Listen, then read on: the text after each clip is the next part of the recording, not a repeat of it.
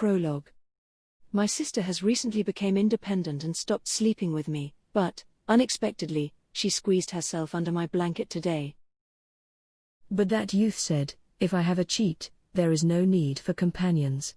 I will just be a solo player and get all the loot. Solo play, hooray. And in fact, he was powerful enough to do this. Komiko's goal was probably to get me to read a picture book to her. She hugged my family's emergency ration, Komyu Suk, and lay down beside me. One-chan, what's a cheat? Komiko asked as she opened her tired eyes. A cheat could mean foul play or exploiting the rules. This is a term used frequently by those people with strange names. Basically, it's a power so strong that it should be against the rules. Oh. Komiko started listening attentively again. I continued reading. The youth was very powerful, repeatedly defeating the Demon King's lackeys by himself. This was a very famous. The desperate Demon King realized that he would lose to the youth in a direct confrontation. How can he defeat this youth then? The Demon King then noticed that the youth never joined a party. Legend from ancient times.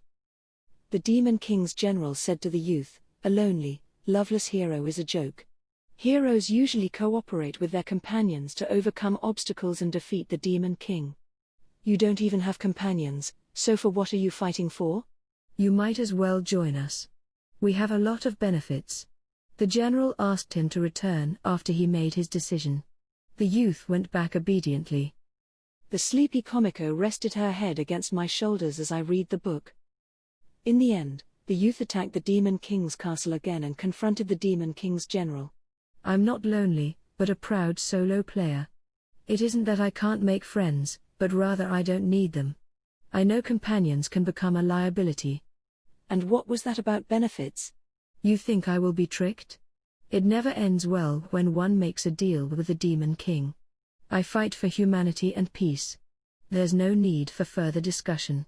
My goal is the Demon King's head. I'll let you go, so get lost. The youth pointed to the general and said. The general replied, if you had said this back then, it would have been quite cool. In the end, the general was vanquished as well. Komiko started using my shoulder as a pillow, breathing softly. I carefully avoided waking Komiko, reading the familiar picture book to myself. The brave youth made his way deep into the Demon King's castle. Nothing could stop him. Eventually, he came before the Demon King. Chapter 1, Explosive Neet's Job Hunting. Part 1. Some time had passed since the disturbance with the evil god's minions. Yunyun and I learned magic, graduated from the school, and went our separate ways. Since Yunyun learned intermediate magic back then, she joined the self-defense group to hunt down monsters so that she could eventually learn advanced magic. As for me. Good morning, Neet-chan. Feed me now. Komiko, don't call me Neet-chan. Where did you learn that word from? I spent my idle days being called a Neet by my sister. Listen, Komiko. I'm not a Neet. A Neet is trash that doesn't want to work. I'm looking for a job, but couldn't find one. So I'm technically not a Neet. Then what are you? Job seeker? Neet-chan, I want to eat. Komiko. I cradled my head after my sister repeatedly called me by this weird name. She bore no ill will, but... In the Crimson Demon village, except for a few people who managed the necessary shops, most people worked on manufacturing the local specialty. The Crimson Demon village's local specialty. That was high-quality magic items and potions, made using our naturally powerful mana. For example, the skill-up potion that Yunyun and I drank as though it was water could be sold outside the village for tens of millions of eris a bottle. I only found out about this after I graduated. Why didn't I keep at least one bottle back then? The Crimson Demons could create a lot of the highest quality magic items. After all, Archwizard was an advanced job among mages that couldn't be easily acquired. Yet the people here had the potential to become Archwizards from the moment they were born. The magic items created by elite mages supported the village's economy. It would be great if there's a workshop willing to employ me today. I sighed as I prepared Komiko's breakfast. Part 2. Leaving the village as an adventurer to meet the person who taught me explosion magic. That was my goal. To become an adventurer outside the village, I must first go to a city. But there were powerful monsters around the Crimson Demon village. I would become immobile after casting explosion, so I couldn't travel alone. There was a group of teleporters that made a living by sending people to distant places. They should be able to send me to a city. A single ticket to Alkanrisha, the city of water and hot springs, costs 300,000 eris. I only have 4,000 eris right now. Is there any job to make money? I looked at my lean money pouch and heaved a deep sigh. I wanted to go to Axel, the town where rookie adventurers congregated. But it was a rookie town surrounded by only weak monsters. For us Crimson Demons, who could use advanced magic, it was not a popular destination. To operate a long-distance teleport, one must first go to the destination and record a save point. The local teleporters do not have Axel as an available location. Thus, to reach Axel, I must first teleport to Alkanrisha, then proceed on foot or by carriage from there. Thus, I must find a job to earn money for the teleport fee. As I was thinking about this, I noticed my neighbor approaching from the opposite direction. Hey, Megumin, looking for a job today too? Or want to give up on working and join the Anti-Demon King Army guerrilla unit? You can join us and Yunyun to defend the village's peace. No. But, that introverted kid really joined. Yes, she's quite enthusiastic. She says she will protect her comrades this time and learn advanced magic. Although the group name Red-Eyed Dead Slayers embarrassed Yunyun, she joined these Neet self-defense force in order to train and learn advanced magic. She trained relentlessly in order to gain experience with Buck Orally and the others, who were all elite mages despite being Neets. By the way, Buck Orally, is it really okay for you not to work? Your parents are always complaining. My parents and society currently look down on me, but soon a great battle will come where we'll need to use our power. To prepare for this, I must constantly train myself. Buck Orally said and clenched his fist under his gloves, which groaned from the tightness. Well, see ya around, Megumin. As a fellow Neet, as long as it doesn't require money, I'll give you a hand if you have any problems. I am not a Neet. I'm looking for a job. As I quickly retorted, Buck Orally turned, waved, and left. Oh dear. In Komiko's eyes, I'm just the same as that guy. No matter what, I must find a job today. In the Crimson Demon village, creating magic items was the most profitable. Thus, after graduation, I visited a lot of workshops for interviews. Today's interview is at the tailor shop owned by Chekara. Today I must. I slapped my face to encourage myself as I walked towards the interview site. Part 3. Welcome. My name is Chekara. An archwizard who wields advanced magic. Owner of the Crimson Demon's top tailor shop. You really came for the interview, Megumin. I didn't know why he was wearing a cloak inside the shop. The owner of the only tailor shop in the village introduced himself and welcomed me. His name is Chekara. This middle-aged shopkeeper seemed to be rather free. He went out of his way to maintain wind magic just to let his cloak flutter when I arrived. After his self-introduction, he removed his cloak in satisfaction.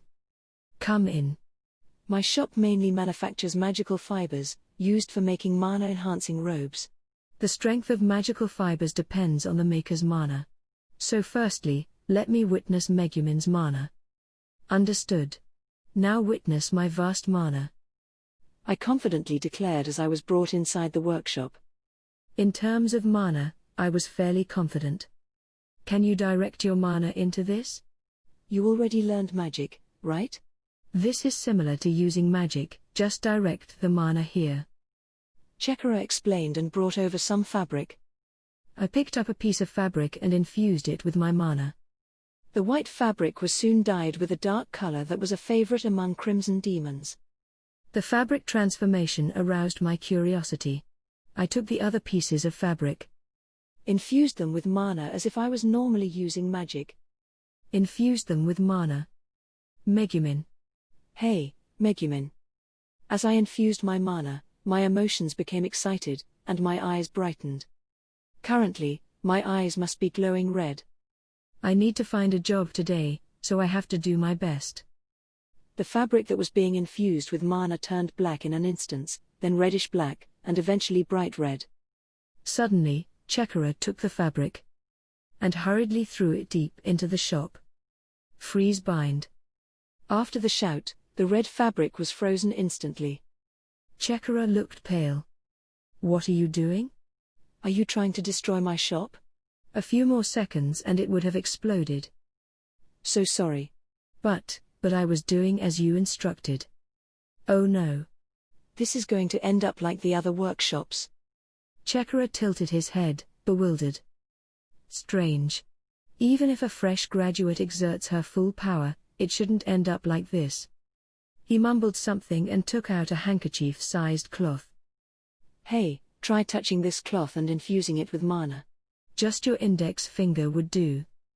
I did as instructed, lightly touching the cloth with my finger. And it was dyed black, then became pure red as before. Freeze bind. Chekara used the same magic and froze the red handkerchief. He slowly shook his head. Megumin, your natural mana reserve is too strong and you can't properly control it. He regretfully looked at me. Megumin, your father Hayawaiza possesses a great mana reserve as well, but he always creates some weird magic items. Having a great mana reserve is a natural endowment, so you should train your magic and learn to control it. When you learn to control your mana flow during infusion, you can come here again. I lost count of how many times I had been rejected. After leaving the shop, I felt lost. It was the same as in other workshops. I got fired on the first day. It seemed my magic power was too strong. Normally, this should be a good thing. But the problem was I only learned explosion magic. No matter how much I practice, I couldn't understand how to control the amount of mana during infusion. Explosion magic was very exhausting, so using it required a full flow of power without restriction. I didn't know how to control my mana flow. In the end, no magic item workshop wanted me. Maybe I could help my father to make magic items for a bit of cash? No. I'm very well aware that my father's magic items were all faulty and unsellable. My poor family had no spare cash to employ me. If it was like this, then I walked towards the potion-making workshop in the village. That's how it is. I thought that this place doesn't pay as well compared to creating magic items, but now I have no choice. I'm quite confident in making potions, so please employ me. It's admirable to be honest during job hunting, but can't you be more polite? Couldn't you say something like wanting to cure sick people or help the needy? Then I'll take my leave. Wait, don't go. I forcefully trespassed into the potion workshop and asked the shopkeeper for an interview. I achieved some results in school for making potions. Although I can't make super difficult potions like the skill-up potion, I should be able to manage this. The shopkeeper looked troubled, but soon gave in and sighed. I already have enough workers here. But since you just needed short-term work to pay for teleport fee, it's fine too. Thank you. Success. I should have been more positive and went straight to the potion workshop. It looked like money made me lose my way in life. I must correct this fault, or my future companions would hate me. There are enough mixers, so you can gather some ingredients. Go into the forest and hunt 3 one-strike bears and retrieve the livers. For the sake of my unknown companions in the future. What did you say? I said go and retrieve the livers of 3 one-strike bears. Ah, this is a potion that will attract monsters. You can use it to lure them. The potion shopkeeper smiled happily. To an ordinary adventurer, a one-strike bear was considered a powerful foe. But to a crimson demon, who mastered advanced magic after graduation, it was merely a source of experience points. But, for a specific reason, I couldn't preserve only the liver of a one-strike bear. It looked like I couldn't work in the potion shop either. After leaving the shop, I felt lost again. How could this be? I, who was regarded as a genius, couldn't find a job. I even lived off the food my sister acquired somewhere. I was hopeless. The potion shopkeeper also said that I could also be a tester for new potions. In times of desperation, should I risk my life and test strange medicines? But I was physically smaller and weaker than other people of my age, so would I even qualify as a lab rat? I'm out of options. In my current disturbed condition, I couldn't find a solution. Right, at times like this, there was only one thing to do. To prepare for the event tonight, I should go back now and take a good rest. Part 4. Late at night. The night was quiet except for some insect noises. At a time when the residents were already asleep, there was an explosive noise in the Crimson Demon village. Shortly after, the bell tolled to alert the entire village of an emergency. There it goes again. I definitely won't let you off today. Outraged voices echoed throughout the village. The adults were angry at having their sleep disturbed. They unleashed fire magic into the sky to illuminate the area. The bright sky made it seem like it was daytime. 2 suspicious silhouettes were moving around. Komiko, faster. Ouch. Komiko, don't grab my legs. Grab my upper body. It was us. Nei-chan, the fireworks are pretty tonight. Are we doing it again tomorrow? The security should be tighter for the next few days. Never mind, if you want to see it, we'll do it again tomorrow. Right, Komiko. You're grabbing the right place now, but go slightly slower. After casting explosion magic into the night sky, I was exhausted to the point of immobility. Komiko was currently dragging me along. My young sister couldn't possibly pull me along without aid. Therefore, I was placed on a sled and pulled along. The sled was too small, so part of me was protruding. Previously, Komiko was pulling on my lower body, so my head was on the ground. Now, I made her change to pull on my upper body. But if we don't move fast, people will come, right? Hearing my sister, I merely moved my head slightly since I was totally exhausted. The adults continued to release magic into the sky and were slowly getting closer. This was bad. Komiko, it's fine to use more force. Retreat from here quickly. Understood. Currently, the Crimson Demon village was troubled due to an attack by the Demon King's army. As far as attack goes, it was merely making a loud bang late at night to disturb everyone's rest and enrage them. What was the purpose of this meaningless harassment? They failed every time they tried to catch the perpetrator in the village's surroundings. Based on the massive explosion and the cunningness to escape capture, the village agreed unanimously that it was a terrorist attack by the generals of the Demon King's army. The next morning, after we returned home. Get out here. It was early in the morning, and someone was knocking on the door. I rubbed my sleepy eyes and opened the door. What is it, Yunyun? Don't make such a fuss so early in the morning. The neighbors still need to sleep. Megumin, you're not in any position to say that. I've been working non-stop to find the perpetrator of yesterday's explosion. With heavy eye bags, possibly from working overnight, Yunyun charged in as she ate her meal. Even if you complain to me about it. The perpetrator was some explosion demon from the Demon King's army. You should save your complaints for the perpetrator. I immediately acted ignorant. Yunyun frowned and suddenly brought her face really close. So Megumin thinks the recent explosions were caused by the Demon King's army? Of course. It must be a general for it to be so formidable. The responsibility is truly too heavy for Yunyun and the other villagers. I said lightly. Yunyun narrowed her eyes. Even though the explosions only happened on days when Megumin went out job hunting, this could still be explained as the work of the Demon King's army? Yunyun grabbed my shoulders and brought her face even closer. Of course. What? Are you suspecting me? Yunyun, you know that I can't move after using magic. After being grabbed at my shoulders, I racked brains to think of a way out of this mess. Yunyun's mouth started moving once more. On the morning after each explosion, Komiko, who usually wakes up early, sleeps through the morning. Is it really coincidental? This isn't good.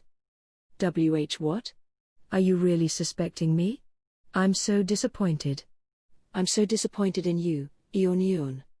I thought you were my friend, but you actually think of me this way. True friends definitely wouldn't suspect each other. Yunyun's eyes glowed red. Arteries appeared on her cheeks. She used both hands to hold onto my head. Even though you're my friend, if you think I'll forgive you for this, you're dead wrong. Ahaha, stop. I know. My head, my genius head. I confessed everything to Yunyun after my head was subjected to vigorous shaking. Seriously. Why are you doing this, Megumin? Are you stupid? Although you've often been regarded as a genius, you're just one step away from being an idiot, right? Ugh. I was ordered to sit straight on the floor and listen to her lecture. Yunyun was now part of the self-defense force. Although the self-defense force only had a name without any resources, they would still take the initiative to investigate such situations. What could I say? I was probably the prime subject ever since the first explosion incident. I admit it was my doing this time, but now I also understand now that Yunyun suspects her friends so easily. I'm so disappointed. You're still at it. Anyway, you should be grateful that I'm the first to know. I don't know what the others would do if they find out. If the villagers find out that the genius Megumin, whom everyone has great expectations for, learned explosion magic, you'd be finished. Yunyun angrily roared as I shivered in fear. Explosion magic was a useless magic. It consumed an amount of mana beyond what normal people possessed, and unleashed a destructive force that was overkill. And it required a lot of skill points to learn. Mages would regard someone who learned it as an idiot. I sat straight and stole a glance at Yunyun. Don't you think I've been enduring for a long time? It's been almost half a year since I learned explosion magic. Even if my tolerance is strong, it will be at its limit soon. Don't use such a strange method to excuse yourself. In any case, until the disturbance dies down, you're banned from using explosion magic, understand? I will actively find a way to compensate. I understand. Don't get so close. Don't look at me like that. Part 5. It was inconvenient to talk outside, so I invited Yunyun into the house. So what are your plans for the future? Still can't find a job? Yunyun caressed Konosuba, who was curled up on the table. I couldn't help it. There isn't a job that would take me. Things can't go on like this.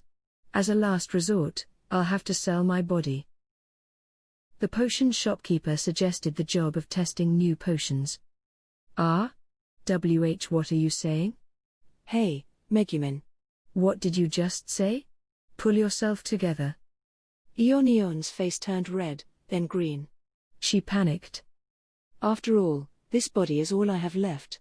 But my body is thinner and weaker than most people. I still need to ask again if I can really do it or not. I didn't avoid the usual physical education lessons for no reason. I had confidence that my constitution was the top in class, counting from the bottom. Even a lab rat needed to be someone with a strong, healthy body. But if it was to test for negative side effects, perhaps a weak body would be more suitable. No. Although you have a thin body, you're only 13 years old. There is still chance for growth, it's too early to give up. I think Megumin is merely suffering from malnutrition. In the future, I will treat you to some milk. Yunyun expressed sympathy for me. But why was she staring at my chest? As Yunyun said, I was weaker than others because of malnutrition and lack of exercise. But why milk? If she was treating, I would prefer something that can fill my stomach. The shopkeeper was kind enough to say that he'll take care of me, so I shouldn't spurn his goodwill. That friendly-looking old guy gave you that kind of proposal? To take advantage of your situation like that, this is unforgivable. Yunyun had been sitting calmly so far. Now, she suddenly stood up, clenching her fists. What was wrong with her? She looked like she was about to rush out and beat someone up. Testing new potions would be risky, but there was no need to be this angry. What should I say? For her to be this worried about me. I felt a bit embarrassed. My finances may have something to do with it, but the shopkeeper is just trying to help me out. I am a bit scared and nervous, but that shopkeeper is famously skilled at that sort of thing, so I don't think it'll be too bad. It should only take about half a day, so if I just lay back and close my eyes it should be an easy job. Famously skilled? That uncle is famous in what aspect? He has a wife and kids. This is unbelievable. I wanted to humor her, but I didn't think she would get even angrier. Yunyun's eyes turned bright red in excitement. What? Why was she so angry? Did she think that since the shopkeeper had children of his own, he shouldn't treat the children of other families as lab rats to test new potions? No problem, Yunyun. A few months ago, I had my 13th birthday, so I'm not a child anymore. Besides, the shopkeeper said he wanted to try it out on other young people of my age. The medicine was probably used to inoculate youths of my age against sickness. Unforgivable, absolutely unforgivable. To think he wants to test it on youths of Megumin's age? I will burn down his unethical shop. Wait. Yunyun, you're acting really strange today. What's wrong? Wait. Part 6. I strolled along with Yunyun in the village, although Konosuba felt a bit heavy on my shoulder. Seriously. I already sensed this some time ago, you're too sex crazy, Yunyun. Why would I do such immoral work? Boo, but. You were the one who put it in such an ambiguous manner. Later, we discovered that we weren't on the same page, so the misunderstanding was cleared up. When I said a weak body, I meant an unhealthy body due to malnutrition.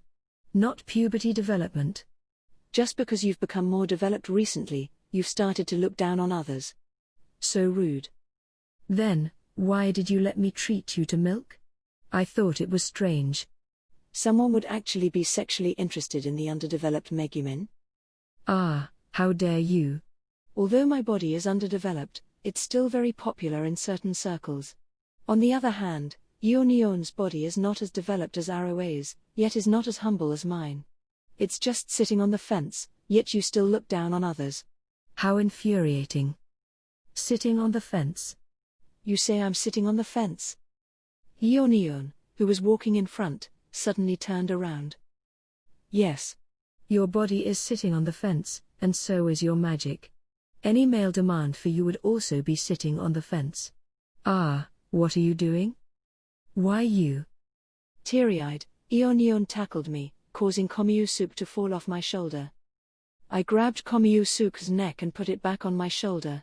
It held on tightly with its claws to get a more secure grip. Yunyun saw our actions and stopped as well. Really? Stop making me worry. She grumbled unhappily. Oh, you're worried about me, your rival? No. I just thought that if you can't find a job and use explosion magic to vent your frustrations, it'll create trouble for me. Okay, let's go. Proud Yunyun walked before me. After our chat about the potion shop, I discussed with Yunyun about the money needed for traveling, and my resultant job hunting. Eventually, she decided to accompany me to find a job.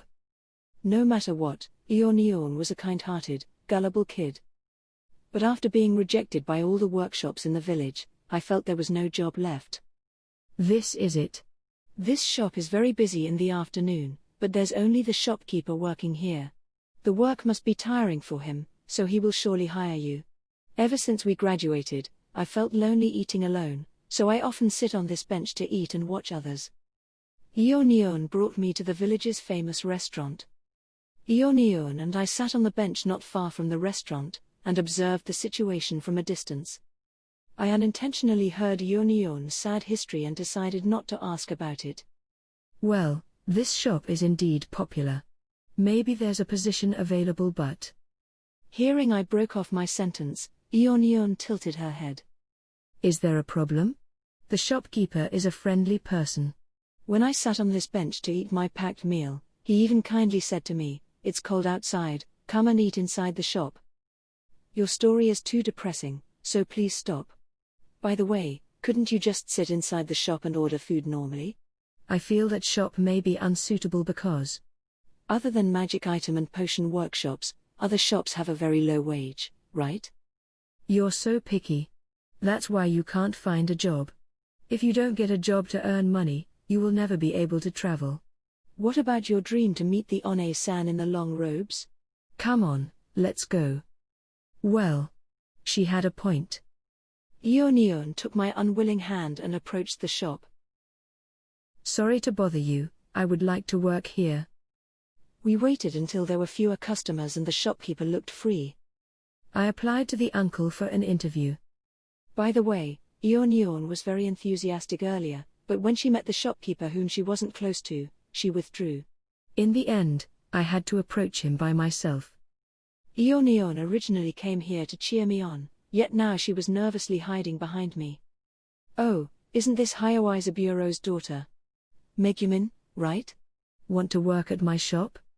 That's not a problem, but I can't afford a wage like that of a magic item or potion workshop. It doesn't matter. I can wash dishes or whatever. Please hire me. A genius like me was working in a restaurant. Although I originally wanted to do a magic-related job, this would have to do.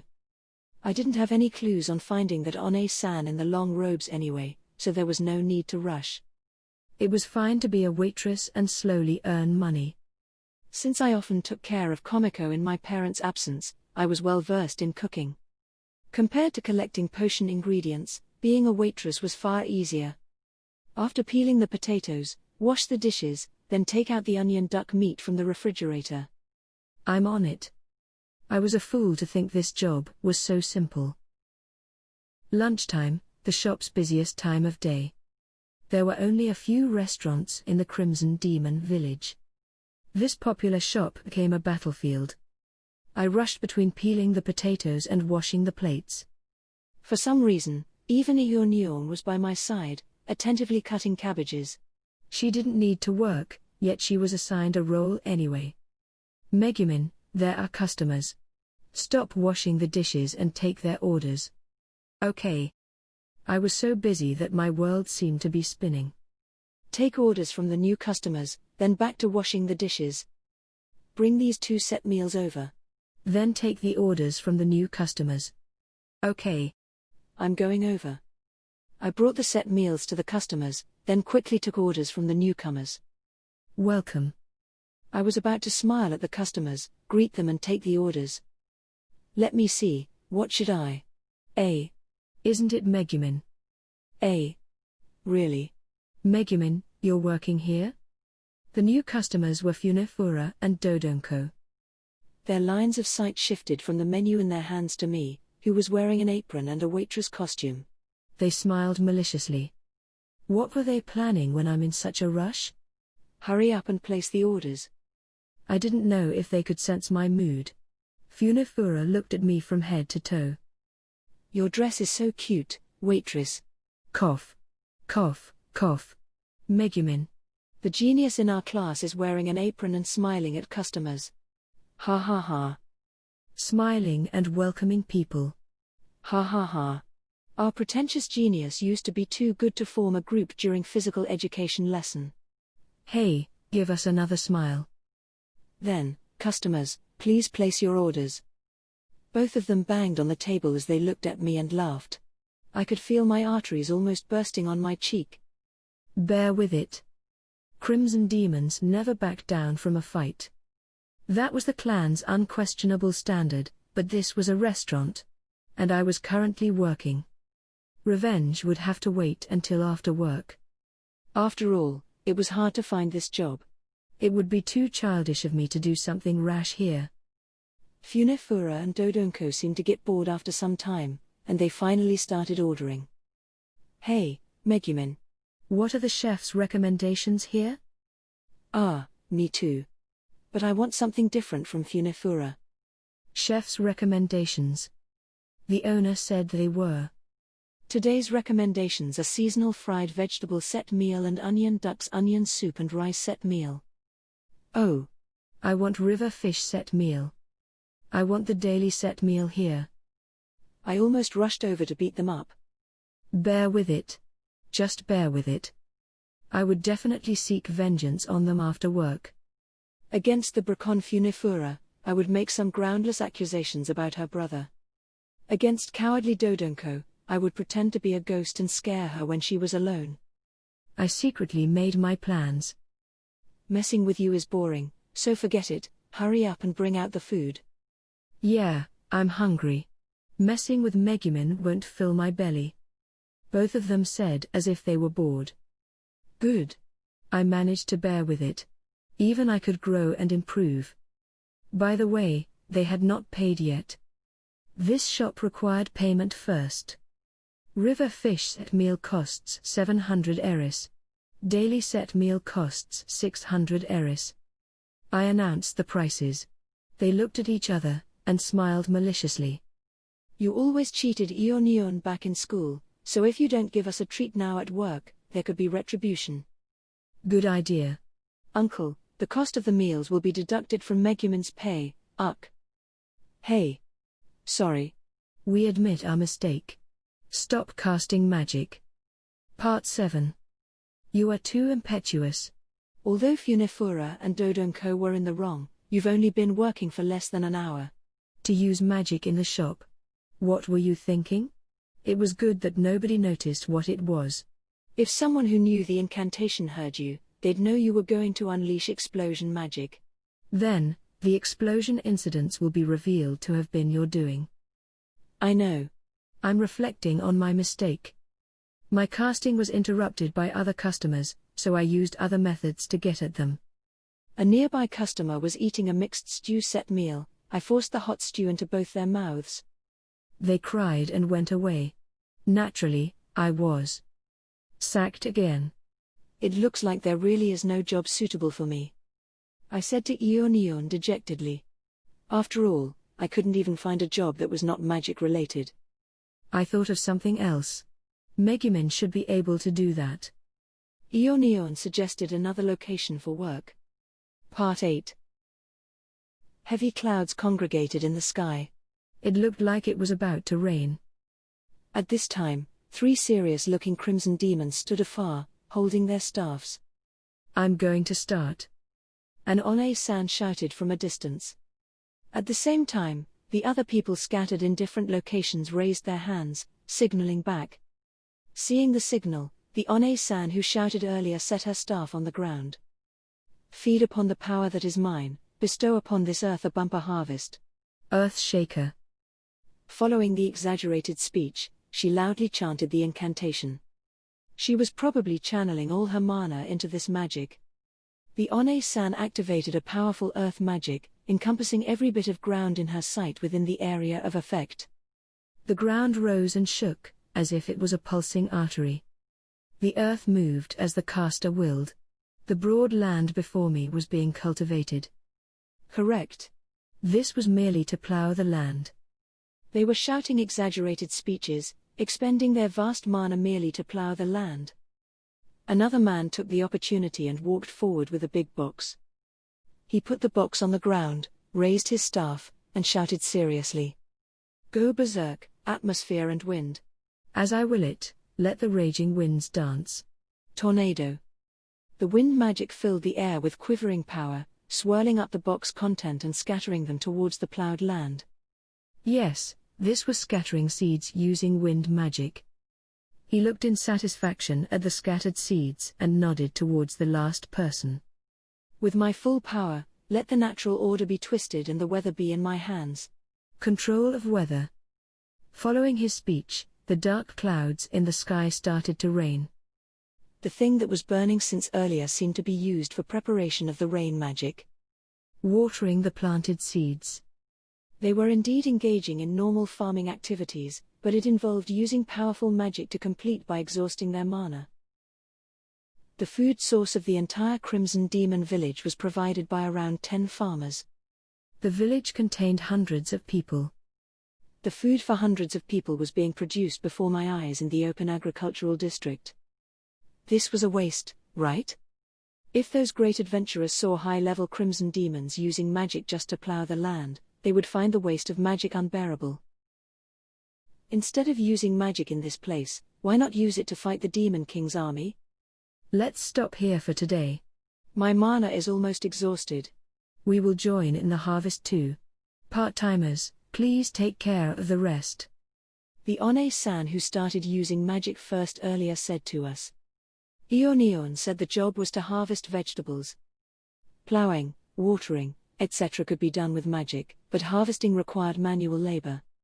Yunyun and I went to help, working together with the mana-exhausted farmers.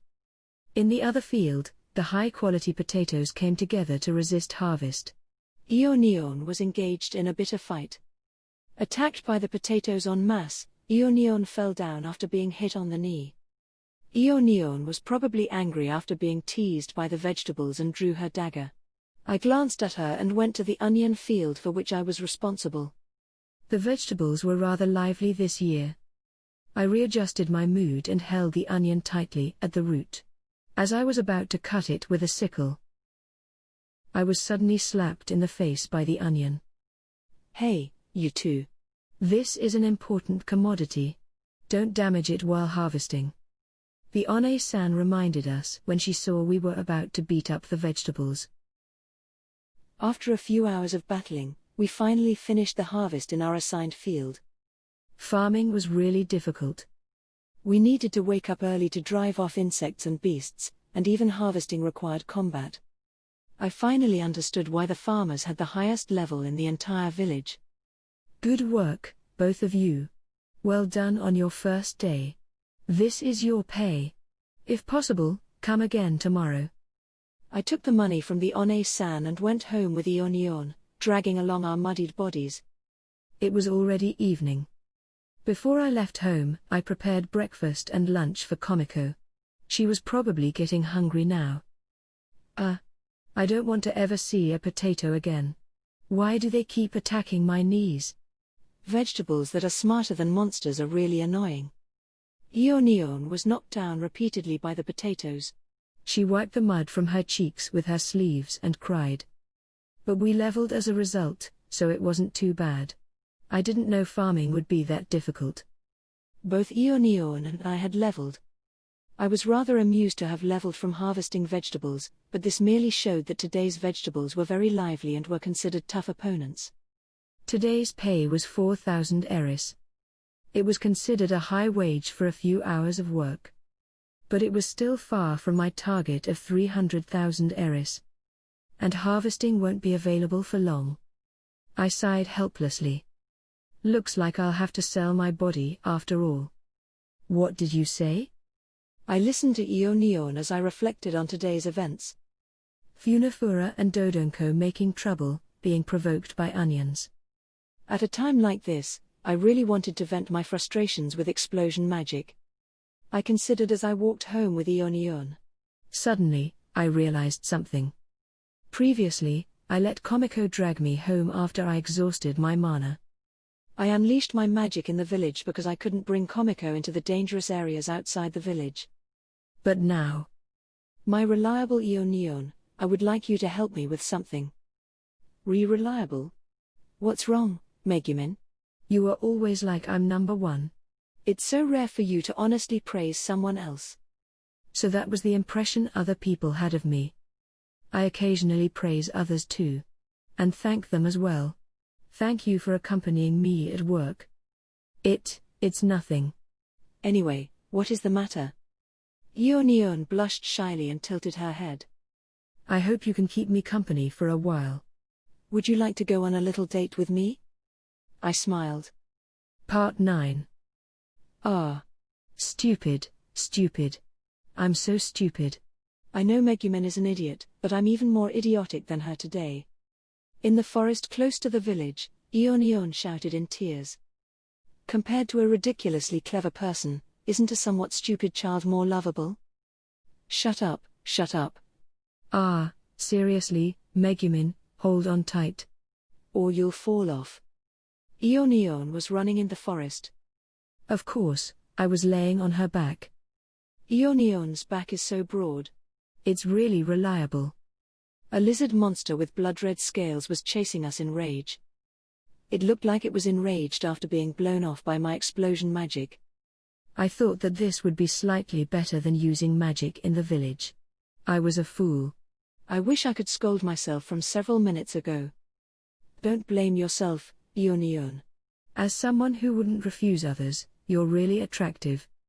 I'm really going to toss you down. Ah, Mommy. If Yunyun was around, she could carry me home. Therefore, Yunyun accompanied me to unleash explosion magic. Unfortunately, the chosen location was bad, and I woke up a sleeping fire drake. Which led to our current situation. Yunyun carried me, who was totally exhausted, on her back as she cried and ran through the forest.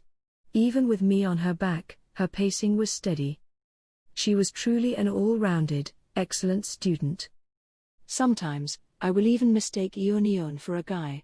You are reliable in times of crisis. Although you'll grumble somewhat, you still put up with my willfulness. Shut up.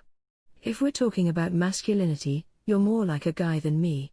You have short hair and are underdeveloped. Ouch, ouch. Don't pull my hair at a time like this. Hearing her mention puberty development, I intentionally pulled her hair, causing her to scream. This probably disrupted her balance, causing her to trip over a tree root and fall over. Naturally, I was thrown off her back. Konosuba released its claws on my shoulder and jumped down agilely. Ouch, ouch. This is all Megumin's fault. What? It's because Yunyun mocked my body's characteristics. Ah, it is catching up. Hurry up and carry me. I really want to abandon you. While Yunyun was bitterly considering the matter, the angry fire drake arrived. This is bad. Yunyun, be prepared to fight here. There is only one, and the fire drake is the weakest among the powerful monsters near the village. As long as you avoid its fire breath, Yunyun can win this. I might be able to win, but you shouldn't be saying such things while lying face down on the floor. Yunyun drew her dagger and confronted the fire drake. In order to observe the fight, I turned my body to face upwards with some difficulty. After turning around, there was conveniently a tree root nearby to raise my head, so I could see the fight. The fire drake is a large reptilian monster, crawling on the ground with 4 legs. It looked up at Yunyun and showed its red tongue to intimidate. No, that was not a tongue. This monster was true to its name. It could breathe fire, although the small fire this time was merely meant to intimidate an enemy. It didn't attack immediately after catching up, so. Yunyun, the enemy is afraid of us. What us? It's only me that it's wary of. But the culprit who blew it away with magic is currently lying helplessly next to me, so it probably won't give up. Yunyun stared at the lizard and said. At this time, I suddenly felt a weight on my belly. I looked down and saw Konosuba curled up leisurely on my body. It's still quite calm even now. Isn't it just like its owner? The fire drake came closer to a fighting position. Yunyun didn't take her eyes of it. She held her dagger in one hand and reached out with the other hand. She was only 4 meters away from the fire drake. The enemy could attack at any moment. Freeze gust. Following her incantation, the air around the lizard turned chilly. She used intermediate magic to create a cold mist. Snow formed on the lizard, turning its red scales to snow white. Its thrashing tail slowly drooped. Reptilian monsters were scared of cold. For unknown reasons, using ice magic on reptilian monsters would slow them down. This was common knowledge among mages. But even though the lizard's movements were slower in the cold, it continued approaching. Yunyun noticed this and was preparing another spell to finish it off. Suddenly, 2 reinforcements appeared behind that lizard. Oh, it realized it cannot win, so it summoned help. We have me, Yunyun, and Konosuba on our side. So we are evenly matched in terms of numbers. It looks like there's no need for me to act. Yunyun, finish them off. Quit trying to look cool from down there. Run away. I could still deal with one, but fighting 3 monsters and protecting the helpless Megumin is really beyond me. Freeze gust. Freeze gust, Megumin, we're escaping now. While they're slowed down, I can escape even with Megumin on my back. After using magic on the 2 newcomers, Yunyun backed off, grabbed my arm, and supported me with her shoulder. Konosuba used its claws to hold tightly to avoid being abandoned. As Yunyun put me on her back and was about to run away, the lizard breathed a large burst of flame. Hot. Hot, hot, hot. Yunyun, it's too hot. Us use ice magic. Use ice magic on me. Is my back on fire? It's fine. Just the edge of your robe is burning. We're running away. Yunyun carried me and sprinted off. Realizing our intentions, the lizards breathed fire again. But the flame didn't reach Yunyun. My back on the other hand. Ah. Yunyun, my back, my back. Don't trash around. I almost fell. A bit further and it'll be fine. Yunyun adjusted her grip on me and said without looking back. Yunyun. They're coming, more of them are coming. This is really bad. Run. I know. Don't grab so tightly, it's hard to run like this. Ah, seriously? I won't do this ever again. Part 10. Yunyun and I escaped the lizards and arrived at the village. The villagers must have heard the sound of the explosion, so they were in quite a panic. It looks like even the forest was not far enough from the village. Oh. Megumin, Ioni Ugun, are you okay? Why do you look so roughed up? What happened? As a patrol of the so-called self-defense force, Bakorali discovered our charred appearances.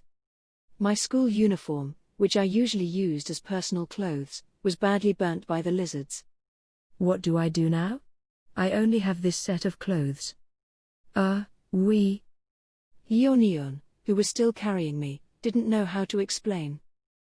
I came down from her back, using her shoulder for support.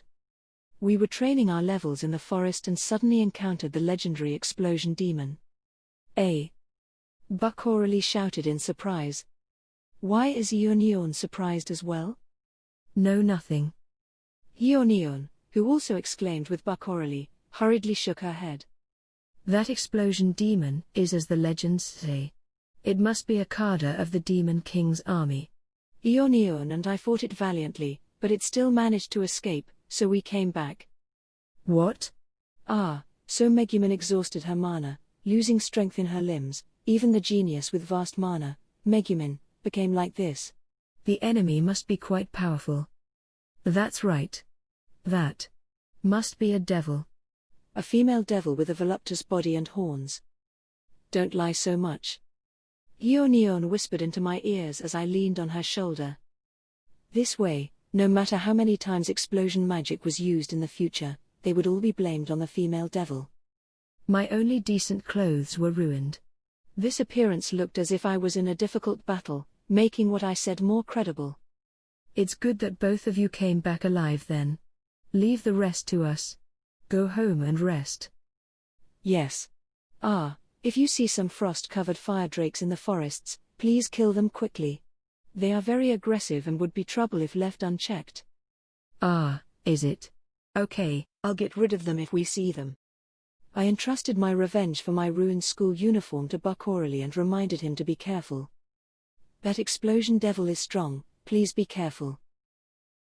Although this character didn't even exist. I know. By the way, it should be Detonation Devil, not Explosion Devil, right? The name Explosion Devil sounds as if it could use explosion magic. During the fight earlier, the opponent used explosion magic in the end. Hearing my explanation, Bakorali laughed aloud. Explosion magic? Ha ha ha. That fellow is nuts. A cadre of the Demon King's army learned such a useless spell. I heard some immortal liches or devils may learn explosion magic for fun since they have too many skill points. Even so, she wouldn't use explosion magic. That's true. I agreed with Bakorali as I tried to keep my mouth from twitching. I said to Yunyun, who was suppressing her laughter. Let's go quickly, Yunyun. Komiko is starving at home.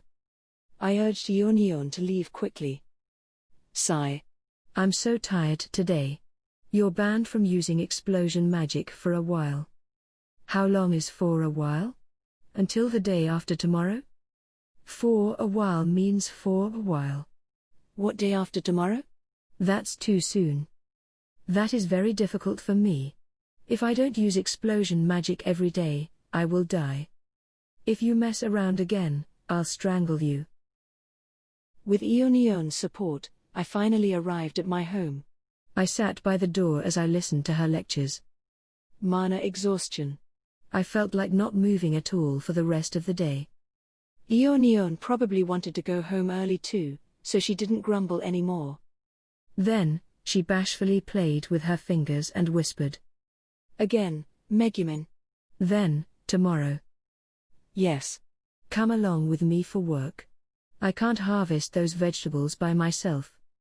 Yunyun smiled, nodded in satisfaction, and went home. She was so easy to deal with. I was getting more and more worried about Yunyun's future. I sat by the door and shouted into the house. Komiko. Nei-chan is home. Komiko heard and ran over quickly. Neet, Nei-chan is back. Make food quickly. Komiko, Nei-chan is not a Neet anymore. I worked today, so I'm really tired. My body is dirty, so I should take a bath first. Can you boil some water for me? Okay. Komiko ran to boil water. This kid is too energetic. The bath utilized mana to start the fire. It was considered a high-quality magic item elsewhere, but in this village it was just a common household item. It requires a fair amount of mana, but my sister could already use it. Perhaps she possessed even more talent than me. I pondered as I sloppily lay down in the corridor. Komiusuke moved from its fixed position on my shoulder down to my belly. Recently, it was getting more and more impolite. I ruffled its head. At this time. Sorry for bothering you at this time of night, is anyone there? Someone knocked on the door, and a feminine voice called out from the other side. I couldn't recognize this voice. The door is open. Please come in. The door opened slowly. I sat up and looked at the person who spoke. She was about 20 years old. A red-haired beauty, covered in dirt as if she had been traveling for a long time. She was dressed like an adventurer, specifically a mage. This woman glanced at me, then slowly lowered her gaze. When she saw Komiusuke on my belly, she suddenly knelt on the floor. She lowered her head as her falling hair obscured her expression. Her face was covered by her hair, so I didn't know what expression she was making. She seemed very excited. Her voice trembled softly. After a long journey, I have finally found you. Great Master. Interlude, Scene 1. Aquasama, I won't let him escape. Alcanrisha, the city of water and hot springs. In the city center stood a great cathedral. In this place, where nobody except Axis cultists would come close.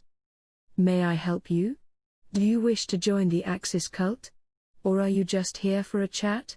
You look quite handsome, so I will permit you to give me a treat. But don't think I'm a frivolous woman, it's just a treat, okay? No, I'm not here for a chat. I'm here to find a healer to join my party. Our goal is to defeat the Demon King. The youth said something really strange. What a fresh way to strike a conversation. There's a nice cafe nearby, let's go there to drink and chat. Ah, my name is Cecily, the beautiful priest of Axis cult. Miss Cecily? I said I wasn't here to chat. Then, I noticed there was something hanging by the waist of this cool youth. Oh. Is that a magic sword hanging by your waist? To possess a magic sword. Are you a powerful adventurer? You should be quite rich then. I love Tokarotten slime. It's sticky, mushy, and soft, so delicious. No. I'm here to look for a companion. By the way, I like handsome guys who are younger than me. Of course, pretty girls are fine too. A handsome young man with a magic sword like you should rate even higher. No, sorry, sorry for bothering you? See Cecily-san? Can you take your hands off me? I didn't understand why the magic sword guy wanted to run away. Just call me Cecily Nay. Sorry, I have to go. See Cecily-san. Please let go of me. I will give you money to buy Tokarotten slime. He said and tried to remove my hand from his cloak with some difficulty. I won't let my handsome magic swordsman escape this easily. After bulk ordering all the Tokarotten slime 2 days ago, I'm bankrupt. But it was a limited edition wind grape flavor, so it couldn't be helped. Although I love Tokarotten slime, eating it daily is still unbearable. I want to eat some solid food. As a priestess of the cathedral, I get a monthly salary, but this also means I am not qualified to receive the charity of the church to the poor. I know.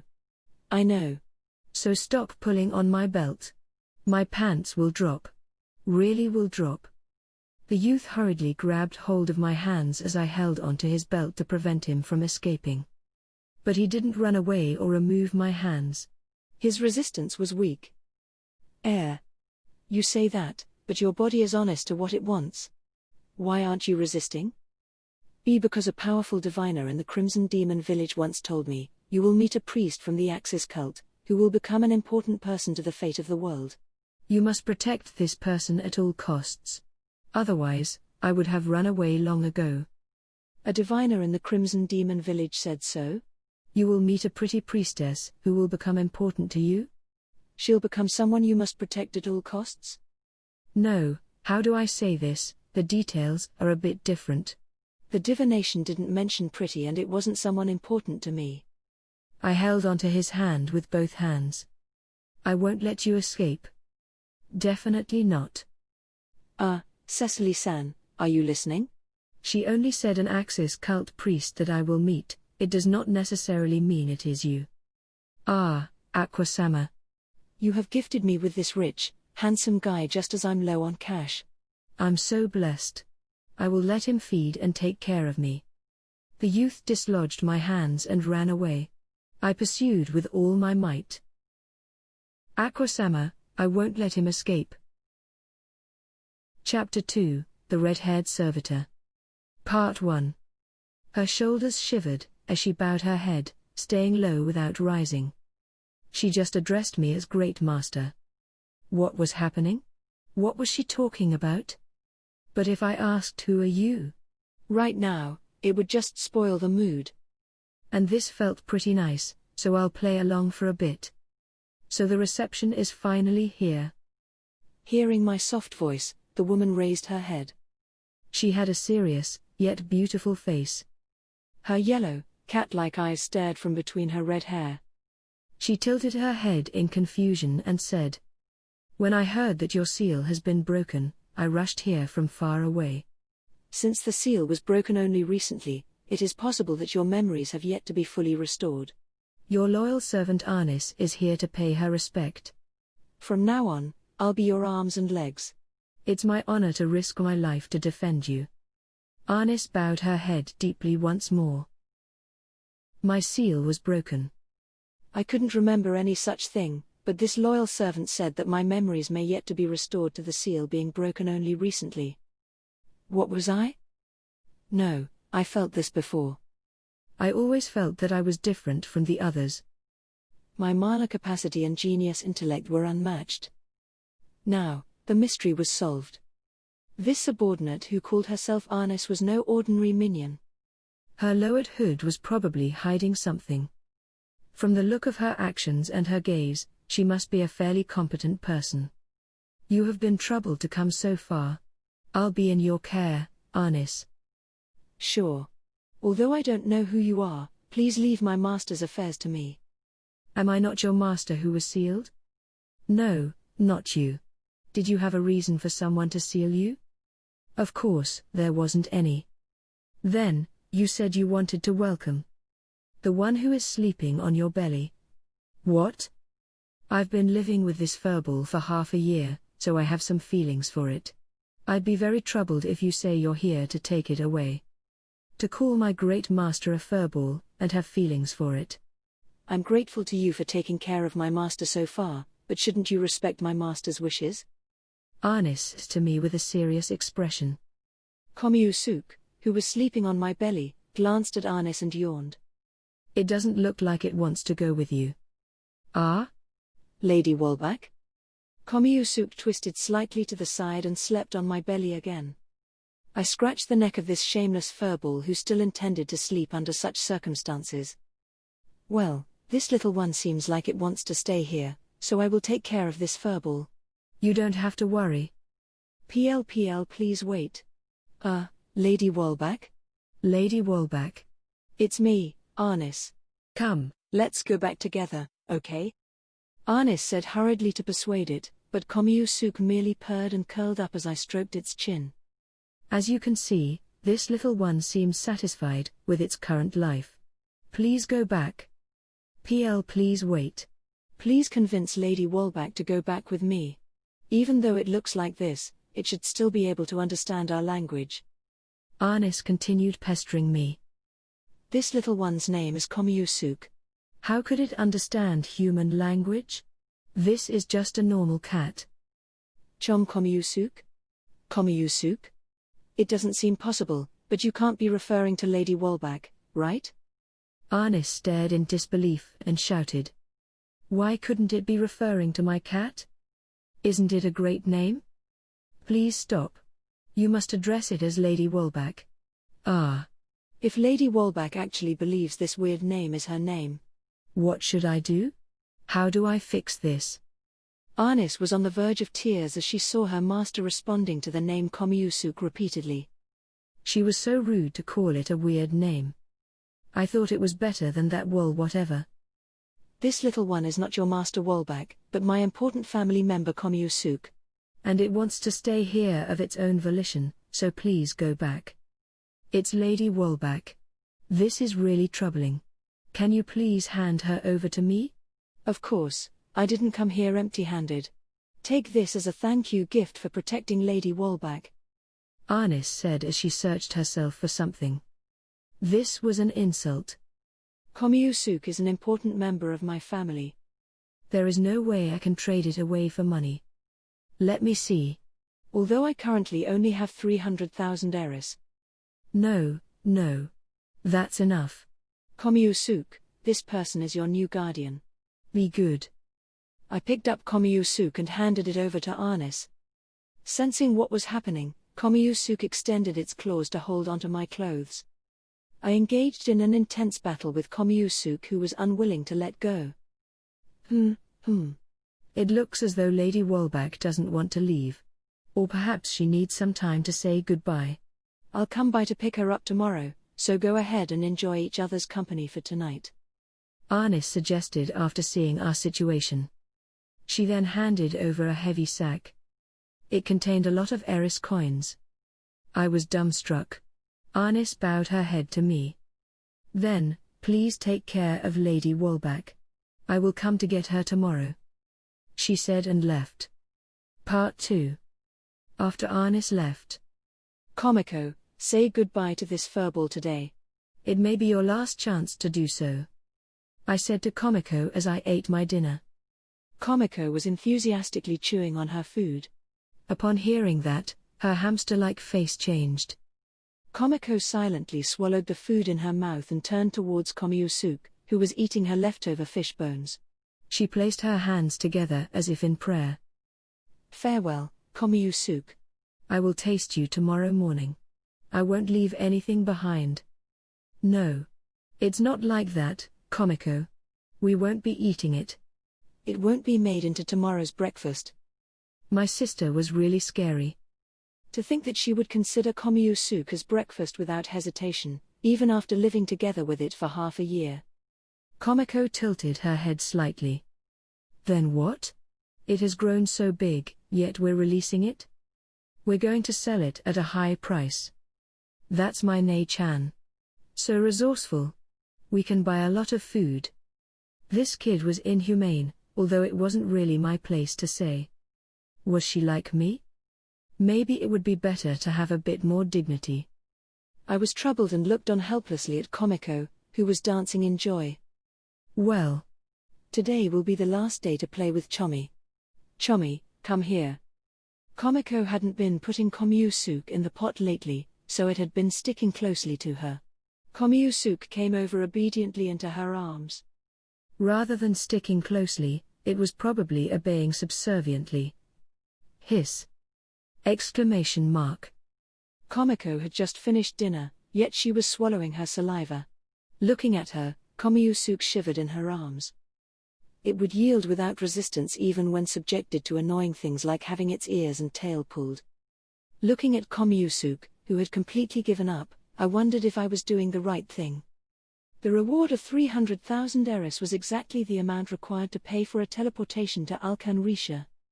This meant that I could go on a journey without working. But I still have some feelings for this mysterious furball. Yet if I left it at home, it would definitely be eaten by Komiko when I left on my journey. If I brought this small furball along, it would probably be eaten by monsters. I wanted to make it my familiar, but now that I had feelings for it, I was worried about its safety. In many ways, giving it to Arnis was the best option. Who was Arnis? And what was this furball? Perhaps we might be dragged into a serious affair. Nei-chan, can a cat regrow its tail after it gets cut? It's not a lizard, it won't regrow. So don't eat its tail because today is the last day, okay? What exactly was my little sister? The next day.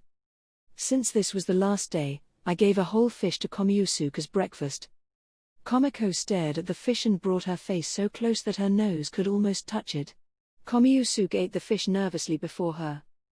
After breakfast, I held Komiusuke on my knees as I waited for Arnis. Then, someone knocked on the closed door. Hearing the knocks, I exerted a bit more force on the hand carrying Komiusuke. Perhaps because it was uncomfortable, Komiusuke cried out softly. I told myself that this was the best choice. Goodbye then. Your name is not that weird wool whatever that she was calling you. You are Komiusuke. I went through the trouble of giving you such a cool name, so don't forget it, okay? Meow. As if it could understand my words, Komiusuke cried out softly in my arms. Good, this was fine. I couldn't feed it as an adventurer, yet I would be worried if it was left at home. It would be better to give it to Arnis instead of finding someone to care for it. She would take care of it. Even if you recover your memories, you mustn't seek revenge on my little sister, okay? Meow. I carried Komiusuke up to my face. It brought its face close until its nose was nearly touching me, and snorted. Really, this cat was shameless. Recently, it became more like someone I know. It didn't react much even when something serious happened. This cat might have a bright future. The door was knocked again. I shouted, "Please come in," to whoever was outside. Goodbye. I listened to the sound of the door opening. This little one likes to stay in small, dark places and her favorite food is fish skin. Please take care of it. I handed Komiusuke over to Yunyun, who was standing dumbly at the door. Why do I have to take care of Komiusuke? Hey, that hurts. Megumin, what are you doing? Why are you hitting me? Stop. Yunyun spoilt the mood after I resolved myself to sincerely say my farewell, so I vented my frustrations on her. What the hell are you doing here? I was just making my emotional farewell speech. Why are you here so early in the morning? What are you saying? Why are you accusing me? Didn't we agree yesterday that I would help you with the work today? Yunyun held back her tears with a bewildered expression. Oh yeah, we made that agreement yesterday. I completely forgot about it. I showed Yunyun the sack of coins given by Arnis last night. Look. I was lucky last night to have found 300,000 eris. Ow.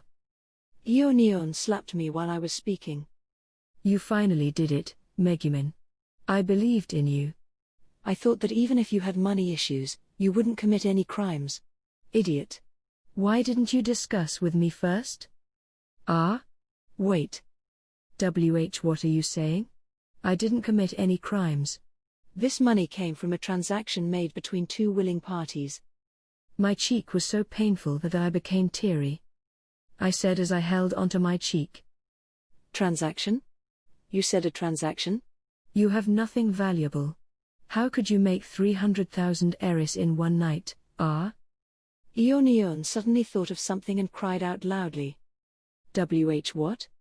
Since just now, you? Idiot. You finally sold your body. I told you to value yourself more.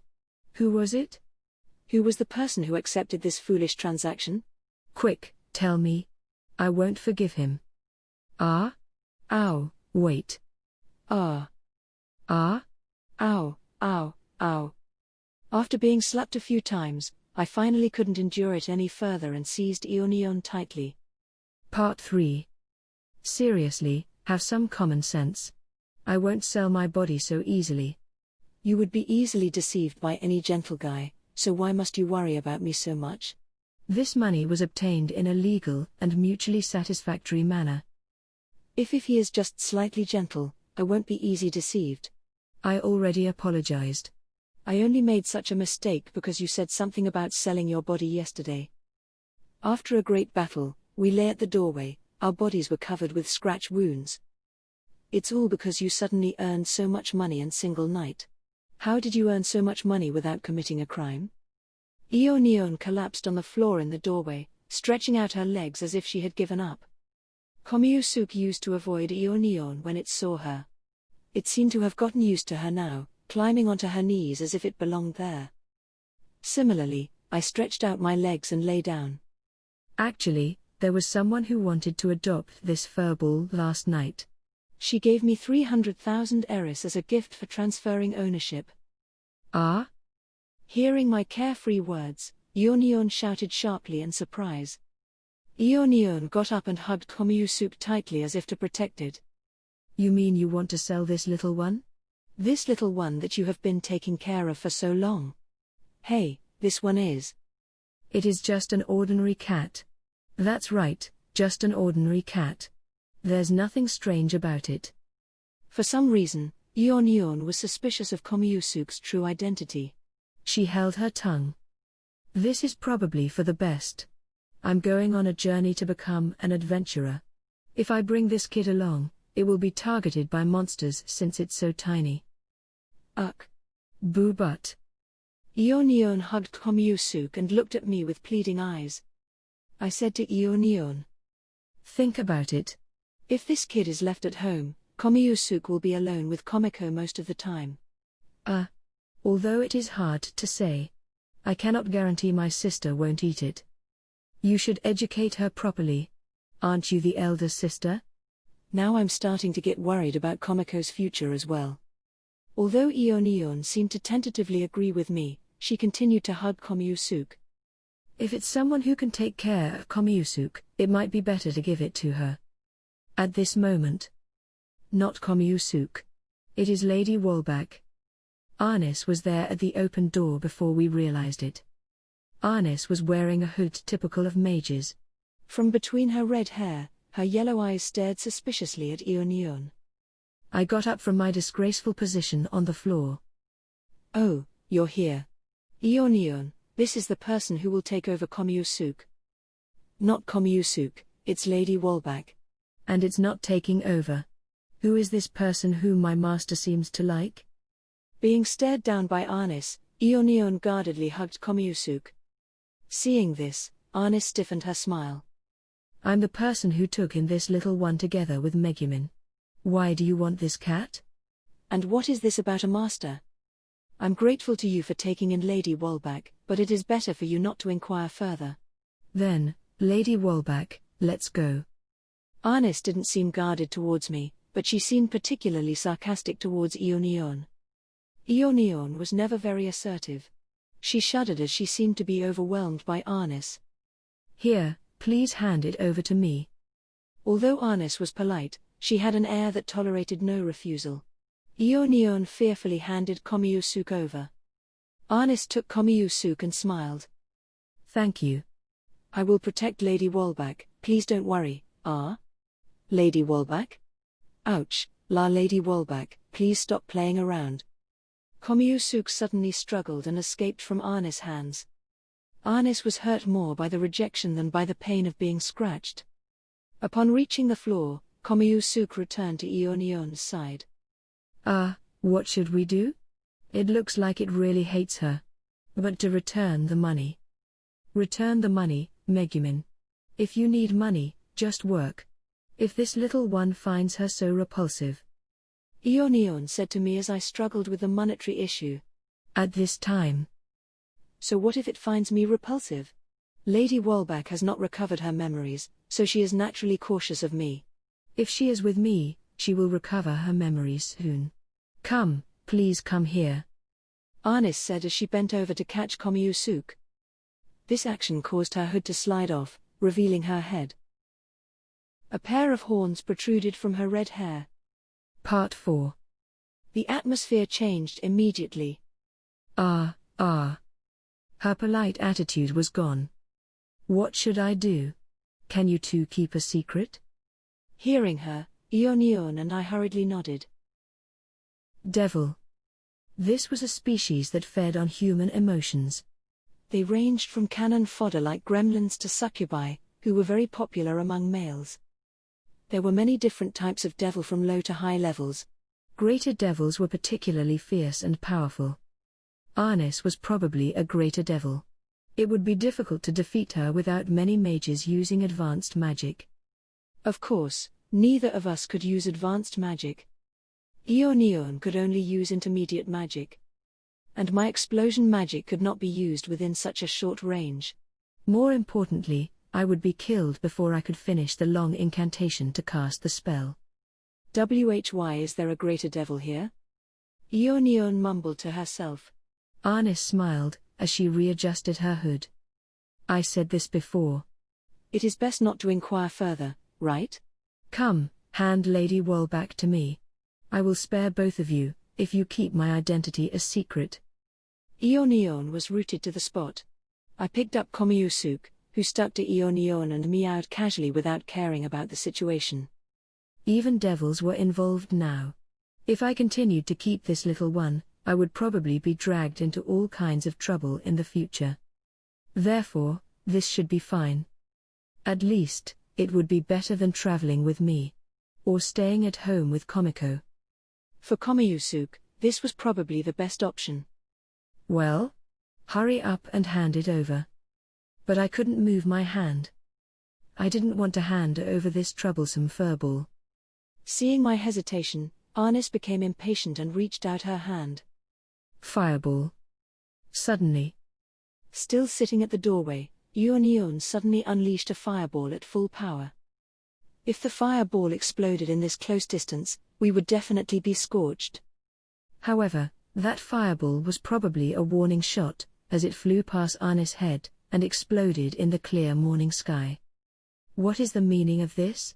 I already said I will spare you. Do you have a death wish? Since both of you took care of Lady Wolbach, I didn't want to harm you. Arnis narrowed her beast-like eyes, staring suspiciously at Yunyun, who remained sitting in the doorway. Despite being frightened, Yunyun stood up and placed her hand on the dagger at her waist, preparing for battle. Oh dear. Given our current power, we would probably be instantly killed by this devil. Arnis gave an ultimatum to me, who was secretly anxious. I will say it one last time. Hand Lady Wolbach over to me, or I shall tear the both of you to pieces. Her penetrating glare was overwhelming. Next to me, Yunyun still drew her dagger. This girl really became reckless whenever she wanted to protect someone. She was like this when I was being chased by the evil god's minions. Now, she was full of spirit in order to protect the furball in my arms. She was just a brat who even lacked the initiative to approach others for conversation, yet whenever this happens. You want this furball, right? Then catch it, please be careful not to let Lady Wolbach fall on the ground. She's not a furball. Also not Lady Wolbach. She is. Ah. I threw Konosuba towards the stiff Arnis. Konosuba went along the angle of projection, passed by Arnis, and flew out of the doorway. Lady Wolbach. At the last moment, Arnis managed to catch it as she was sliding along the ground with all her might. Her drastic actions caused her hood to fall off again. Panting heavily, Arnis stood up and glared in my direction. You. Dare. As she was about to reprimand me. A beam of light flashed past her cheek just as she was standing up. The beam of light easily pierced into my house from outside, creating a hole in the wall. My wall. I just repaired it after it was damaged by the evil god's minions. As I cried out, Arnis slowly turned to look behind her. Blood seeped from the wound on her face. We saw the explosion and came to see what was happening. A devil in the Crimson Demon village.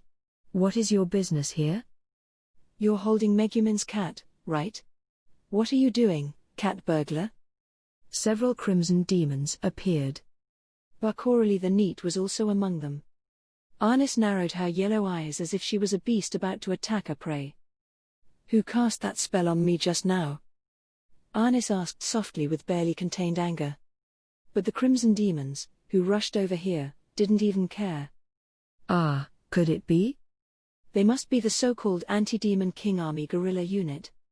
This self-defense force was composed of jobless villagers who came together to patrol the region. Then Bakorali said, I'm the one who cast that spell earlier.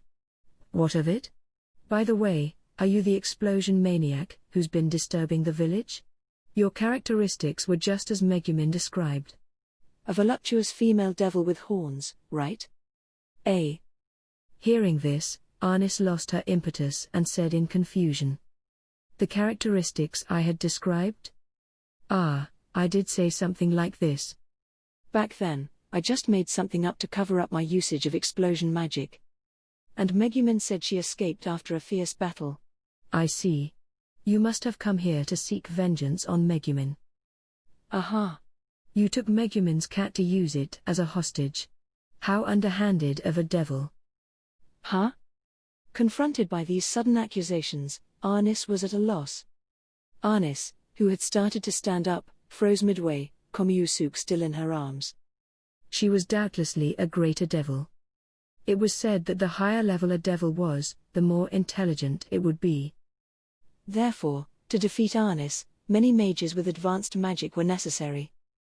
I say, you're really brave to repeatedly unleash magic in the middle of the night. We had to go on late-night patrols because of you. Huh?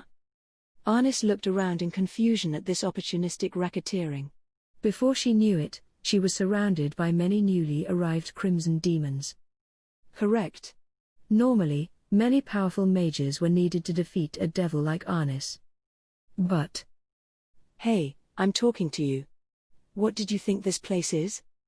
I don't know your identity, but you're really brave. Even the generals of the Demon King's army wouldn't dare to come to this village alone.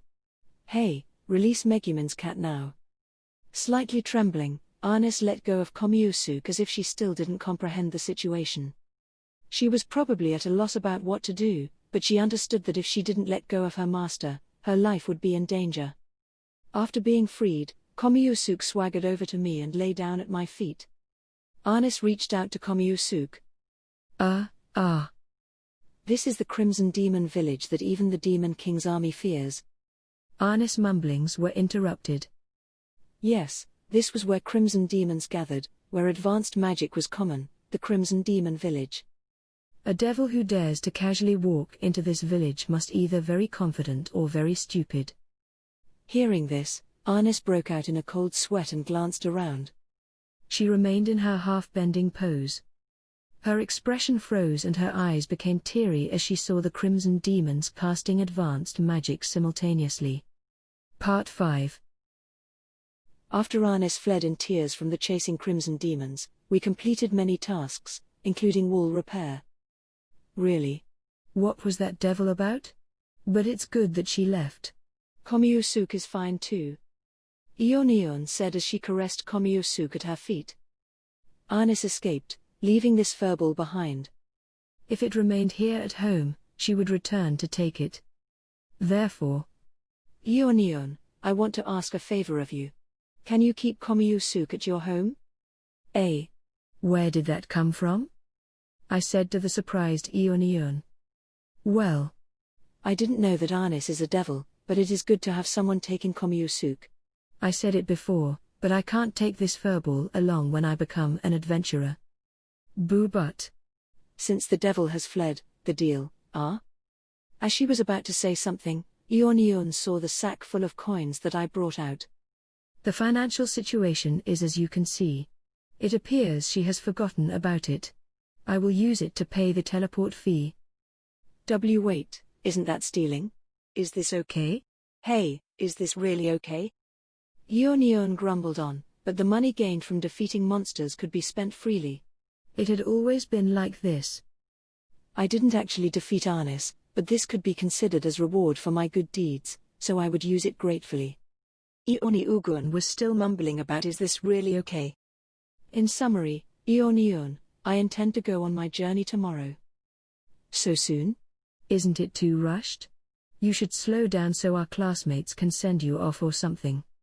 It's not rushed at all. I already waited for more than half a year. To be honest, I was holding myself back from rushing out of the village to start my adventures immediately. But I still needed to make some preparations and arrangements for Komiko. I will leave tomorrow morning.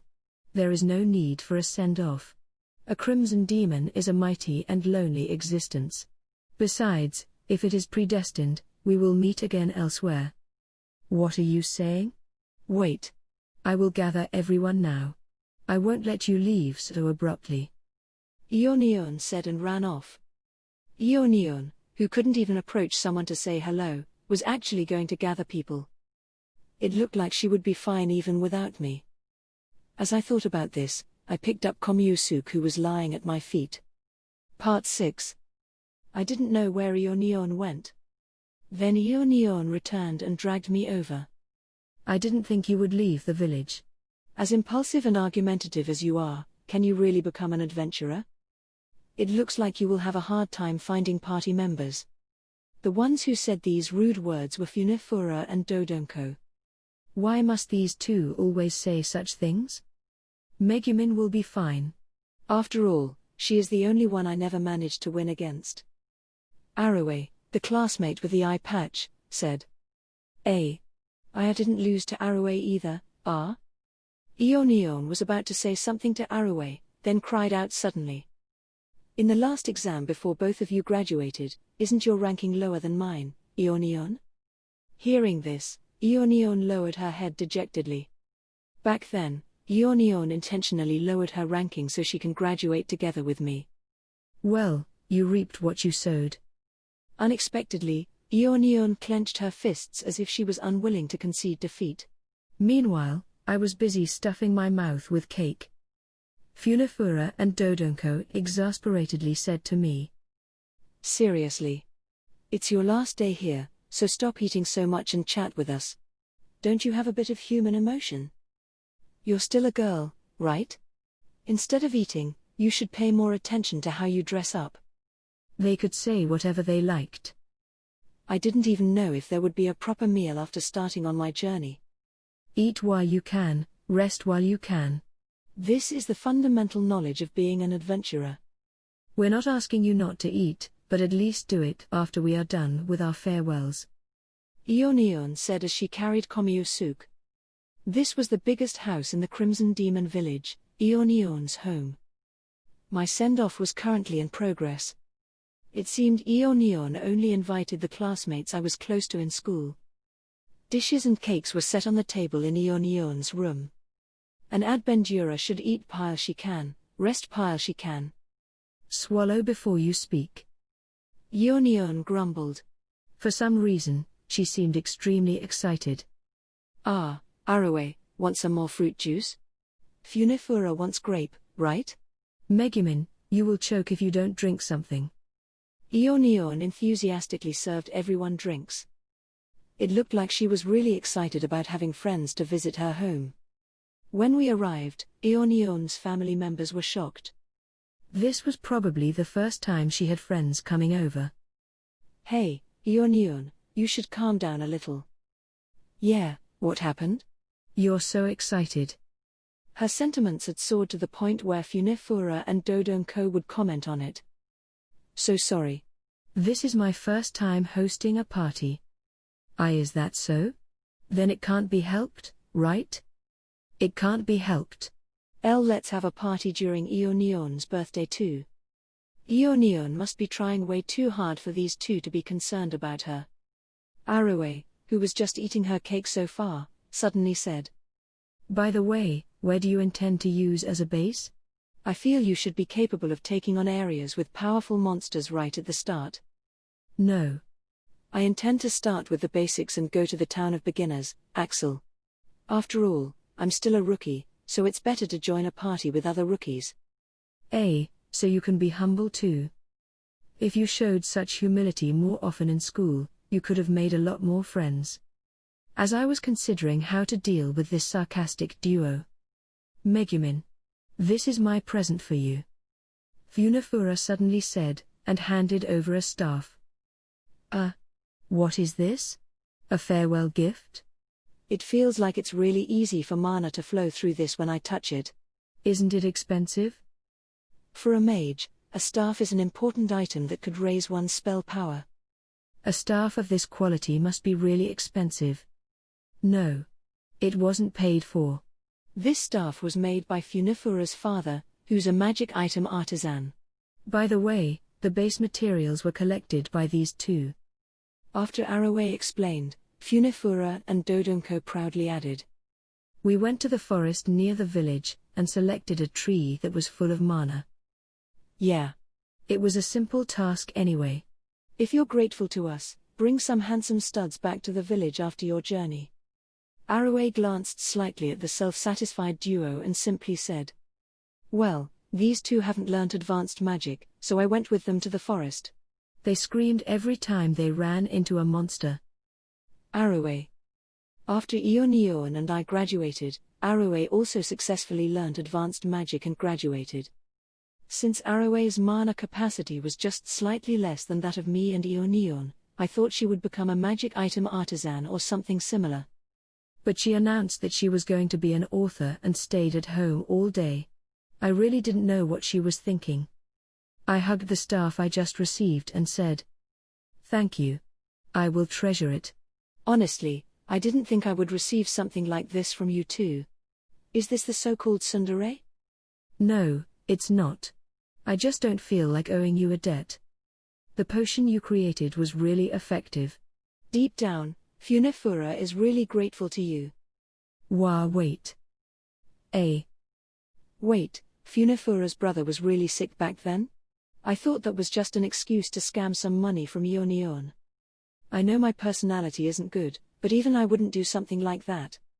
Funifura may be a hardcore bracon, but she isn't that wicked. Hey. As Funifura and Dodonko argued, Yunyun remained quiet. Or rather, she wanted to say something but couldn't say it. Yunyun, isn't it time for you to bring it out? Yes. You went through so much effort to prepare that, right? Then, Yunyun took out a paper bag and forcefully shoved it over. For you, Megumin. You're still using the school uniform as your casual wear, right? You don't seem too particular about what you wear, so I bought a mage's robe for you. How is it? The paper bag contained a robe, a cloak, and a hat. Truthfully, this was a blessing. My school uniform was already torn and tattered. Thank you. I will treasure it. Hearing this, Yunyun exhaled in relief. At this time, Funifura maliciously said to Arue. Arue. Hey, didn't you prepare a gift?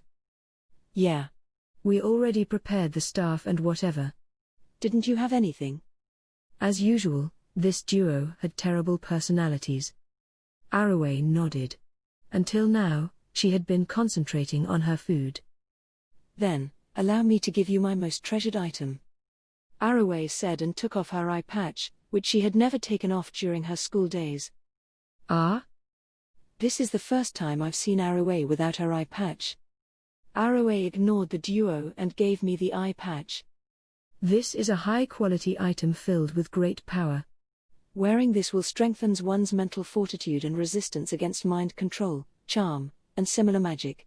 It can also restrain one's mana. I was born with a vast amount of mana. To keep my magical power under control, I have been wearing this since I was young. Arue's past was finally revealed. Nobody had a clue what Arue was thinking. It was unthinkable that she had something like this. Is it really okay to give Megumin something so important? Yeah, aren't you worried your power would go out of control? Arue answered Funifura and Dodonko with a smile. No problem. I don't need to wear this anymore. Although I learnt magic as my family wished, my dream is to become an author. I want to be an author who writes things that will make people happy. Since Megumin is becoming an adventurer, please tell me about your adventures sometime. I want to write about the adventures of Megumin's little party. She said something so cool. The other 3 people started to become uncomfortable. What should we do? We only gave a staff. Our staff, was made from scratch, so we can consider it as being full of goodwill. What should I do? I bought my gift directly from a shop. To the 3 mumbling people. They are fine as they are. I will treasure all of them. Thank you all. I smiled and said. Yeah. The most important thing is goodwill. Right, Arroway, if Megumin wears the eye patch, won't her mana be sealed? Won't that reduce her magical power? If she wants to use her full power, she can just take off the eye patch. As they chatted, I was preparing to wear the eye patch. At this time, Arroway took out a beautifully wrapped box and said without looking me in the eye. That box contained a new eye patch. No problem. Actually, there is no such effect. When I was young, my grandfather bought me the eye patch for the look. It is worn out now, so I just bought a new one. Didn't I say my goal is to become an author?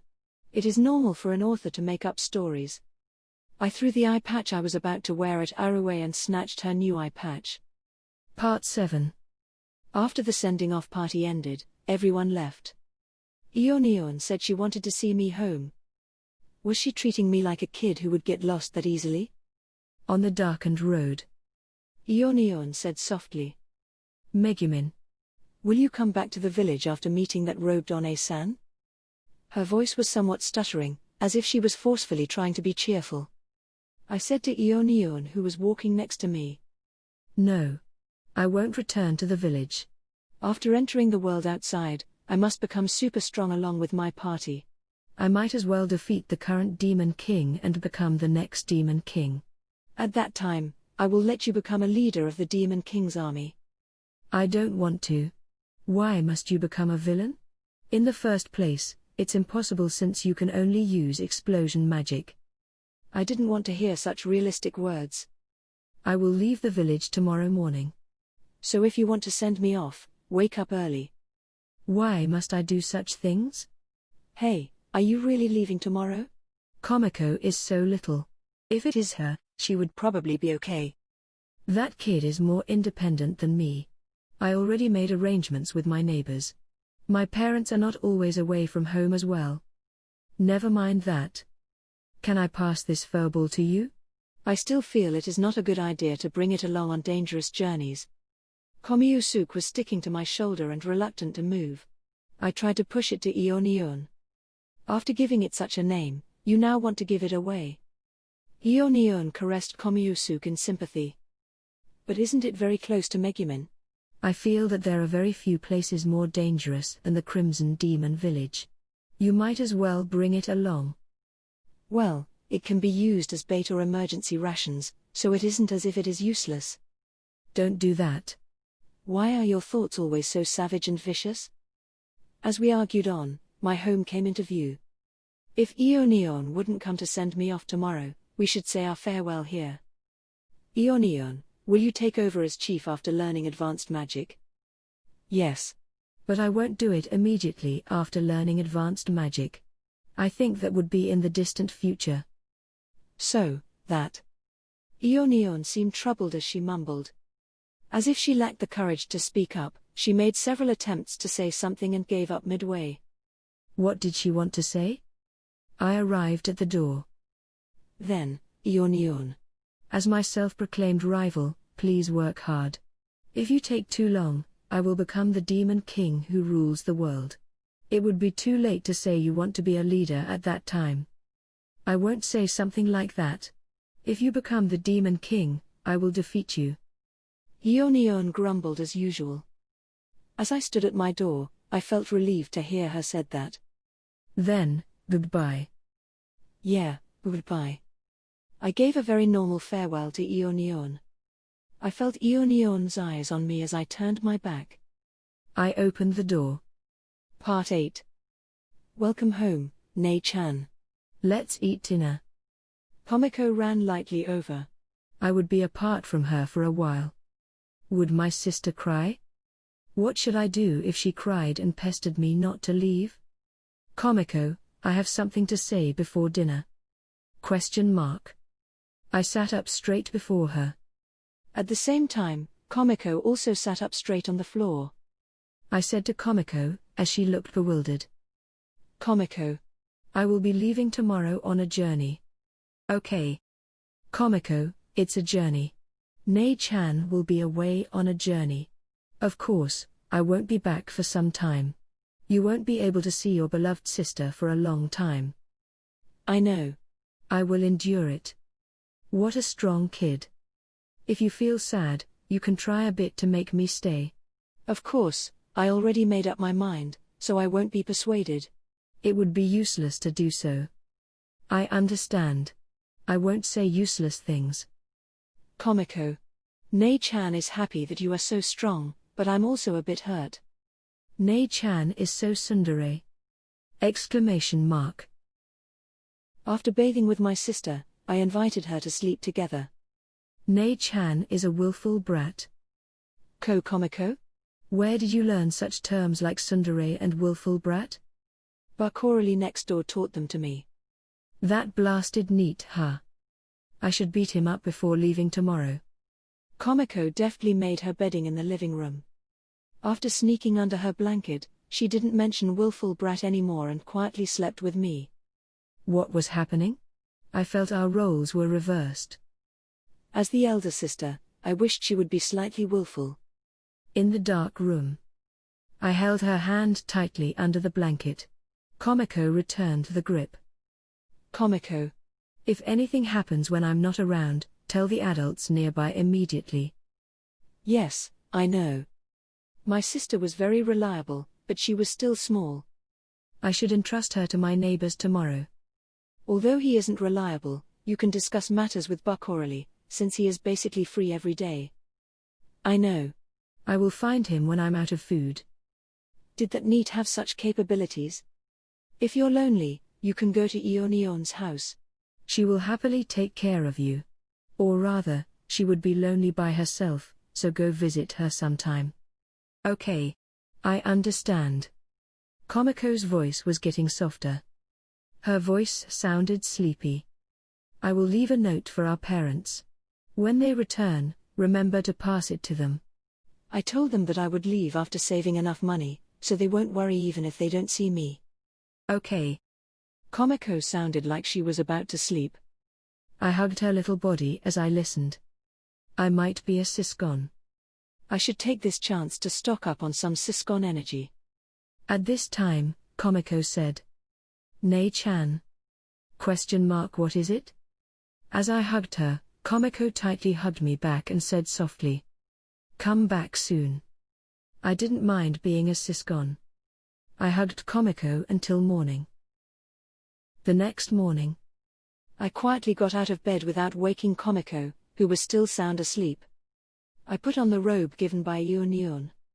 Then, I wore the eye patch given by Arue and stood before the mirror. Not bad. This eye patch looked quite nice. Next, I put on the hat and picked up my staff. I was charmed by my own image in the mirror. Nei-chan, what are you playing? I made a pose in front of the mirror. Komiko suddenly showed up and copied it. After breakfast, I carefully checked my luggage. It didn't seem like there was anything missing. Or rather, there was barely anything for me to bring along to begin with. As I was about to leave the house. Nei-chan, you forgot something. I checked thoroughly, yet Komiko ran after me with something. What is it? Packed meal. Komiko pushed the brick-sized item into my hands. It looked like she prepared a packed meal for me. There were a lot of rice balls inside. Komiko did something like this before I left. It made me consider if I should cancel the trip and live happily with Komiko. Also, I will give you this, so that willful brat Nei-chan won't be lonely. Komiko said rudely as she handed me the picture book she frequently asked me to read to her before bed. This should be her treasure. I smiled bitterly as I put the picture book into my luggage. Komiko saw this and smiled in satisfaction. Nei-chan, work hard. You must become the strongest. I know. I promise you I will become the most powerful mage one day. I acted cool in front of my sister and flipped the cloak Yunyun gave me. This wasn't too bad. Yunyun really gave me something good. Komiko held up her small fists. You must defeat Demon King. The Demon King? I said something like that before, but...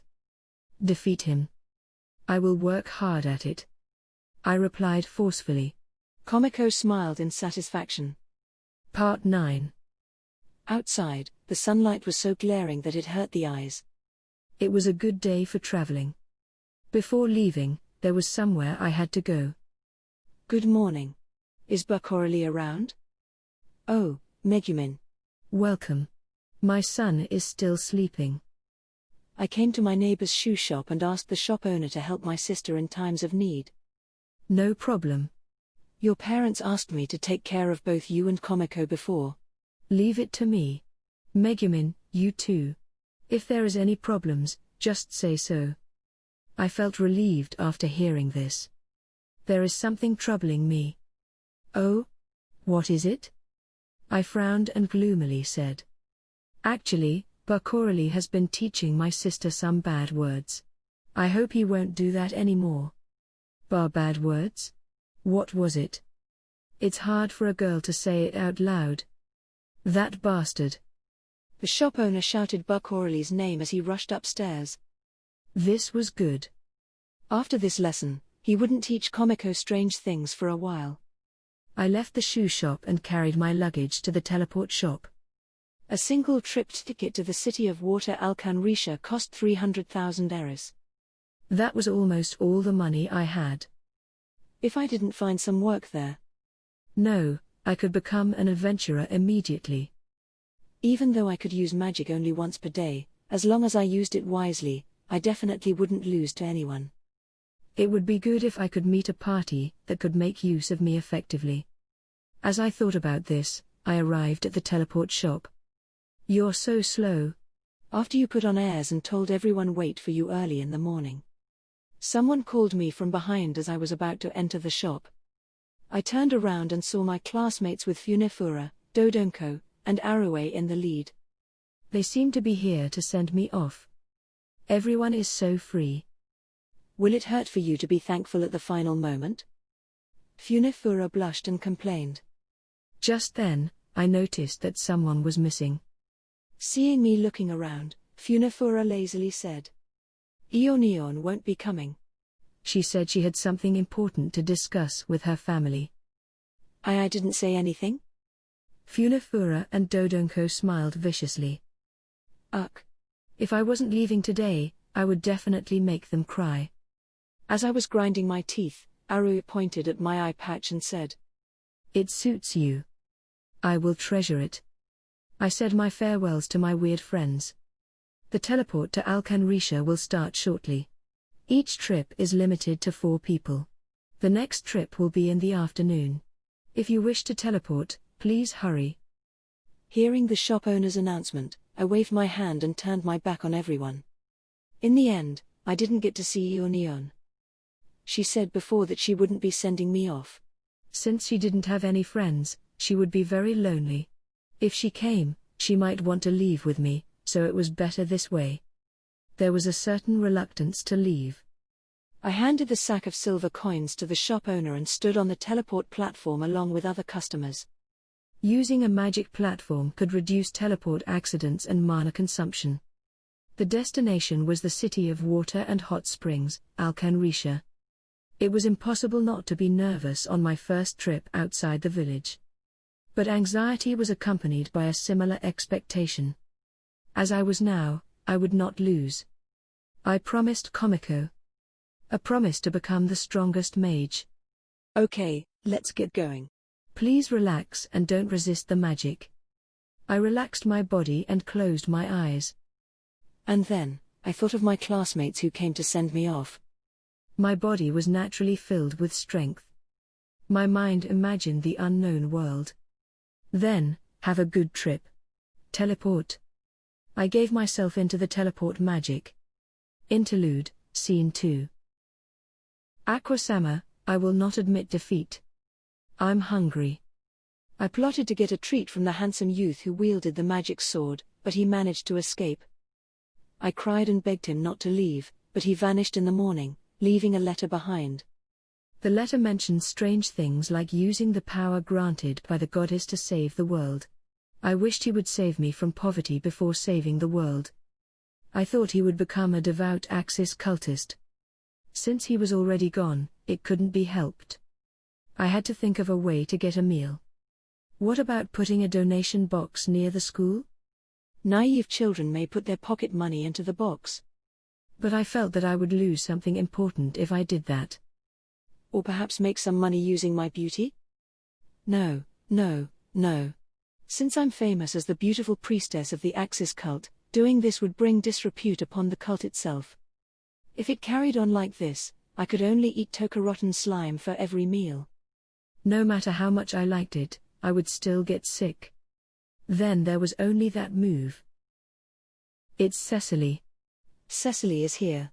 The precept-breaking priestess from the Axis cult is here again. Hey, Cecily. Why are you here? There aren't any more of the young Eris cultists that you love so much here. Because you always make trouble here. Those Eris cultists who brought their children have left for other cities. Because of you, the Eris cultists in this city are rapidly dwindling. If you still insist on doing something stupid, then let me be your opponent. 2 men stood before the Eris church, blocking my way and said such rude things. Don't make it sound like I am responsible for your loss of believers. I merely told those poor ignorant kids how great my cult is. Is there a law that forbids preaching to the pagans? You and your cult's doctrines are having a bad influence on the kids. Axis cultists are good people, so when things go wrong, it's not your fault. It's the world's fault. And instead of stiffly suppressing yourself, relax and live without care. Who knows what tomorrow may bring? Instead of expecting the void of tomorrow, enjoy your life today. The children who went over to play at your side always return with weird perspectives. I will say this bluntly, your very existence is trouble. Don't come near those kids again.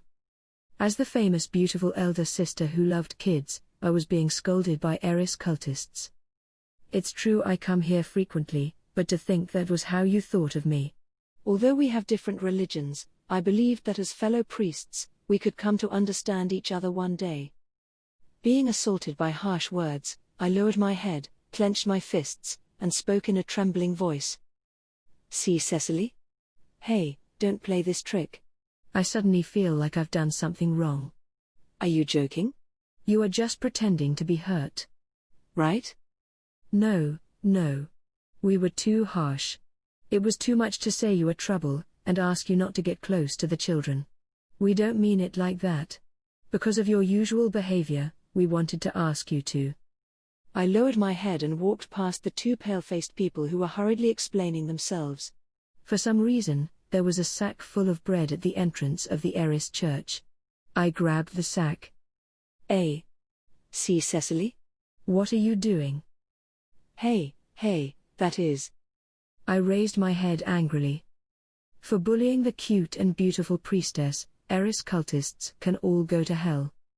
I took the sack of bread and ran. Hey, wait. Don't leave. That bread was donated by everyone to feed the poor. I glared at the man who intended to pursue me. First the handsome youth with the magic sword escaped, then I was bullied by you people. Am I not poor? Why are you being so gentle to me now? Don't make me stay. Just ignore me. Don't come over. I ditched my 2 pursuers. I offered a prayer to Aqua-sama, who must be watching over me right now. Aqua-sama, I will not give in to defeat. Stop messing around. Who wants to keep you? The important thing is the bread. Leave the bread behind. Chapter 3, Troublesome Cult of the City of Water. Part 1. I wore the equipment given by my friends. I promised my sister I would become the strongest mage. I felt I would not lose to anyone. I used to feel this way. I didn't think the Adventurers Guild had level limits. I used both hands to hold the staff supporting my body weight and sighed deeply. Alcanrisha, the city of water and hot springs. The monsters near this city were rather powerful. There were weak monsters like goblins and kobolds, but they usually were accompanied by monsters like rookie killers. Thus, the Adventurers Guild in this city forbade low-level adventurers from taking on quests. I was confident that I could kill any powerful foe with my explosion magic, but it wouldn't help if I wasn't allowed to take on quests. My destination was Axel. I needed money to pay for the carriage to Axel. Upon arrival, I immediately went to the Adventurers Guild, but this was the result. What should I do? I don't know how much the carriage fee would cost, but the money I currently have is probably not enough. There is no doubt about this. I thought so and sighed as I looked at my money pouch while seated on a bench in the park. Just then, there was a desperate cry. Axis cult. Please join the Axis cult. Don't you want to worship Aquasama together? Revere her together? Serve her together? I guarantee your life would be dramatically changed in many ways. Axis cult. According to what I've heard, it was a religious sect that worshipped the goddess of water. Its members were very weird and it had a bad reputation. Axis cultists were shouting to persuade people to join. After hearing various anecdotes of Aquasama, you will be in love with Aquasama. If you join the Axis cult, you will become a master acrobat or possess unique traits such as being loved by the undead. Master acrobat aside, being loved by the undead was a problem in itself. The owners of those voices were two female cultists. Although they were shouting with all their might, they don't seem to be making much progress. Those people seem to be having a hard time. I looked away from the Axis cultists towards the streets of Alcanrisha. Truly, this region favored veteran adventurers. The adventurers I had seen in this city were all equipped with high-quality items. They looked really strong. They didn't look like they would accept a rookie like me as a companion. Ah, you there who look like you don't have any friends. Look at your unlucky face. If you join the Axis cult, you will be lucky really soon. An unlucky face. Ah, if I join, can I really make some friends? No, so sorry. I'm looking for someone. Please leave membership issues for later. If it was like this, I would have to do low-pay jobs to earn money. Exclamation mark. I stood up roughly and quickly turned around. I seemed to have heard a familiar voice. But the person whom I always argued with was not there. There were only the Axis cultists who continued to proselytize. Was I relying on her mentally? I felt slightly embarrassed as my face reddened. No, not good. I don't have time to care about others. I must find a job first. I couldn't work properly in the Crimson Demon Village, but that was because the Crimson Demon Village was too special. Because most jobs needed advanced magic as a prerequisite, I failed at them.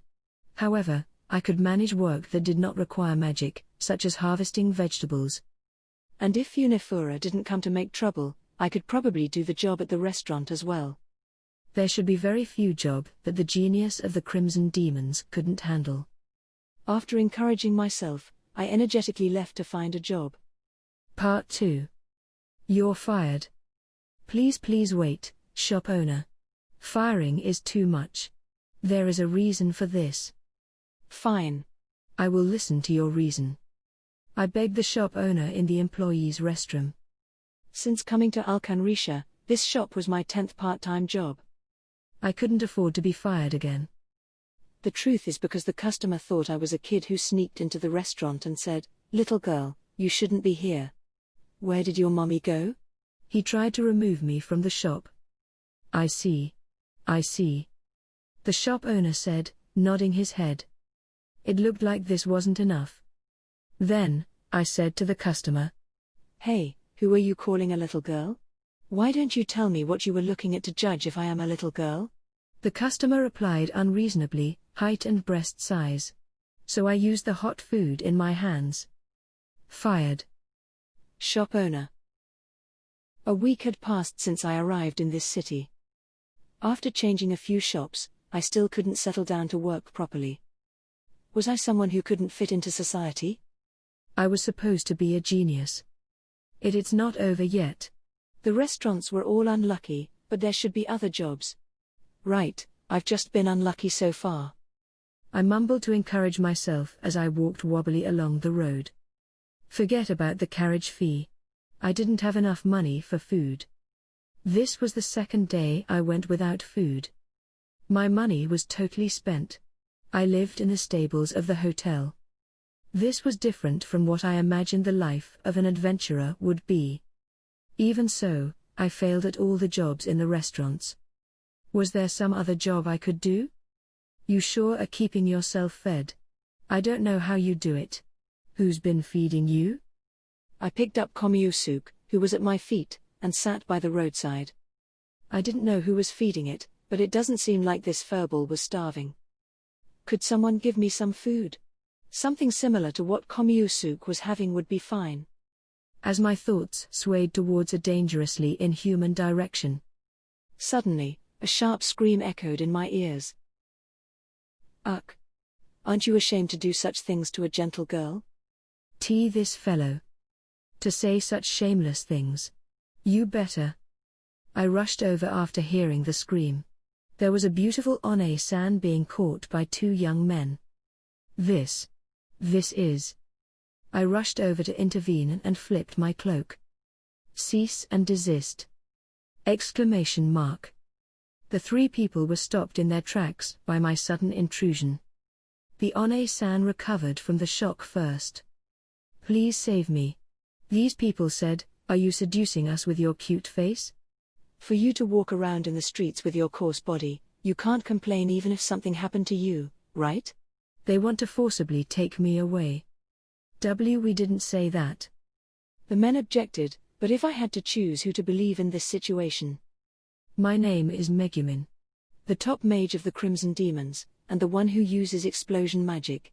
Humph. Since I'm here, I will not ignore this. Hey, you're a Crimson Demon? Wait, you made a mistake. We're the victims. Calm down. Let's talk this over. The men explained hurriedly. What a pity. Those excuses might fool some foolish people, but they will not work on my crimson eyes.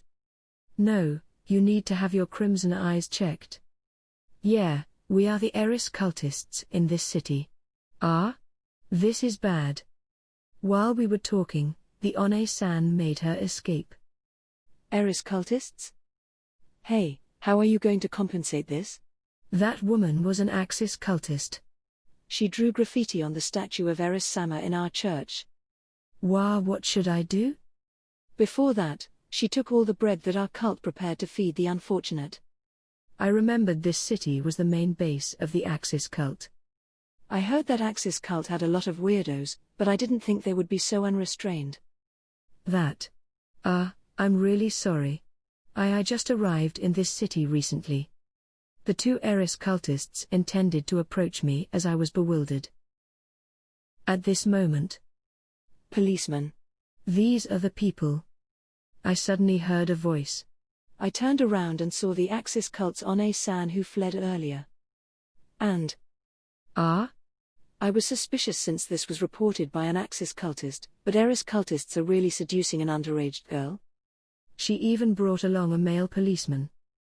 Wait? I don't know what that Axis cultist said, but we didn't dash. Right.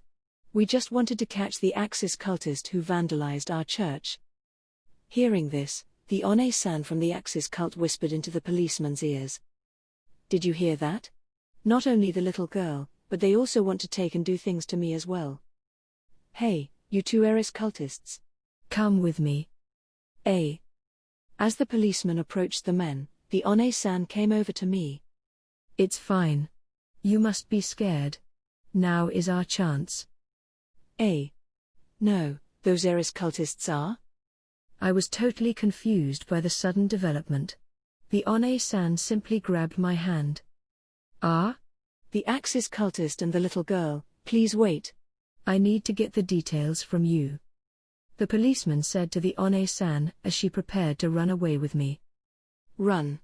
Escape now. I don't need to escape. I glanced at the shouting policeman behind me as the One-san ran and pulled me along. Are you okay? Any injuries? Phew. It seemed I managed to make it in time. So dangerous. What are you saying? Why did it seem like I'm the one being rescued? Besides, I didn't do anything. There was no need for me to run away. After I was forcefully dragged along by the One-san. For some reason, we were hiding in a small alley. What are you saying? If I had left you behind, you would have definitely suffered at the hands of those evil heiress cultists. After all, you're such a cute loli. Since I rescued you, you should thank me to avoid retribution. Ah, by the way, if you want to thank me, you can sign this cult entry form. I grabbed hold of her hand as she spoke and attempted to retrieve some papers. No. Those people didn't seem like bad guys. And I won't join the Axis cult. And why must I thank you? As I began to retort, my stomach growled. It had been 2 days since I last ate. I couldn't be bothered with this One-san. You must be hungry. Then. Come with me. I won't mistreat you. There was no need to mind such matters now. I'm Cecily, a priestess of the Axis cult. Don't be modest, just call me Cecily One-chan. Let's get some delicious food, and we can chat. I couldn't resist the temptation set by Cecily as she smiled suspiciously. Part 3. Loli? It's a loli. Our cult finally has a loli. Call me loli again and I will seriously take offense. I'll show you the true power of the Crimson Demons. Inside the cathedral, which served as the headquarters of the Axis cult. After I was brought here, everyone just labeled me as a loli. Okay, Megumin-san. The guys in our cult were banned from approaching the kids in this city. Please understand their difficulties too. What crimes did they commit to be banned from approaching kids? I stared at the cultists speechlessly. Upon Cecily's orders, several cultists enthusiastically brought some dishes over. Come, please eat. After I eat this, you're not going to say, from this moment on, you are an Axis cultist, right? Of course not. I swear to Aqua-sama that I won't say such petty words. She obviously intended to say that. I remained vigilant of my surroundings and ate. Then, a white-haired uncle came forth with a female secretary. A smile was on his face, and he looked very amiable. That man has an air of being different from the others. Oh, what a cute guest. Welcome to our cult. I'm the archpriest responsible for this cult, Zesta.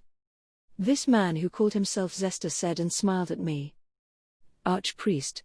That is quite impressive. I've heard that not many people can become priests, much less the advanced job of archpriest. It looked like I was right that he was different from the others. No. I think that Crimson Demons are truly impressive to be born with the qualifications to become archwizards. Zesta said and smiled. By the way, miss.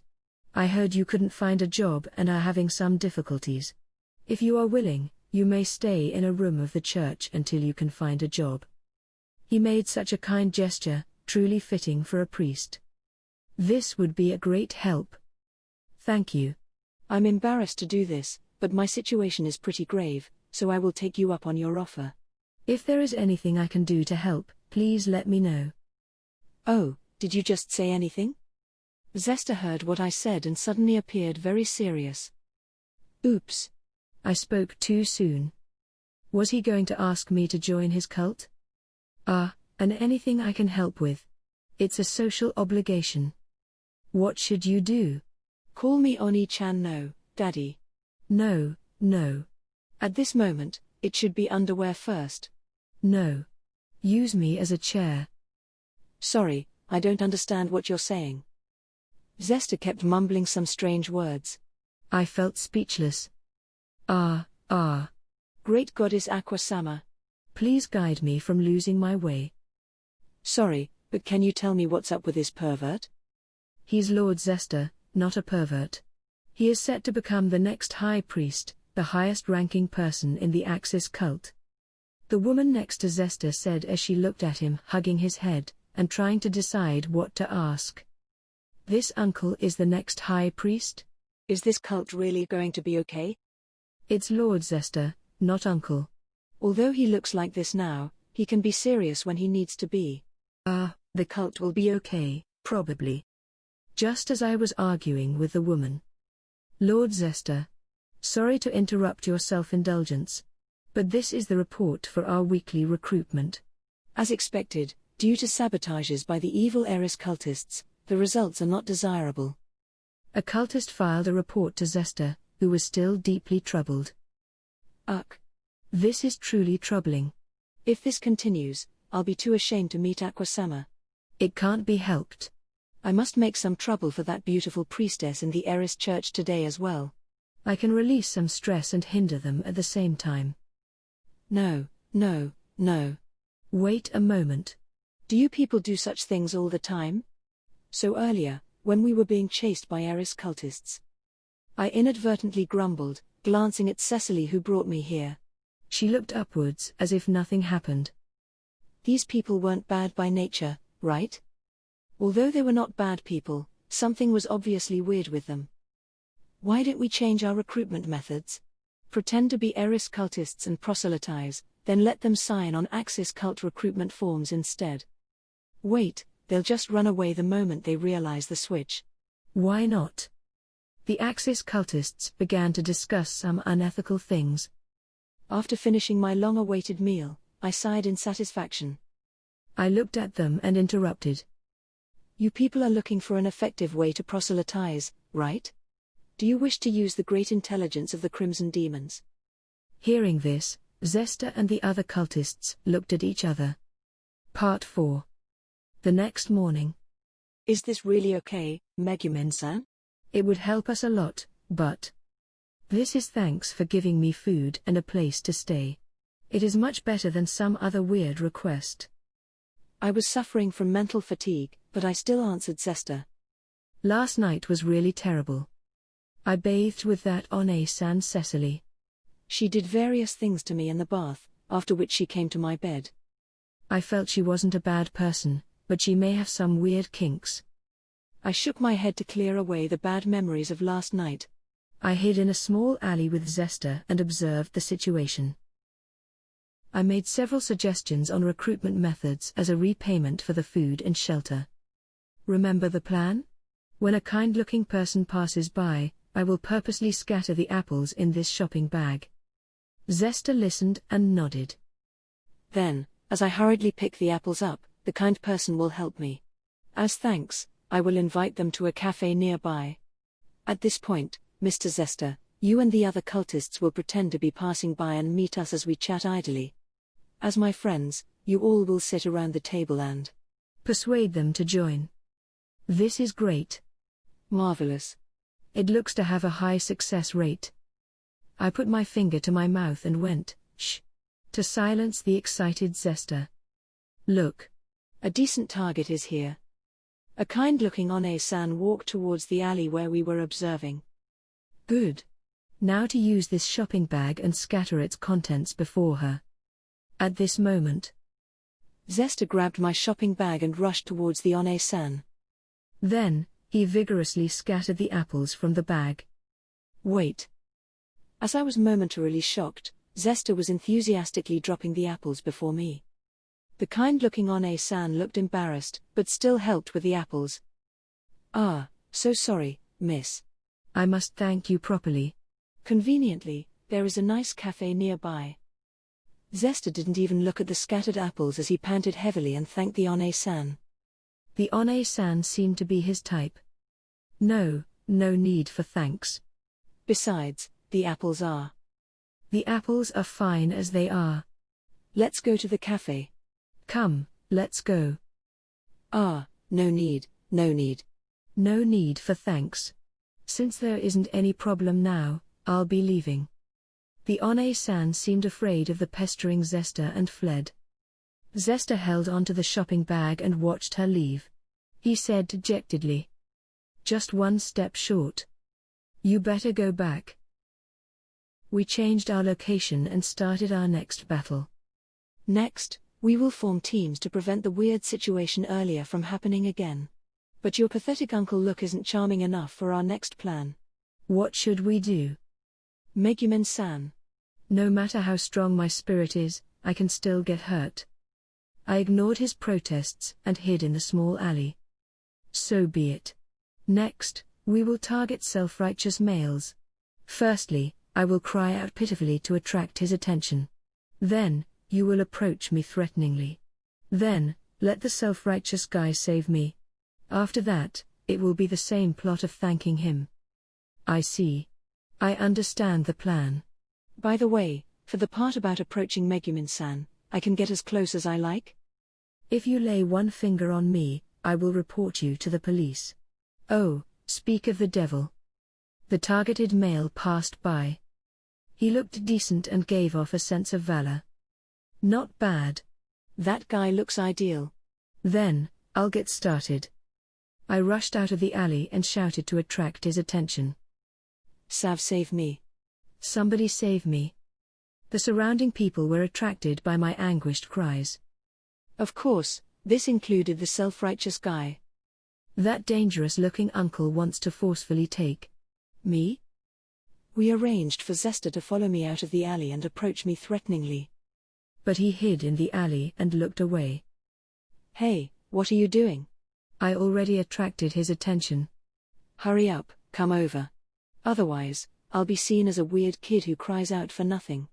Everyone is watching, they're watching. As I spoke softly to Zesta, someone patted me on the shoulder. Hey, little girl. Can I have a moment of your time? This is my job. I fearfully turned around and saw the target, the self-righteous guy before me. He was holding a black notebook. That is. I'm a policeman on vacation.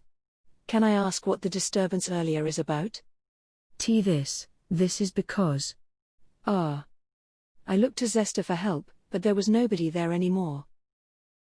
Can I go back now? Don't say that. I'm sorry we left you behind, Megumin-san. I forgot that you came from another city. I didn't think you would approach a policeman.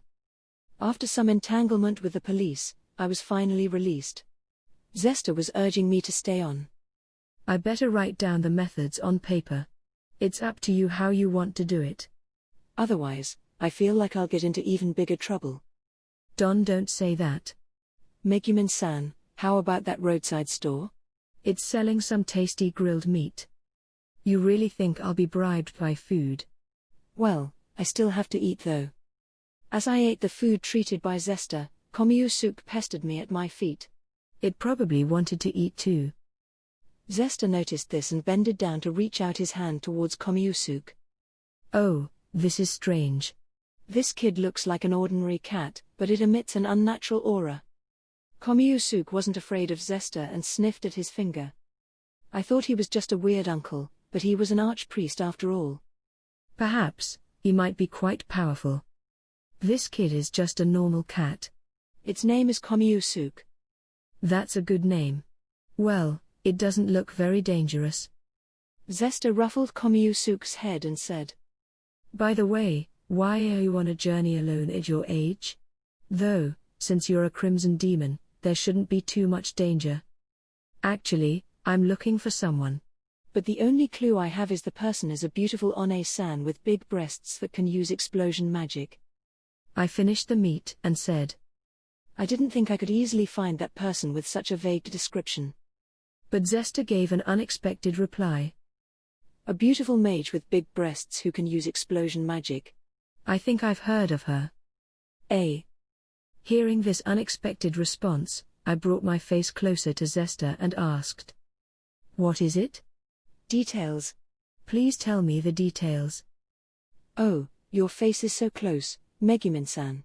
Want me to lick you? Just joking. It's a joke, so please don't point your staff at me. Facing me as I held my staff in alert, Zesta seemed to be recalling something as he stroked his chin. Ah, I remember. Her location is the town of Axel. According to what I've heard, in the rookie town of Axel, there is a beautiful, well-respected mage with a voluptuous body who can use even explosion magic. She operates a magic item shop. Yes, Because she is beautiful and has big tits, I remember it well. I love big tits too. I heard something I would have rather not heard, but secretly I was very happy. So lucky. Right, Axel. Exactly where I intended to go. I couldn't be sure it was the same person, but there shouldn't be many mages who could use explosion magic. This was rather promising. I got some useful information in addition to the food. As thanks, I will help out again. Zesta smiled happily as I regained my enthusiasm. Part 5. Roars and invectives echoed in the streets of Alcanrisha. Over here. Those Axis cultists stole all the toilet papers. I listened to the complaints from behind as I fled with Zesta. Mr. Zesta. Why did you steal all the toilet paper in the toilets? I really can't understand what you were thinking. I left the recruitment forms there as a replacement for the toilet paper. That's right. When the lost sheep descend into despair at the lack of toilet paper, the glorious recruitment forms for the Axis cult come to the rescue. What do you think those people will do when faced with such divine offer of salvation? I think they will use the forms to wipe their asses. Wouldn't they sign up on the forms immediately to pray to Aqua-sama for a miracle? I think not. Or rather, those forms that were left behind will only become evidence that this was done by Axis cultists, increasing the cult's disrepute. We're surrounded. Unknowingly, Zesta, who was still holding on to the toilet paper, and I were surrounded. You two over there. Stand still and stop resisting. The police came from all directions and slowly shrank the circle around us. At this moment, Zesta strengthened his resolve and pulled my sleeve. Megumin-san, now is the time to display your power. Quickly, let them witness the true power of the Crimson Demons. This uncle was asking me to use magic to blow them away? Impossible. My magic cannot be restrained. The entire neighborhood would be ruined. I cannot use my magic in the city. No problem. I got good stuff here. Zesta took out the stolen toilet paper with great confidence. Use this to cover your face. Are you stupid? Are you really stupid? That wouldn't work. On the road, after being lectured at the police station. I think your cult membership isn't increasing because you people always do such things. I think if we recruit serious people using normal methods, the cult will be very boring. This guy was hopeless. Seriously, this is so unlucky. Let's go back. Megumin-san, just one last time. Please do what you suggested earlier. The one about a girl falling down on the street and waiting for a passerby to help.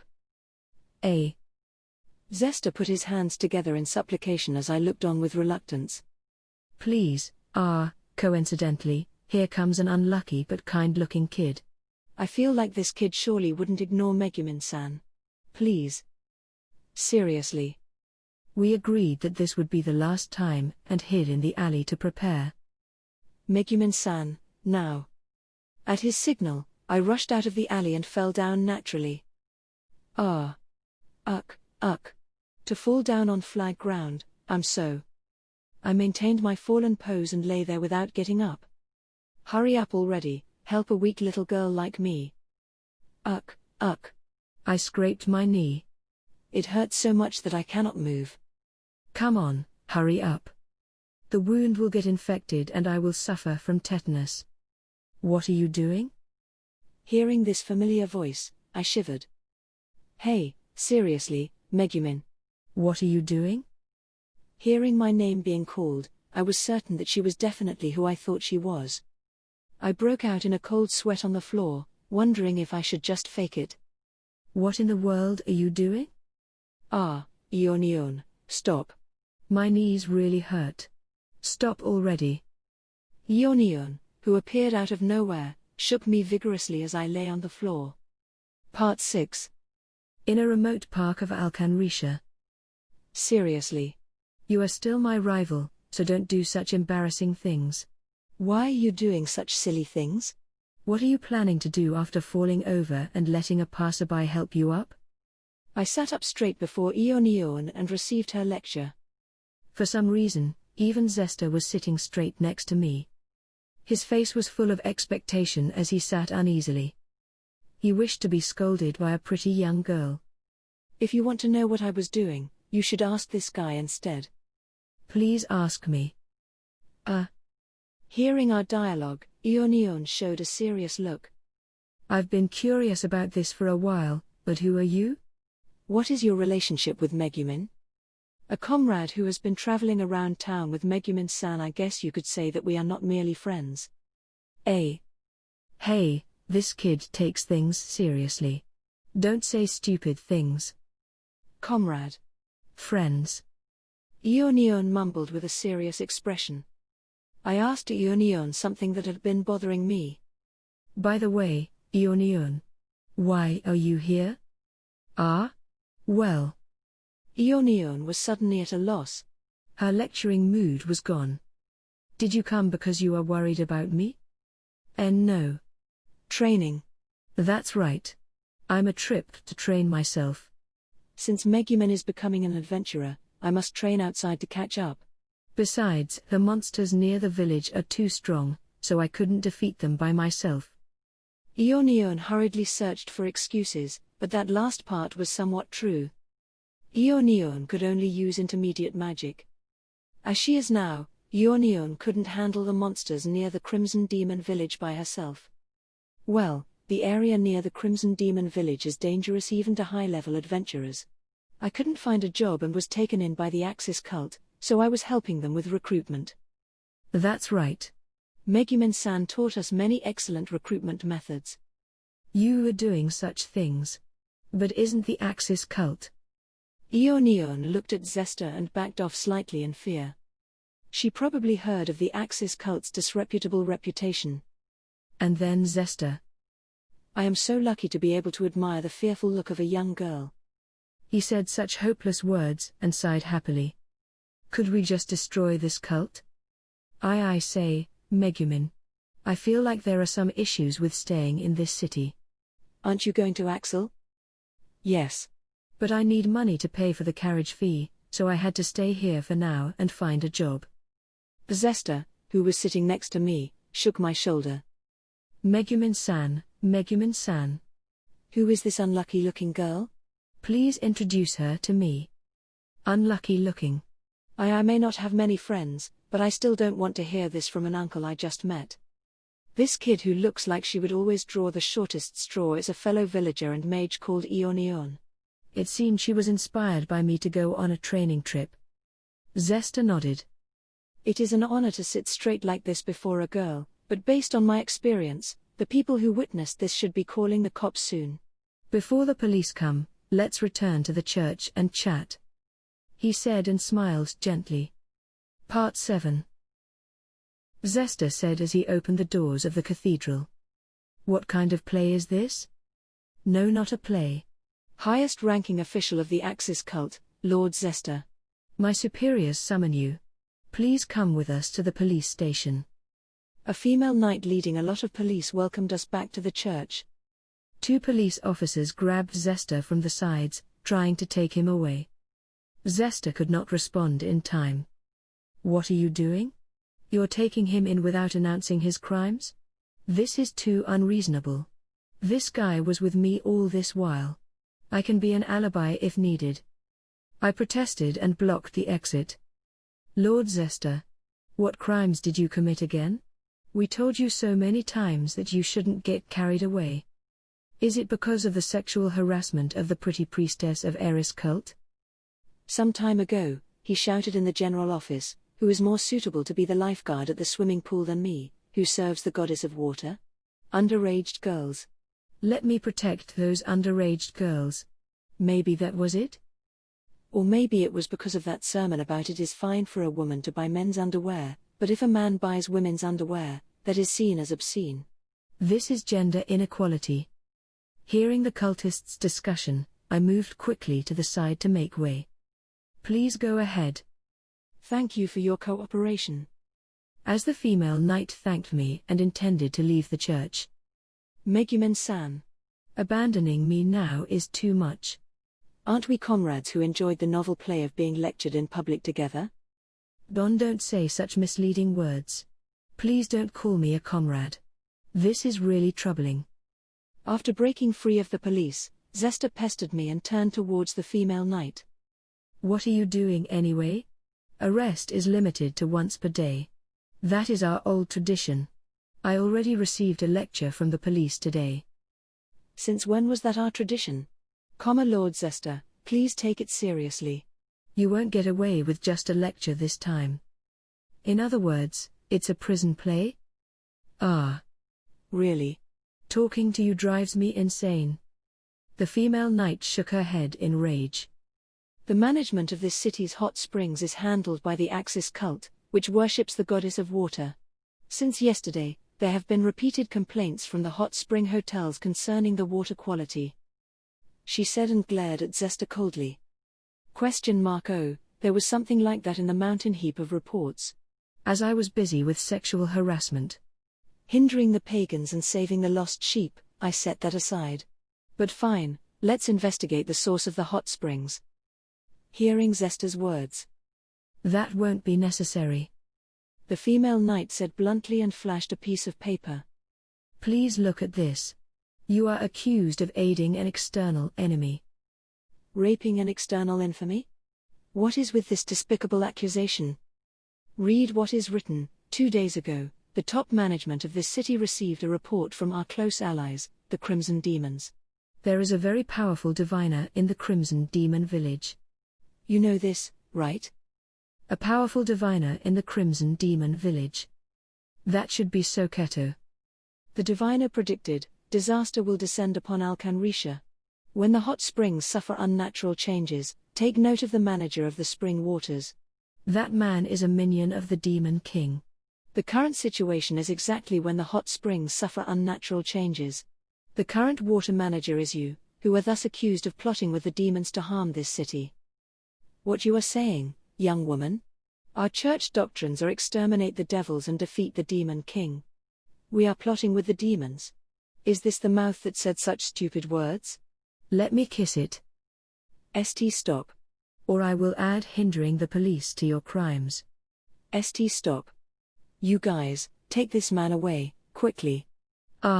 Stop, no. After Zesta pushed down the female knight, he was suppressed while other Axis cultists demanded explanations from the police. After being released at the last moment, the female knight had tears in her eyes and quickly put some distance between herself and Zesta.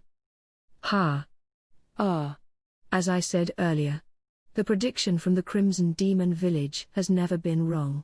Considering the usual behavior of your people, there is no need to say more. In summary, we need to inquire about the current situation from this perverted manager. Depending on the interrogation, we may have to interrogate other people as well. Cecily pestered the female knight, who was starting to calm down. Please wait. Lord Zesta is indeed a hopeless pervert. Every time he excitedly peeks at the bathroom, I wonder if smacking his head would cure him. But leaving that aside, are you accusing us of betraying Aquasama's words and allying with devils? This is impossible, you cow tits woman. I will cut off those 2 soft lumps of excess fat. Stop. Why are you lot so prone towards sexual harassment? Hey, hurry up and take this pervert away. You lot, listen up. Before the interrogation of this man is over, honestly. Hey, stop. Really, enough. Let's leave this place already. Stop it. Stop. This is a plot by Eris cultists. Don't be deceived. Eris cultists are afraid of my leadership qualities and set a trap for me by manipulating this brainless woman. The female knight looked like she was about to cry as Cecily pulled on her blouse, yet she successfully escaped with Zesta, who was still protesting loudly. Part 8. After Zesta was taken away, the remaining cultists stood uncertainly in the church. What should we do? Without Lord Zesta, what will this cult become? Cecily frowned as she mumbled to herself. Zesta-san is the highest-ranking official, right? Will there be any problems without him? I will help out. Until Zesta-san returns, let's protect this church, okay? I patted Cecily's back to encourage her. Boo, but that's true. It can't go on like this. Let's divide up Lord Zester's usual duties among ourselves, I say. What duties does Lord Zester usually do? With her spirit slightly lifted, Cecily asked the other cultists. Confessions are handled by specialists. Is it the cult's financial management? Finances are handled by the secretary. Healing the wounded. That's also handled by specialists. Lord Zester basically just wandered around. I've never seen him use magic. Even when he preached on the streets, it wasn't to spread the cult's doctrines. It was usually about using gender equality as an excuse to implement a law to enforce mixed-gender baths. The cultists said one after another, then remained silent for a moment. I say, what does Lord Zester actually do? As Cecily mumbled to herself, the remaining people expressed doubt. Megumin-san. The problem is solved. Even without Lord Zester, there won't be any major issues. Thanks for your concern. Is this okay? Isn't he your representative? And that female knight is putting suspicion on the entire Axis cult. Is this really okay? The Axis cultists were about to disperse. Hearing my words, they frowned. That's true. It's common for Lord Zester to be arrested. That isn't a major problem. But it is distressing to be accused of helping the devils that Aquasama hates. Given our usual good conduct, why would we suddenly be suspected? Hearing Cecily, Yunyun trembled for some reason. Seeing her expression, I could understand somewhat. Yunyun? What is it? I said to Yunyun, who was stuttering and looking away. Even if you cannot accept Mr. Zester physically, you can't accuse an innocent man, okay? I didn't. I didn't make any accusation. Besides, even if I can't handle that uncle well, I don't hate him to that extent.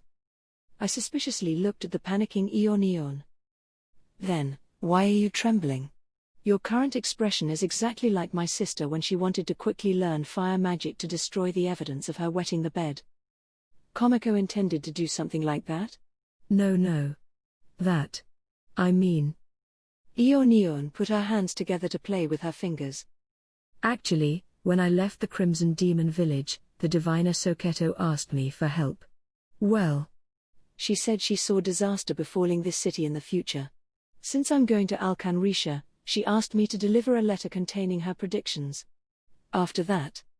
She said this and lowered her head in apology. Interlude, Scene 3. Aquasama, I will not admit defeat. 2. Something major happened today. Today, I drew graffiti on the statue of the goddess Eris for amusement as usual. While I was being chased everywhere by the evil Eris cultists. A magical loli suddenly appeared and rescued me when I was about to be captured by the Eris cultists. What was happening? Was this a reward for my persistence in vandalizing the statue of the goddess Eris? My name is Megumin. The top mage of the Crimson Demons, and the one who uses explosion magic. Humph. Since I'm here, I will not ignore this. The mage girl said and made a cool pose. She was the type I liked. So cute. She was like an angel, and right in my strike zone. What was this kid? An angel? Hey, you're a Crimson Demon? Wait, you made a mistake. We are the victims. Calm down. Let's talk this over. The two Eris cultists hurriedly searched for explanations. What a pity. Those excuses might fool some foolish people, but they will not work on my crimson eyes. I thought she may be an angel. It seemed she really was an angel. She believed me unconditionally. I was so happy. I want to take her home. No, oh dear, oh dear. I could barely stop myself from embracing her in public. I was warned by the police just last week. It wouldn't go well if I simply pounced on her. I must calm down. No, you need to have your crimson eyes checked. One guy grumbled. Yes, now is the moment. Yeah, we are the Eris cultists in this city. Ah? This is bad. I pushed away the hand that was grabbing me and escaped into the alley. Luckily, those two Eris cultists didn't follow. I peeked from the alley and discovered that the loli who rescued me was panicking. How cute. Hey, how are you going to compensate this? That woman was an Axis cultist. She drew graffiti on the statue of Eris-sama in our church. After being scolded by the angry man, the lowly trembled. Next time, I will pour a lot of toka-rotten slime into that guy's mailbox. Before that, she took all the bread that our cult prepared to feed the unfortunate. I was unfortunate, so I had the right to eat that bread. The real misfortune was my love life. Since the handsome youth with the magic sword left me, I hope this lowly could love me. That. I'm really sorry. I just arrived in this city recently. The two Eris cultists approached as the panicking lowly explained. At this moment, I turned to look at the other end of the alley. After all, I was very experienced and knew his route well. At this time, that guy would definitely be patrolling this area. There he is. I grabbed his hand and made my accusation with tears in my eyes. Please help. The Eris cultists who were chasing me suddenly started abusing a little girl. Eris cultists? No, they won't do such things. I ignored his suspicion and pointed in the direction of those Eris cultists. Policeman. These are the people. Aqua-sama, I will not admit defeat. Chapter 4, Saviours of the City of Water. Part 1. The next morning. Yunyun and I stayed with the cult. We walked towards the hall where the Axis cultists gathered. Yunyun, you were only delivering a message for someone from the Crimson Demon Village, so there is no need to blame yourself. Face them confidently. I understand. That's right. I was just delivering a letter. Even if that old man was taken away for interrogation, that has nothing to do with me. After thinking for a while, Yunyun raised her head sharply. Ever since Zesta was taken away, this kid's been blaming herself. That's the spirit. After all, if he didn't behave so self-indulgently all this time, he wouldn't be taken away so easily. It's his own fault. If he is proven innocent, he should be released soon, so there's no need to be concerned. Yes. I understand. Even if the cultists blame me, no matter what they say, I will remain strong. Yunyun made her decision and said, opening the doors of the church. Oh, good morning, Megumin-san and Yunyun-san. Did you sleep well? Cecily was there eating breakfast with her hair still a mess. Good morning. Only One-san is watching the house? Where did the other Axis cultists go? Everyone went out early in the morning. If this goes on, Lord Zesta will be removed as the highest-ranking official, so we need to decide on a new person to take the post. This decision involves voting by Axis cultists. In other words, everyone is busy preparing for the election. Then, before the election, will people be finding evidence in the city to absolve Zesta of his alleged crimes? Why would we do such troublesome and boring things? Don't worry. If he didn't commit any crimes, he will come back soon. If he doesn't come back, that's fine too. After our discussion, we concluded that we would be better without Lord Zesta, so just let him be. Are you serious? Cecily-san, as the one who delivered the letter, maybe I shouldn't say this, but is this really okay? Is it really okay not to rescue him? Yunyun said worriedly as she shook Cecily, who was still eating an egg. She said earlier that she would remain strong, but her sense of guilt was stronger. Eben if Yosei bat. The police is still investigating. Lord Zesta is indeed responsible for the source of the hot springs. It is a fact that the repeated complaints are his jurisdiction. It is better to let them carefully investigate Lord Zesta and find out the truth, Cecily said as she continued eating. And besides, she swallowed the food in her mouth. I heard that the powerful diviner from the Crimson Demon Village is always accurate in her predictions. According to what I've heard, she used suspicious diabolic power to see the future and perform intricate divination.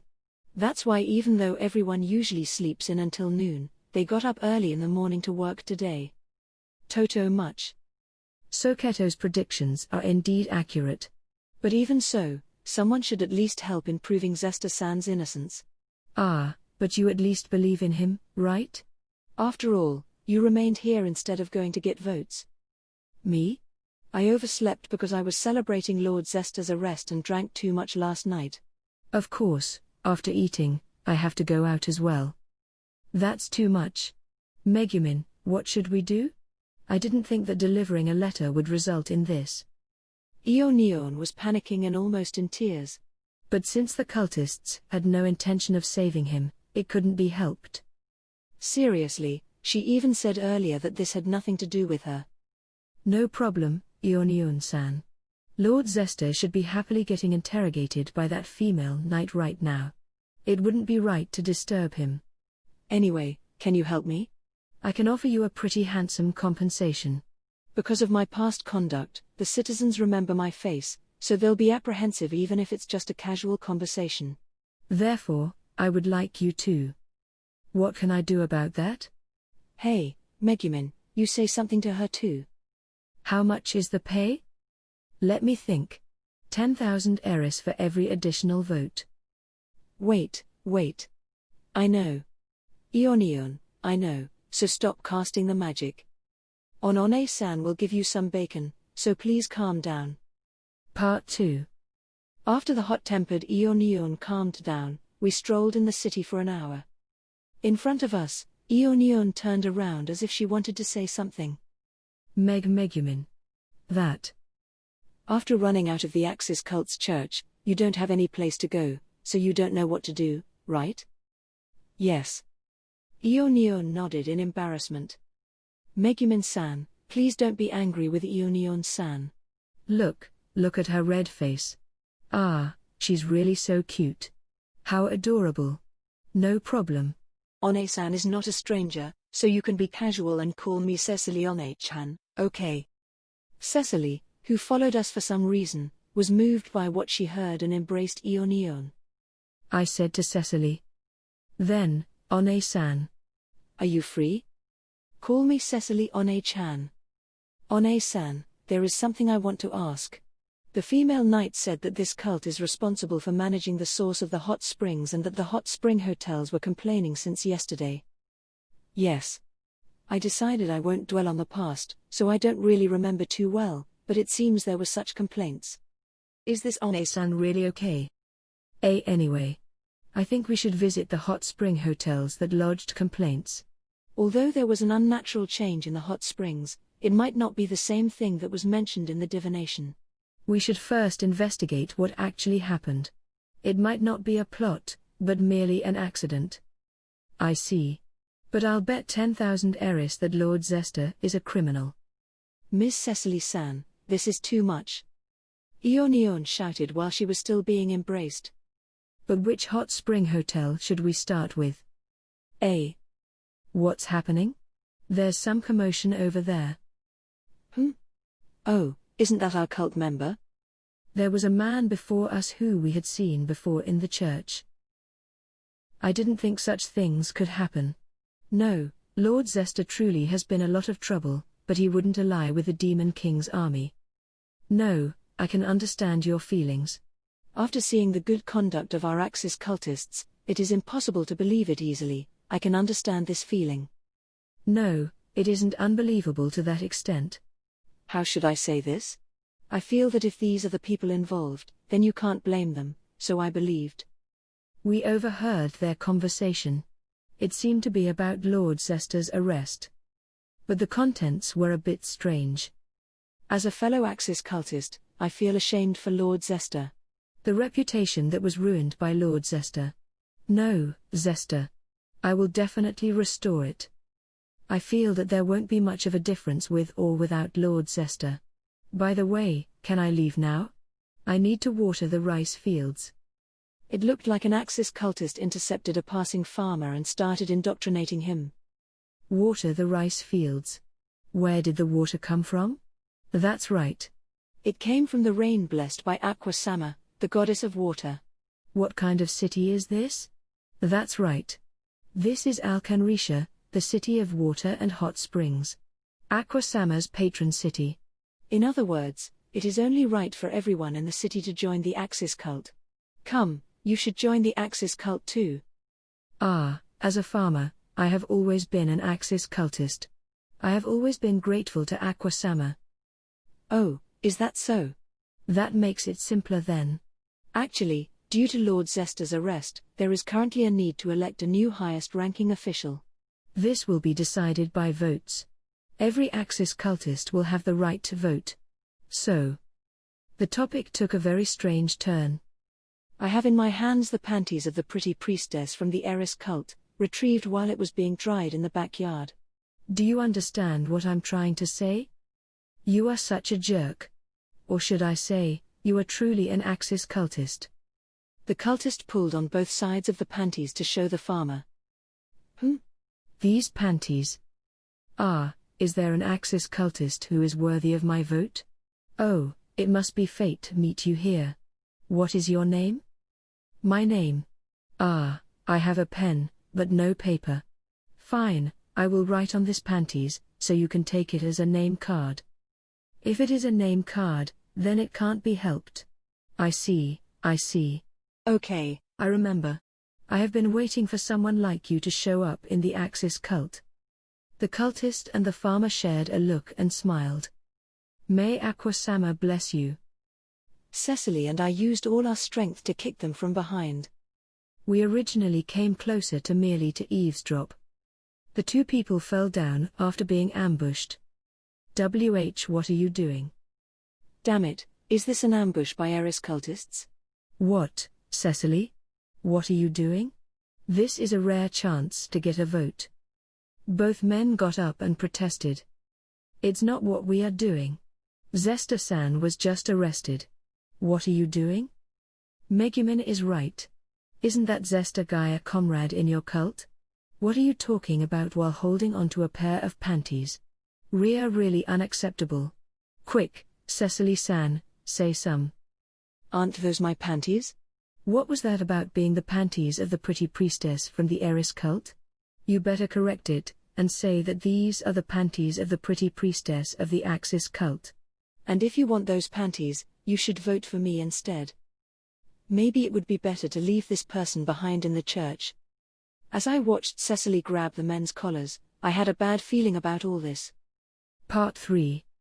Please vote for Tristan. Please vote for the financial manager of the Axis cult, Tristan. Please let your righteous vote go to the one who single-handedly managed the finances of the cult, Tristan. The bad feeling was on the mark. Shouting in the streets before us was the One-san who served as Zester's secretary. I promise everyone that when I become the highest-ranking official of Axis cult, I will do the following. Firstly, I will legalize polygamy. Secondly, I will bring the marriageable age even lower. The person who was supposed to be most loyal to Zester. Thirdly, as long as there is love, it doesn't matter if you are siblings. What are you saying in front of the crowd? Yunyun and I rushed forward and subdued her. What are you doing? Don't interrupt my election campaign. Don't tell me it's the Eris cult. I've had enough of this. Or rather, I beg you not to create more problems. This One-san, who was Zester's secretary, was the 11th person. That is also the number of problem-making election campaigns that we stopped. If you want to host such strange events, please wait until Zester-san is convicted. Everybody else has returned to the church. Please stay in the church for today. I think Lord Zester is definitely guilty. If you don't believe me, I'll bet 10,000 Eris on it. I've heard enough of this. Please return to the church. Seriously. We can't investigate like this. The Axis cultists were using any means necessary to get votes in the city. The public order of Alkanrisha had become unbearable. There were people who bribed and people who threatened. And even people who seduced and cheated. There were even people soliciting votes from cats and dogs. I didn't know how animals could possibly believe in religion. Yunyun and I sat on the bench in the park. Why are the Axis cultists so energetic? I really want to return to the Crimson Demon Village. Both of us lowered our heads and mumbled tiredly. Sorry for waiting. Cooling Tokarotten slime. One taste of this smooth texture and you'll be addicted. This is my treat. What will happen after you join Axis cult? I don't need to tell you, right? Cecily, who was prancing around energetically, came over with some drinks. What is Tokorotten slime? This thing made people hesitate on drinking it. Yunyun and I took it fearfully, but neither of us drank it. We seem to be thinking the same thing. Okay. We got sidetracked due to the unexpected hindrances. It's time to visit the hotels for investigation. Let's see what actually happened. Part 4. After arriving at the hot spring hotel, we received an expected answer. Tokorotten slime. That's right. It's Tokorotten slime. It's that smooth tasty thing that solidifies at low temperature. When we turn on the tap of the hot springs, Tokorotten slime flows out. That was the situation. Turning on the tap will produce tasty drinks. What could I say? Was this really a plot by the Demon King's armies to destroy this city?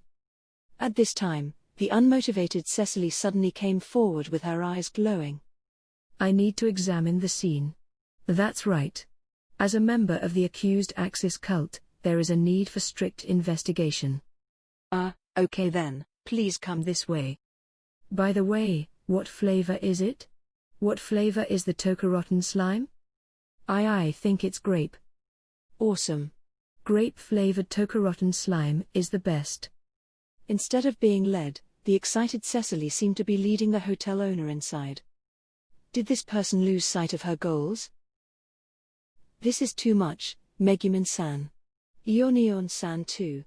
It is every citizen's dream to have Tokorotten slime flow out of the taps. But you won't even let me taste it. The mysterious liquid from the hot spring taps is not drinkable. What if it's poisoned? By the way, what exactly is Tokorotten slime? Is it a wild monster that tastes good when drunk? Cecily grumbled as we left the hotel. The hotel owner brought us to the scene. It was really flowing with Tokorotten slime. I forcefully dragged the excited Cecily with us as we exited the hotel. Tokorotten slime is a gelatinous matter composed of various edible slimes. After drying, it is grinded into powder, and then flavors are added. The mixture will be melted in hot water for a while to produce an incredibly sticky substance. After it's cooled, it will solidify into the elastic substance. Yunyun and I looked at each other. This shouldn't be considered a plot anymore. Someone added Tokorotten slime powder into the source of the hot springs, intentionally allowing people to consume it anytime, anywhere by turning on the taps. How insane did the person have to be to do this? I'm sorry. This is stupid beyond belief. Can I go home now? Wait. I understand how you feel, but what if this really is the unnatural change Soketo predicted?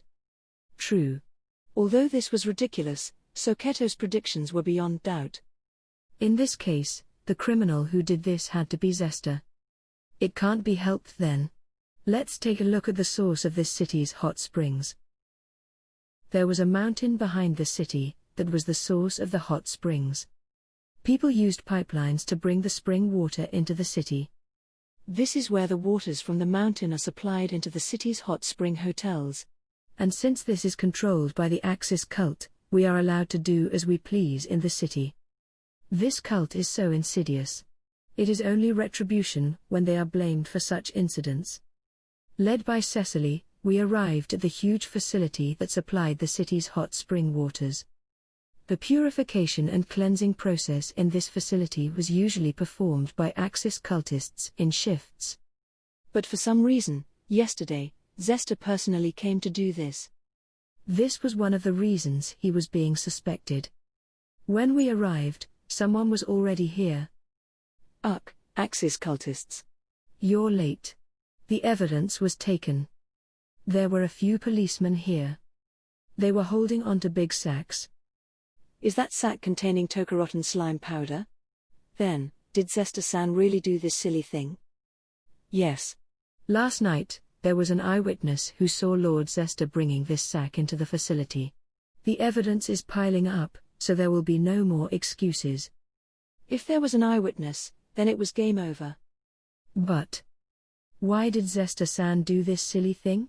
Honestly, turning the hot springs into Tokorotten slime is really insane. Yes. We can't understand why he did this either. If he wanted to destroy the hot springs, he could have simply added poison. But since it was done by an Axis cultist, everything can be explained away. I've got nothing to say. If it was these weirdos, even if you asked them why they did such silly things, they would probably say it was because it was fun. Why did it turn out like this? I thought he was just a bit weird, but not evil to this extent. Yunyun said dejectedly as she desperately wanted to prove his innocence. At this time, Cecily. If this facility is where the Tokarotten slime was added, drinking from the taps here should be fine. Hey, does anyone have a cup? Then, can anyone use freezing magic? This was why Axis cultists were. Part 5. In the end, we couldn't do anything. I can't believe Zesta-san would do such a thing. On the way back from the facility. Disheartened, the three of us walked on. Yes. Did that old man really collude with devils? It doesn't feel that way though. Although it was only a short while, Yunyun and Zesta have known each other. If that person was involved with the Demon King's army, she would be shocked. Then, the most dispirited person among us, Cecily, mumbled sadly to herself. They say it's evidence, so I can't drink it. There's so much right there, yet I can't drink. This person was depressed for a completely different reason. That is how it is, so it can't be helped.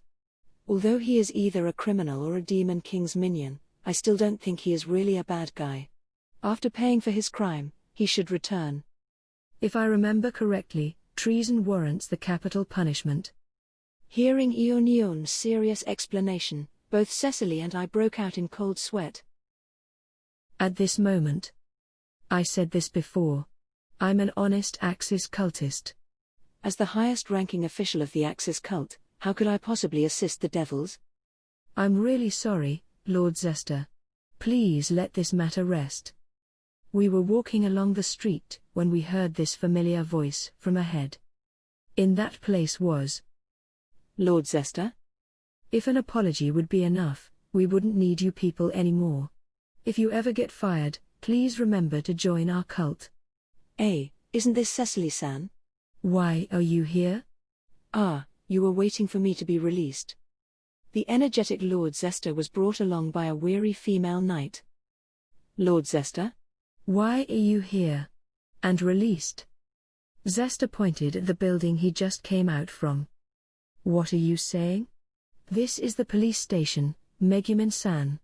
As for why I'm being released, of course, it is because my innocence was proven. Ah? Why are you so surprised? How could I possibly commit such a stupid crime? Hey, you should confirm my innocence too. Urged on by Zesta, the female knight said in resignation. Because of our negligence, we wrongfully arrested the honest Axis cultist Lord Zesta. I'm truly sorry. What happened in the midst of the investigation? Hey, you lot, fall in. Lord Zesta is going back. Yes. We are very sorry, Lord Zesta. This time, we were really too negligent. At the female knight's orders, a few policemen rushed out of the station. Among them was the person who said that the evidence was piling up. He so confidently said that the evidence was damning, so what exactly happened? That self-righteous, bespectacled interrogator who used the lie detector magic item, please thank her properly for me. Thanks to her, my suspicion was finally cleared. It was so enjoyable to witness that self-confident callous look break into tears. That person will soon be transferred to Axel. We have given Lord Zesta an unhappy memory. We are really sorry. Looking at the dissatisfied female knight bowing her head in apology, I thought I understood what was going on. The police stations in large cities usually possessed lie detector magic items. Lord Zesta was bragging in self-satisfaction. It seemed that was the reason. Oh dear. A transfer, huh? That is a pity. Please tell her for me, after going to Axel, please do not repeat this mistake of arresting an innocent man and subjecting him to false accusations. I understand. The female knight watched him come towards us. Then, let's go. I have wasted much of my precious time. Really, how are you going to compensate? Why right, I should lie beneath your feet and lick your toes one by one. But since I'm so generous, I will forgive you. Thank you for your magnanimity. Zesta got even more carried away as he used a fan-like object to pat the head of the female knight who was bowing deeply. Don't just grow your breasts. You should grow a bit of brains too. He smiled happily and turned to leave. The female knight grinded her teeth and glared murderously at Zesta's silhouette. Part 6. On the way back to the church. I must have really worried everyone. I didn't expect Cecily-san to welcome me personally. As our group increased to 4 people, we walked along the sunset streets in a cheerful mood, a stark contrast to just a short while ago. Of course, I, Cecily, was the first to believe in Lord Zesta's innocence. I'd been waiting outside the station since early this morning. Cecily, who was celebrating his arrest last night, smiled as she lied through her teeth. This fellow. As if she noticed Yunyun and I staring at her, Cecily maintained her smile and held my hand. She secretly handed something to me and nodded. Oh. Hush money.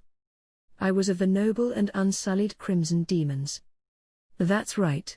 Noble Crimson Demons. I was not an easy woman who would be moved by such bribes, but I should at least check how much money there was. Cecily-san? Can you not push this toka-rotten slime to me? I can't understand what you're thinking.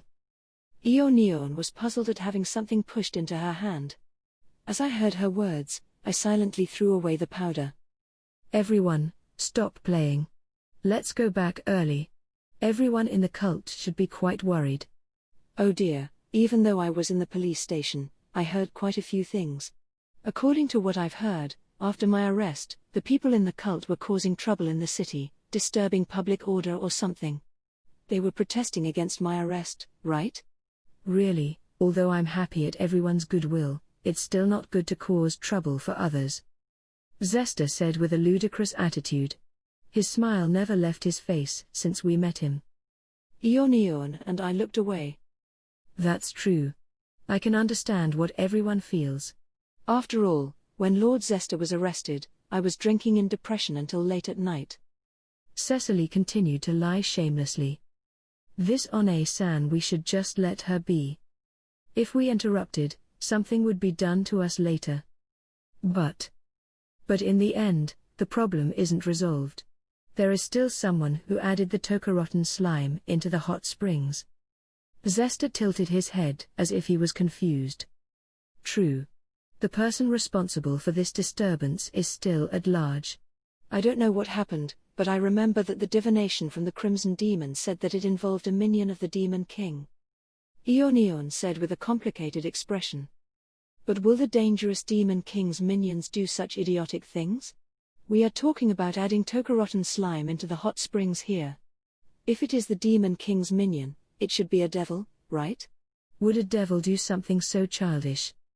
At this time, Cecily listened and said. Could this be a reward from Aquasama? After all, toka-rotten slime flowing from the taps is my childhood dream. Are you the criminal, One-san? I wouldn't do such a wasteful deed. If I had enough to throw into the hot springs, I would definitely hoard it all for myself. I was speechless. Zesta, who was walking next to me, showed a serious expression that I had never seen on him. He pondered in silence. Demon King's minion. Demon. Oh dear. There has been a slight stink in this city for some time. Is this the smell of a devil? Zesta-san. You're frowning. You heard the word devil and suddenly. Yunyun fearfully looked at the troubled Zesta, then looked behind us and became even more nervous. I noticed Yunyun's reaction and turned around. There was someone standing there. I said to Konosuba, who was at my feet. To be followed all the way out here. You are truly held in high regard. The person there was a deeply hooded devil, the faintly smiling Arnis. Part 7. Arnis smiled faintly and cheerfully looked at Yunyun and me. I carried Konosuba and backed off to Yunyun's side. It has been a while. Thanks for the hospitality last time. What is this situation? Megumin-san, Yunyun-san. Who is this sexy lady? As Zesta shouted words that didn't fit the mood, Arnis smiled maliciously. Yunyun retrieved her staff from her waist and held it before her warily. I stood at Yunyun's side and held Konosuba before me, as if using her as a shield. Boldly appearing in this city, do you really want my Konosuba so much? Megumin-san. What is your relationship with this lady with her remarkable twin peaks? It's not Konosuba. Call her Lady Wolbach. Your hateful companions won't be helping you this time. I could just tear you apart, but if I simply finish off someone liked by Lady Wolbach. Megumin-san, please answer me. Why did this person dress so indecently? And to cover it up with a robe is improper. Simply improper. But while being improper, it is also beautiful in a well-tempered way. That's right. To describe this, it is like wearing a coat over a swimsuit. It is that immoral feeling. Shut up. What are you doing? Get lost. After her speech was interrupted by Zesta, Arnis waved him off in annoyance. Zesta-san. Don't incite her too much. This Arnis is our enemy. She wants this furball, so she chased us here. Oh, you want Konosuba?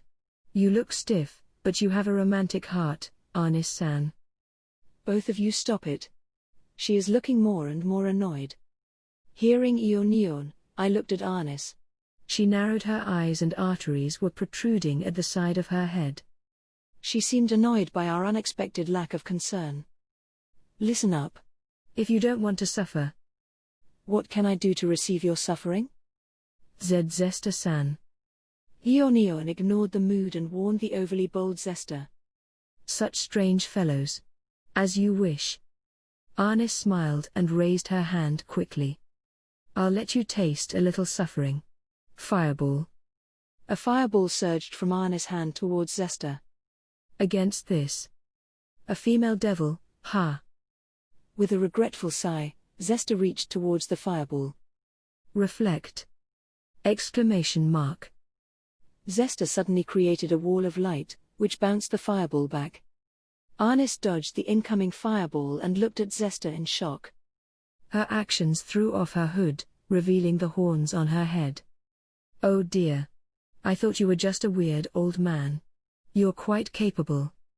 I couldn't help but agree with Arnis. I also thought Zesta was just a weird old man. Zesta sighed deeply. Ah. Female devil.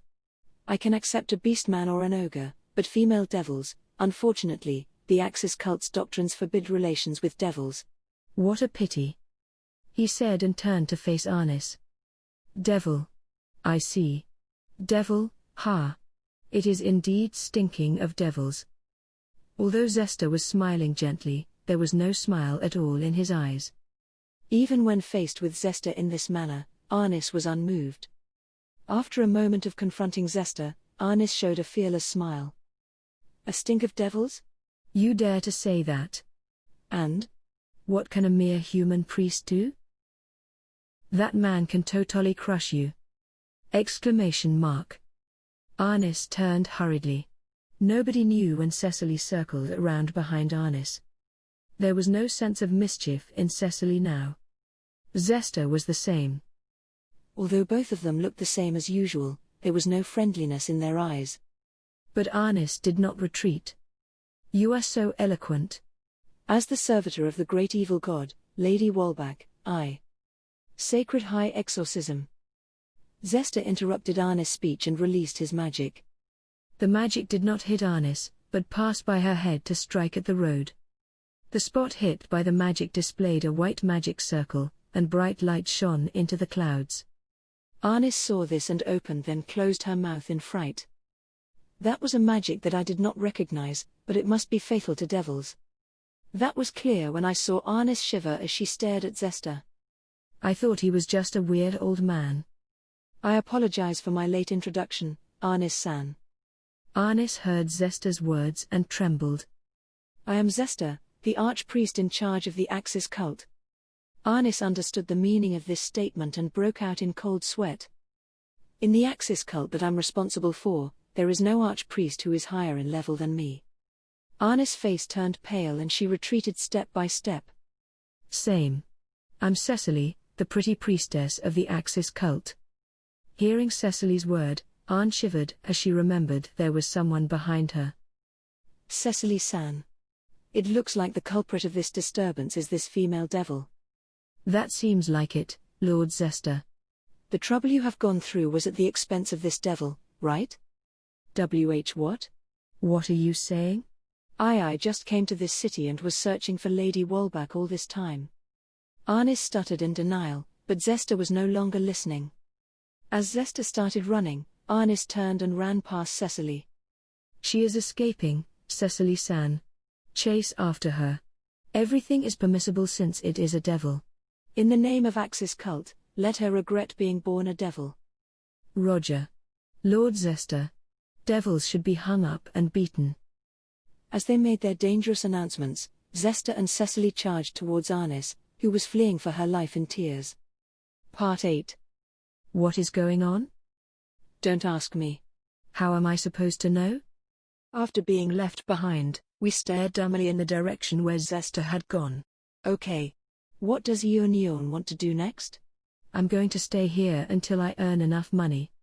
After that, I will go to Axel. I originally intended to go to Axel to find companions. Now, I've heard there is a mage who can use explosion magic as well. Although they might not be the same person, I had no other leads.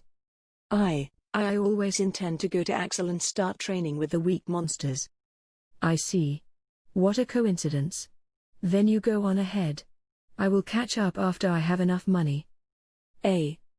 Hearing this, Yunyun looked troubled. But I'm not in a hurry to leave. I think I can tour this city a bit before going to Axel. Yunyun widened her eyes and said uneasily. At this time, Komiusuke slowly walked to Yunyun's feet. For some reason, Komiusuke looked at Yunyun as if demanding something, but Yunyun hurriedly looked away. By the way, someone has been feeding Komiusuke since I arrived in this city. Do you know anything about that? I don't know. Komiusuke is a cat and can find its own food. She continued to stutter and look away. Komiusuke remained at Yunyun's feet as if expecting something. It is looking at Yunyun with hopeful eyes. Maybe it wants to play since we haven't met for a long time. Then, let's return to the hotel. I'm staying in the hotel near the city entrance. If there is anything. Oh, Megumin-san. You are still here. Oh dear, that devil is really agile. It was too delightful to watch her crying face, so a few shots of fatal magic intentionally missed her. We accidentally let her escape. As if to replace Yunyun, who was about to leave, Zester returned in satisfaction and said in a long-winded manner. You look rather happy. What are you saying? It is regretful that she escaped, but it can't be helped. Cecily-san is searching for that devil with the other cultists. If it is convenient, Megumin-san, please take this. Zester took my hand and placed a small sack there. What is this? This is the carriage fee to Axel City. I froze when I heard Zester. The recruitment methods that Megumin-san taught us will be effective in the future. I won't merely follow your recipes. Instead, we will experiment to improve on them. That's right. We will develop our recruitment methods to the point of being a unique trait of this city. This carriage fee is just a little gift. Looking at Zester's confident expression, I started wondering if I really did something amazing.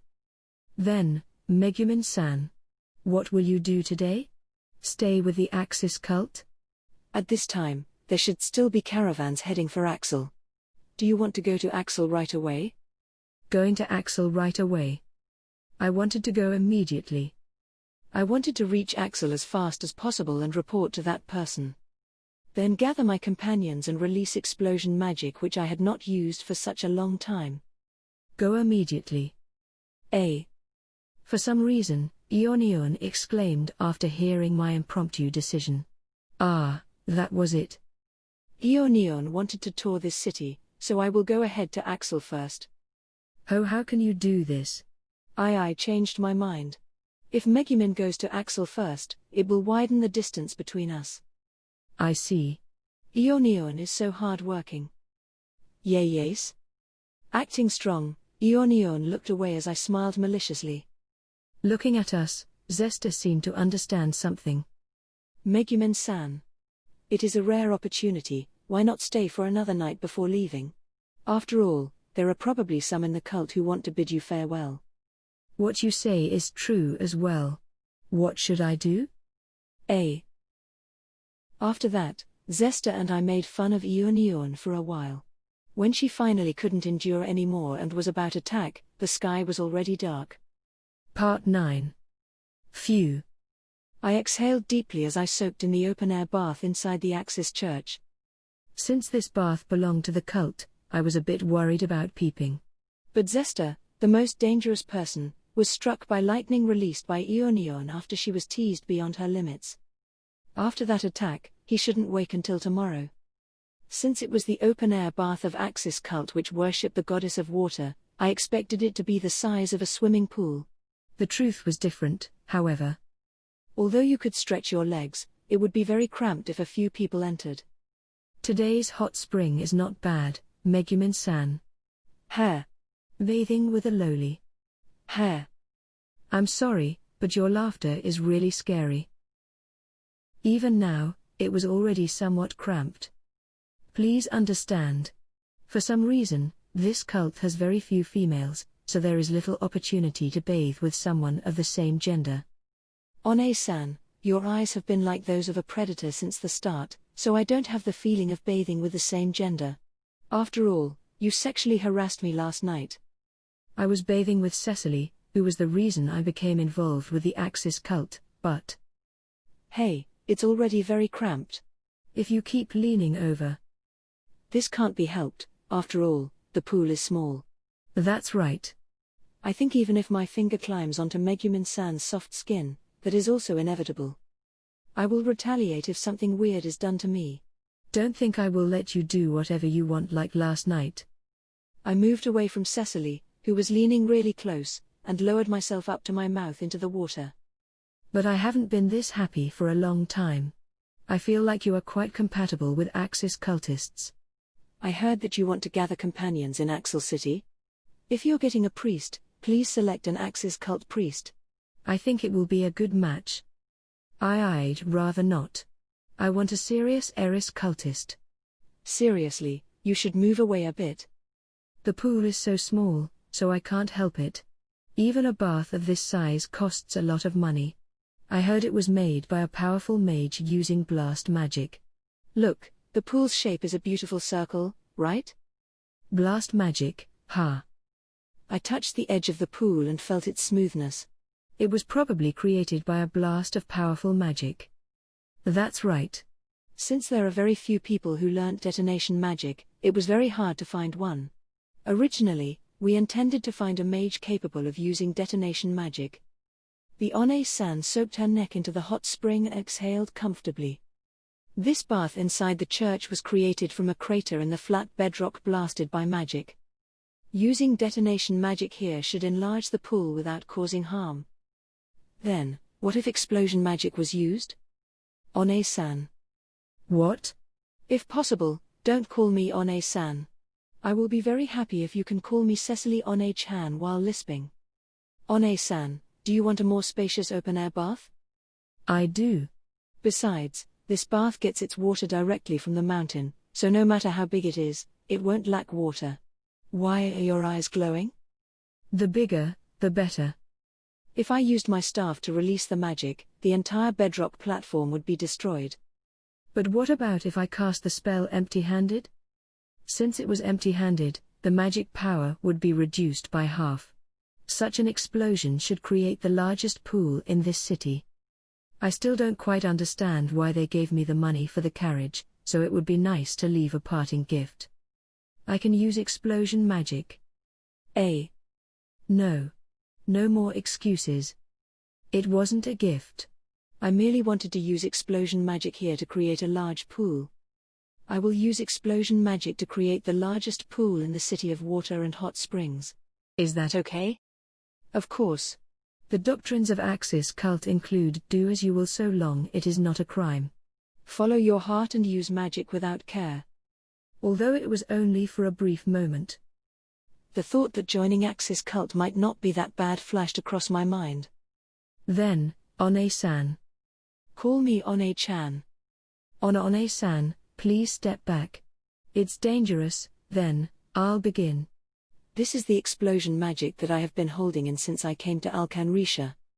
I got out of the bath with One-san and aimed at the bedrock. Explosion. Today, I used explosion magic. More than the usual disturbance caused by Axis cultists, more than the appearance of a mysterious female devil, and even more than a large fire. My explosion stupefied the residents of this city. Part 10. At the waiting area for the public carriage. Yunyun and I were sent off by Zesta and the others. We were about to board the carriage for Axel. Oh dear. I didn't know you could use explosion magic. I really can't thank you enough. A pool that large could easily contain every member in the cult. A mixed bath is out of question, Lord Zesta. A mixed bath is the best way to strengthen the bonds between comrades. A mixed bath is out of question, Lord Zesta. No matter what, that open-air bath will become the private hot spring of the Axis cult. Please come and take a look when you return to this city. That's true. After I find my companions, if everyone wants to go on a holiday trip, I will come here first. We will look forward to that day. At that time, we will show you our true strength. We will definitely stuff your pockets full of Axis cult recruitment forms. I smiled at Zesta, who was making some dangerous speeches, then boarded the carriage. At this moment, Zesta suddenly did something unexpected. Zesta made a prayerful pose as if casting magic. May the goddess Aqua bless you with a safe journey. Blessing. I received Zesta's magic and bashfully lowered my head. I felt like this was the first time I saw this man act like a priest. At this time, Yunyun, who was sitting next to me, said to Zesta uneasily. Zesta equals San, give me that magic too. Poi. Zesta spat on the floor, as if answering Yunyun. After taking a hit from the lightning last night, he found out Yunyun was the one who delivered Soketo's letter and caused the disturbance. He was probably still bearing a grudge. Even though he was the high priest, he was still so childish. I consoled Yunyun, who was grinding her teeth, and smiled bitterly at Zesta and the others. Cecily reluctantly and secretly handed something to me. It was a heavy sack. That must be a parting gift. I didn't do much. I can't accept this thing. It's nothing. It will become a necessary item for you. Just accept it. Kids shouldn't stand on ceremony. I thought she was a weird One-san, yet she did this in the last moment. I opened the sack in guilt, and saw a pile of paper like I expected. This doesn't look like Eris monetary notes. Feeling curious, I examined the papers. Axis cult recruitment form. Use them properly when you get to Axel. I threw the papers at the One-san. Attention, all passengers. The carriage to Axel is about to depart. The man at the driver's seat shouted. The town of rookie adventurers, Axel. Firstly, I would use that as a base to find companions. Preferably, a party that could match my advanced job. A reliable and brave leader. An unwavering frontline fighter. A compassionate healer. Plus me, who could analyze the battle with my intelligence and kill with a single hit. I dreamt of that kind of future. Public carriage heading for Axel, departing. I started on my journey towards Axel, the town of adventurers. Interlude, Scene 4. Aquasama, I was truly blessed. In the kitchen of Axis cult. Cecily-san, what happened? You look very happy. Lord Zesta asked with a grin, as I was washing the dishes and smiling like a goddess. Your usual criminally cool smile is especially disgusting today. Lord Zesta, I'm about to spray detergent into your eyes. Hair. Do you want to know why I'm so happy today? Do you want to know? Should I tell you? I'll go take a bath. You finish up the dishwashing. Lord Zesta, this is too much. You're the one who asked the question. I grabbed hold of Lord Zesta's sleeve as he prepared to leave. Actually, I have a date with Megumin-san to bathe together. Exclamation mark. Hearing my special announcement, Lord Zester halted and swallowed his saliva. Cecily-san. You mean, you are going to bathe with that lowly mage girl and wash each other's back? That's what I mean. This is Aqua-sama's reward for my daily persistence in disturbing the Eris cult.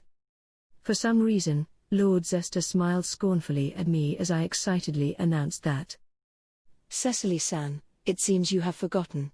Who is responsible for cleaning the source of the hot springs today? That's right. It's you, Cecily-san. Exclamation mark. Lord Zester's words instantly sent me to hell. An honest cultist like me is the one most worthy of Aqua-sama's reward. Since Cecily-san is busy and can't make it to the date, I will go to the bath in your place. Your logic is too weird, Lord Zester. If you do that, you'll be arrested. Rewrite, Lord Zester. Do you like Tokarotten slime? Actually, I have been hoarding a huge amount of grape-flavored Tokarotten slime. I retrieved my secret cache of Tokarotten slime from the kitchen, planning to use it as bribe to let someone else take on the cleaning duty for me. Lord Zester raised his hand to stop me as I lifted the sack of Tokarotten slime. Cecily-san, let's make a deal.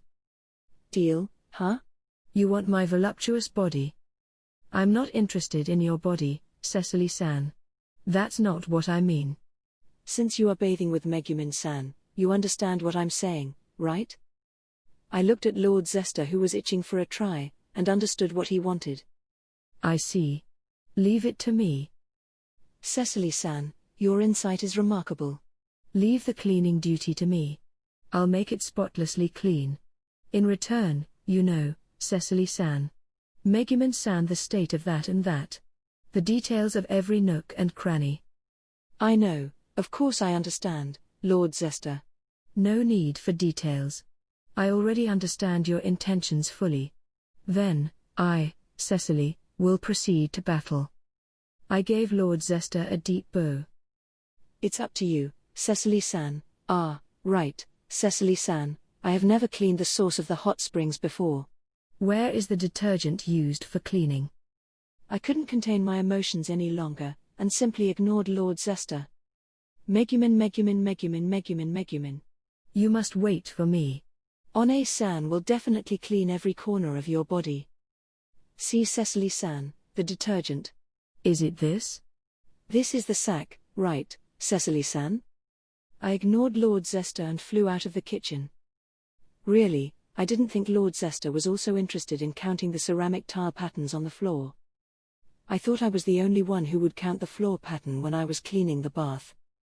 After bathing, I would tell him the number of patterns I counted. Aqua-sama, I was truly blessed. Chapter 5, Visitor from the Crimson Demon Village.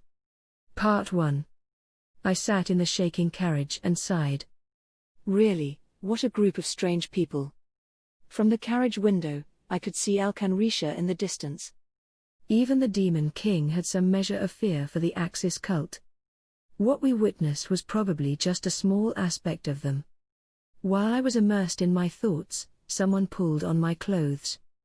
It was Yunyun, who was sitting next to me. This kid was having the same thoughts as me? Hey, Megumin, is there anything interesting, or any strange creatures? Let me look through the window. She said such unsentimental words to me, who was sitting by the window. Yunyun is so childish. I was reminiscing about something. Childish? Hey, wait a minute, my growth is faster than yours. Ah. What? Why are you sighing? I ignored Yunyun as she shook my shoulder and looked at the scenery beyond the window. The carriage was moving towards the town of rookie adventurers, Axel. There were 5 seats per row in this carriage. Including Yunyun and me, there were a total of 10 passengers. I snatched the window seat immediately upon boarding. Hey, it has been an hour. Let me have the window seat for a while. No way. In terms of my body clock, it has only been less than 10 minutes. Besides, when I took the window seat, you even complained and asked me not to do such childish things, right? But it seems so enjoyable to look at the scenery outside the window. Of course it is enjoyable. I don't get to take a carriage often. Ah. I see lizard runners. There are 2 lizard runners competing for the female. Which one will win? I'm so concerned. Hey, quick. Change and let me see. Hee hee. You girls really get along. Someone was watching us fight over the window seat and was laughing. Or rather, every passenger in the carriage was smiling and looking at us. Yunyun blushed and shrank her body. The auntie at the side offered her a snack. Young lady, have some. Then I won't stand on ceremony. Hey. I reached out and took the snack offered to Yunyun, who immediately reacted. The auntie smiled kindly. Here, there's one for you too. Since you're going to Axel, are you aiming to become adventurers? The auntie offered the snack to Yunyun and asked. Overwhelmed by her favor, Yunyun received the snack and gave half of it to Konosuba, who was sniffing at it on her knees. For some reason, the girl opposite was staring at Konosuba as it dug into the snack. Yes. I intend to become an adventurer.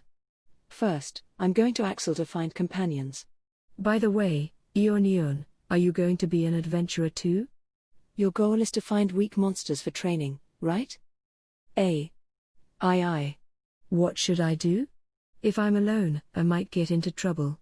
I should find some companions. True. Once we use up all our mana, we would be no different from ordinary people. Companions are necessary. That's true. Megumin and I have the same idea. So Megumin, if a party has 2 mages, the party would be unbalanced. I hope I can find a party that is lacking a mage. What, Yunyun? Why are you panicking? No. That's true. 2 mages in the same party would spoil the balance. After panicking, Yunyun quickly became dejected and silently ate her snack. I looked at her puzzled. The auntie smiled. Both of you have crimson eyes, so you must be crimson demons, right? You'll both be very popular in Axel. I hope you can find your desired companions. Her words caused an uproar in the carriage. Crimson demons. There are 2 crimson demons in the carriage? We can relax on this trip. We won't get a chance to act. Well, no monsters will attack such a large trade caravan in the first place. It seemed there were adventurers on guard duty for the caravan among the passengers. Don't worry. I'm the top genius of the crimson demons.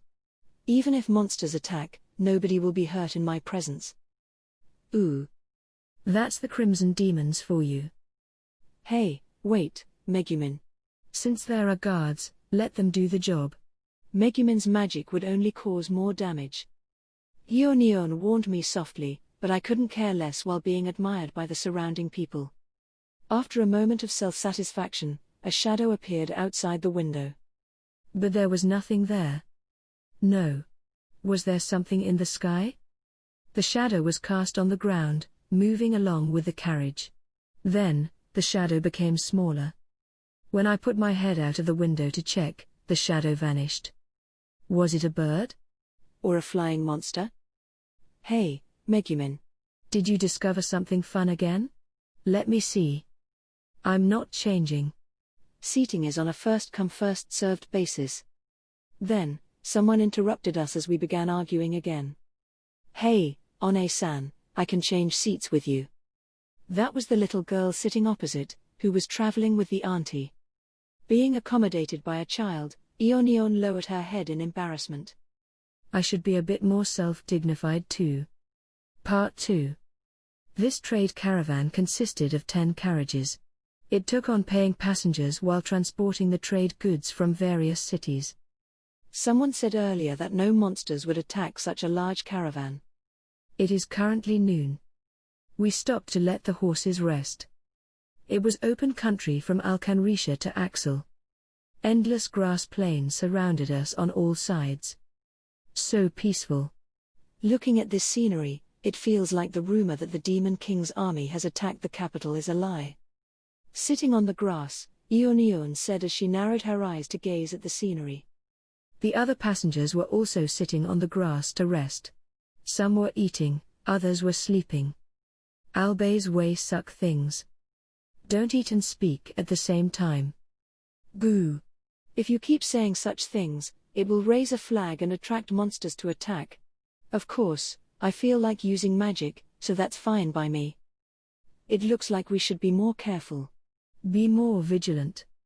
As Yunyun attempted to lower the flag. If the rest of the journey goes well, we will be in Axel by tomorrow afternoon. Shut up. Don't raise any more flags. We all learned this at school. This phrase was recorded in the collection of unspeakable phrases. Yunyun started shaking my shoulders. No problem. Our caravan is so large. Based on my calculations, our chance of being attacked by monsters is below 0.1%. Shut up. Do you really want to be attacked by monsters? You're just saying that so you get to perform before everyone, right? Of course, but I say that, but merely saying it won't attract monsters. We have so many people, after all. The monsters are not stupid. That's true. But you still shouldn't say such strange things. Yunyun never finished her sentence. Monsters have appeared. The adventurers on guard duty shouted as they patrolled the plains. That's why I said not to say such flag-raising phrases. I warned you about this. Wait, this is not my fault. It is really strange that there is an attack when we have this many adventurers as guards. I hurriedly found an excuse to manage teary-eyed Yunyun and examined my surroundings. The adventurers who were on guard duty went back and forth to protect their employer and the customers. One of them looked towards us. Crimson Demon Sensei. I know it is rude to ask this of the customers, but there are too many monsters. Can you please help us? Then, the adventurer took out the spears stored in the back of the carriage. Sensei? Yunyun, did you hear that? He called us Sensei. I heard it. He said that. Why are you so excited? What struck a chord in Megumin's heart? To be so honored, and yet Yunyun still couldn't get it. She took out her staff from her waist. The term Sensei is so cool. Let's go, Yunyun. Think of this as maintaining the reputation of the Crimson Demons. We will lay waste to those monsters. I said and raised my staff. The staff I received from everyone in the Crimson Demon village. The ruby at its end was emitting a glaring light. The surroundings are a broad open plain. No matter which direction the monsters came from, I could destroy them with explosion magic before they came close. Ha ha ha ha ha. My name is Megumin. The top genius of the Crimson Demons who uses explosion magic. Behold while I blast this plane into a crater. I shouted confidently.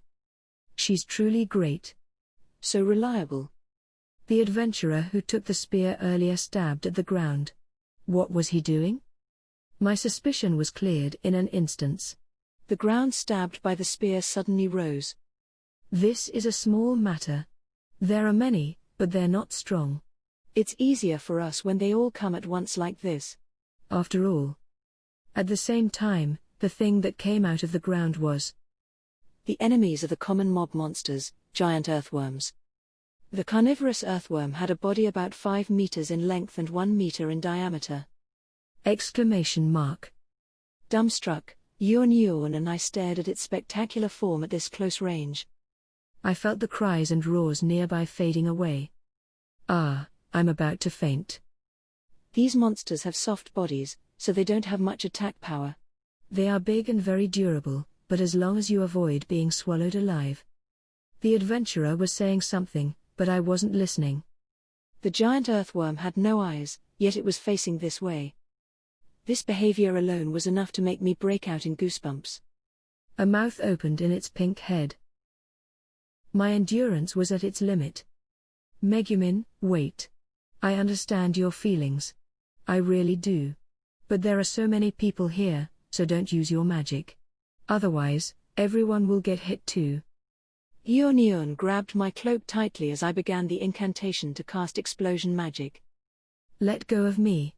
I will lay waste to this disgusting thing. It's looking this way. It's looking me. I know. I don't want to get close to it either, let me handle this.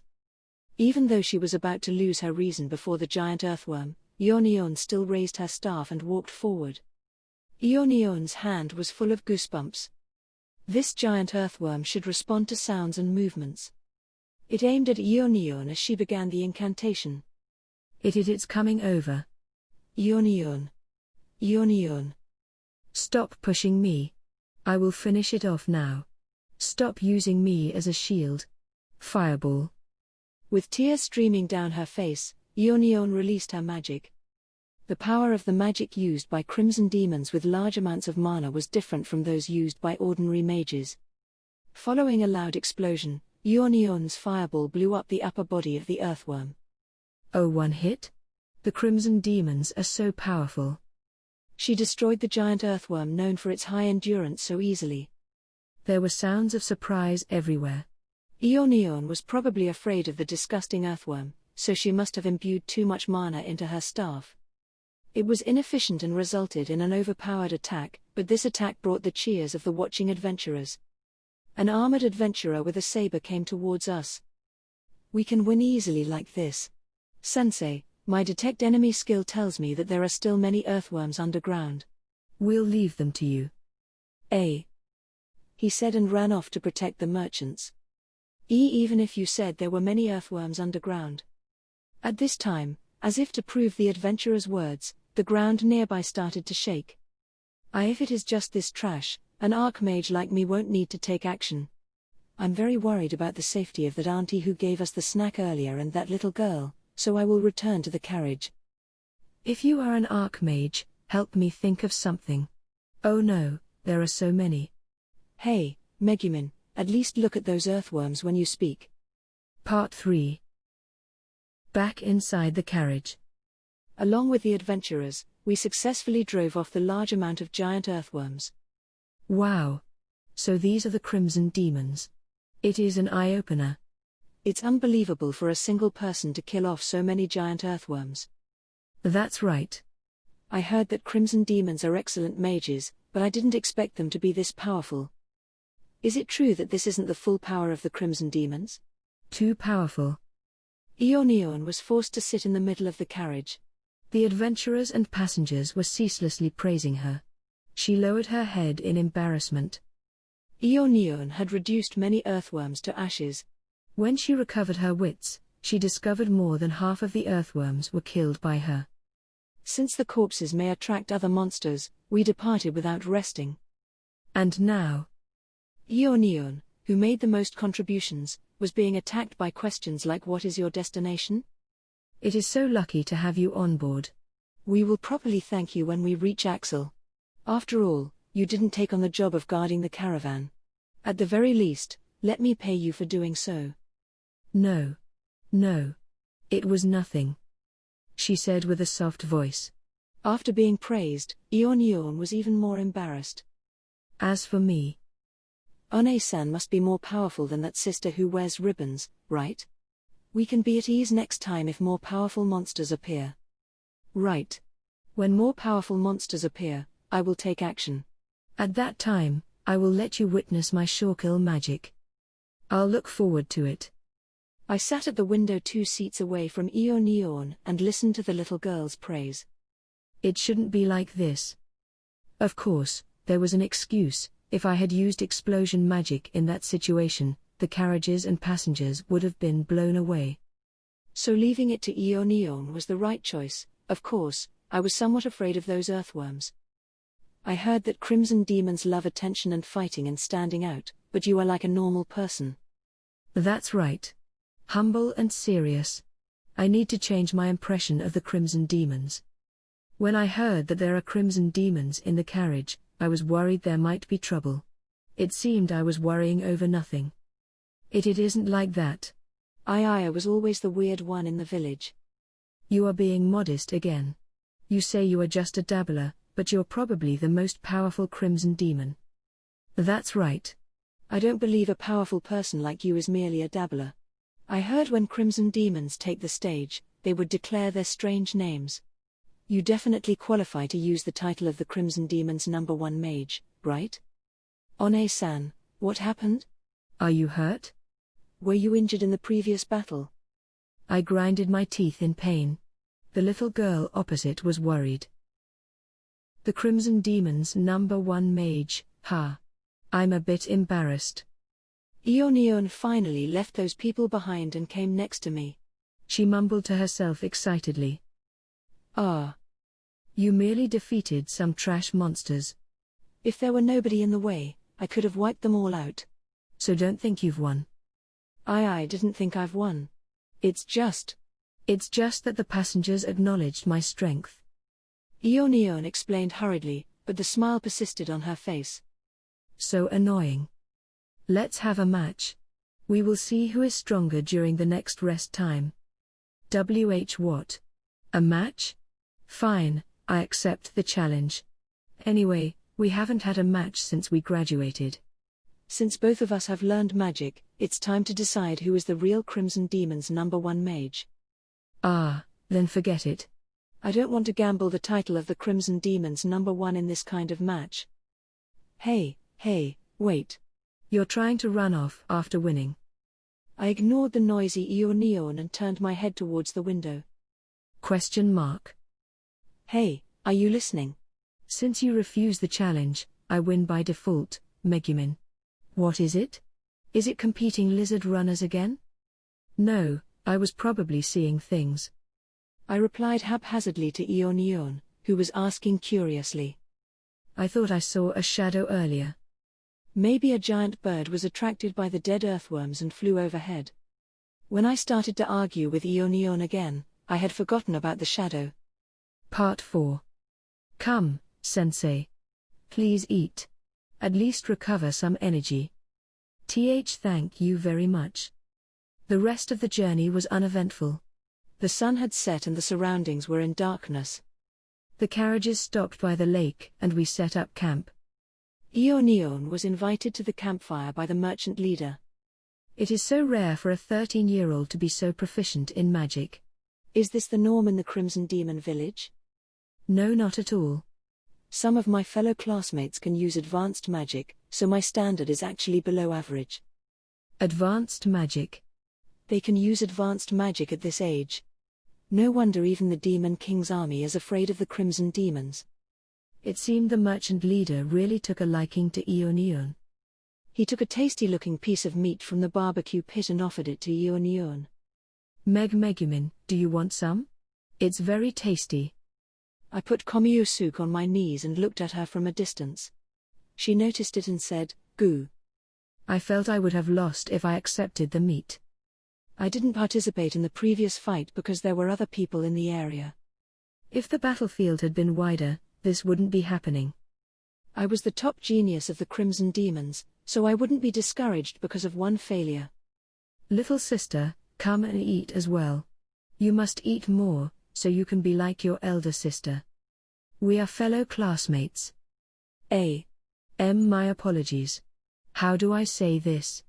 Yunyun-san looked more mature, so.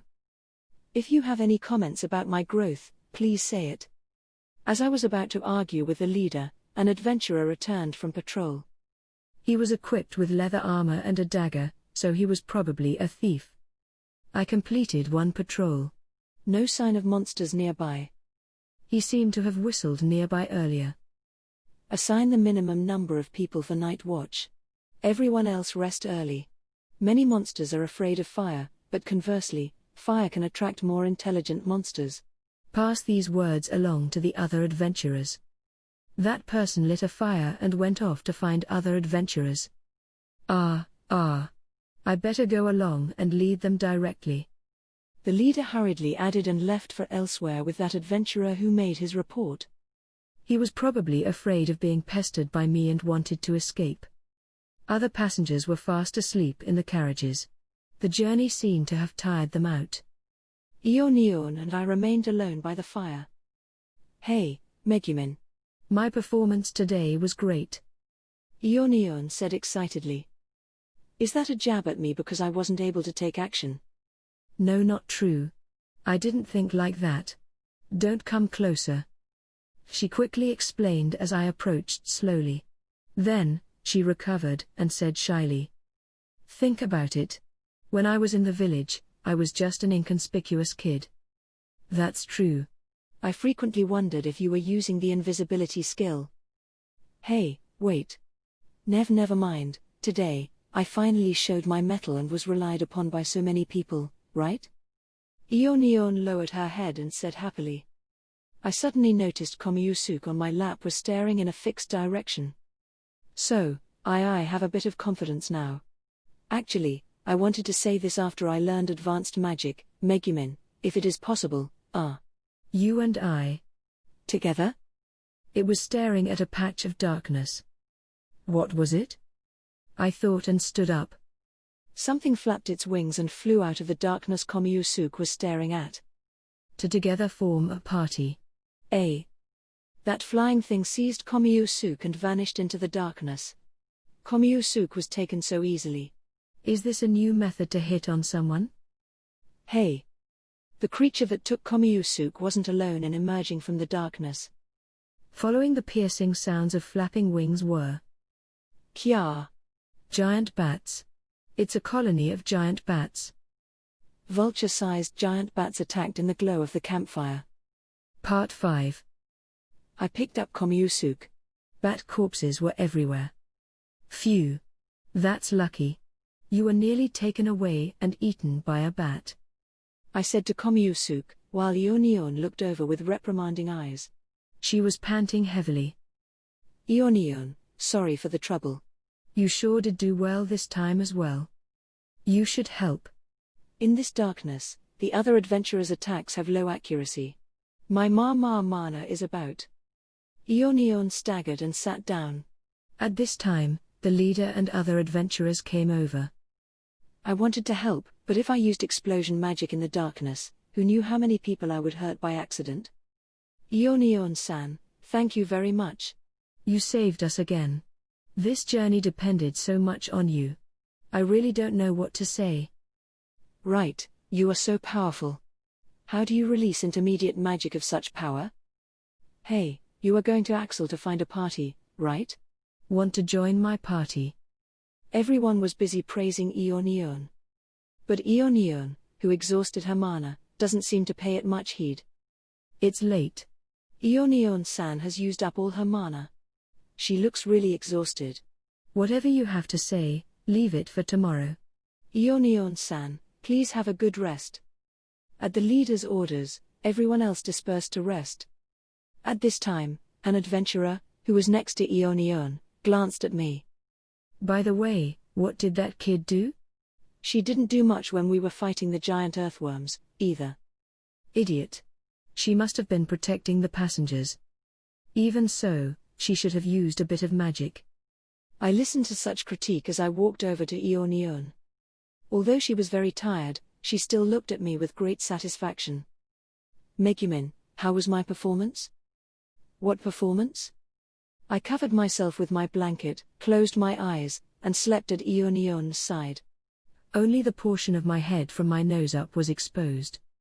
I wasn't unhappy or dissatisfied because I didn't participate. So intermediate magic is still acceptable? I think it's quite useful. Is that so? Hey, don't sulk just because you didn't get a chance to use explosion magic. I wasn't sulking. Definitely not. I say, let's continue our earlier conversation. If it's possible, form a party with me. I grinded my teeth at my own sense of incompetence. I wasn't really listening to Yunyun and merely responded perfunctorily. Part 6. The next day morning. Sorry for troubling you for help last night. Wow, the Crimson Demons are really reliable. No, not at all. I have a lot of faults. In the shaking carriage, Yunyun continued to be very popular. She continued to blush and lower her head as if she was not used to being praised. However, her voice was slightly louder, as if she was more confident than before. I clenched my teeth and glared at Yunyun, who was being fawned over, and turned to look out of the window. Last night, One-san also went to vanquish the monsters, right? I was asleep, so I don't know what happened. The little girl sitting opposite innocently said. I'm the trump card for emergencies. I will use my power only when there is a really strong enemy. So last night, I let my minion, that girl over there, clean up those monsters. Hey, I heard that.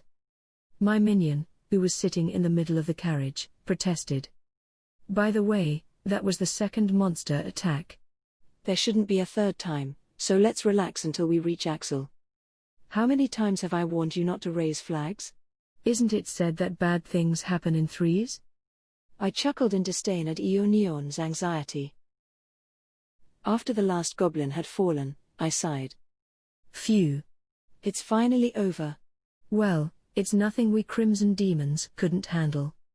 Why are you acting like you've accomplished something? The adventurers and I did all the work.